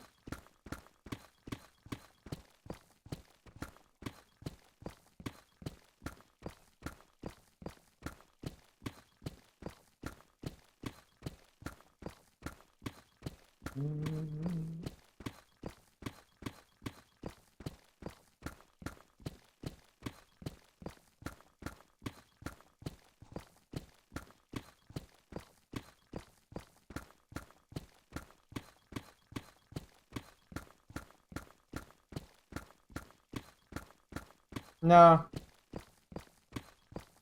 I think it just makes a lot more sense to stop at first layer bedrock. And also, I feel like it's consistent logic because Minachunk speedruns also do the same thing.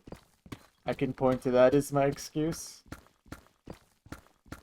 And also, depending on bedrock formation, it's quite literally impossible to get every block.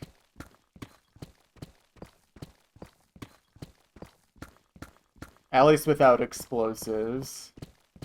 Or some other trickery.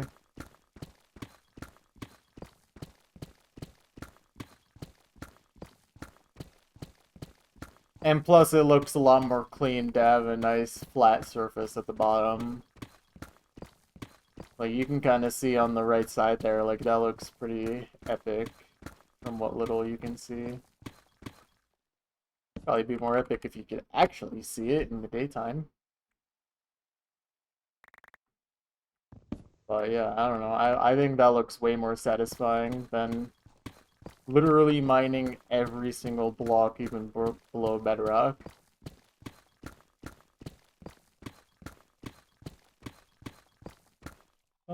Okay. See, we didn't miss any blocks above us.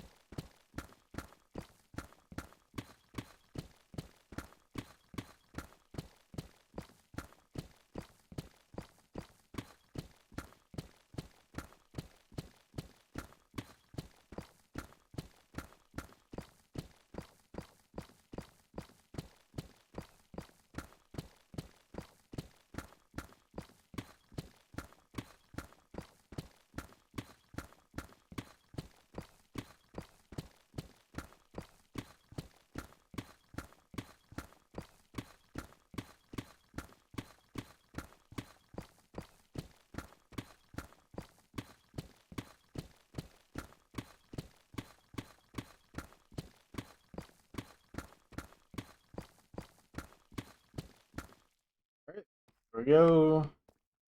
There's another chunk complete. Let's punch in our stats. That is number 215. Punch that in. Alright, spreadsheet. 1 hour, 25 minutes, 15 seconds. No pickaxe is broken. Okay, let's get our blocks mined and deep slate mined.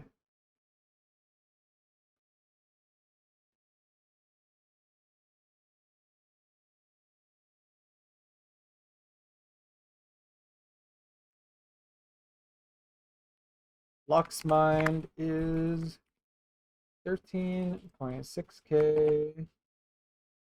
Nice, good efficiency.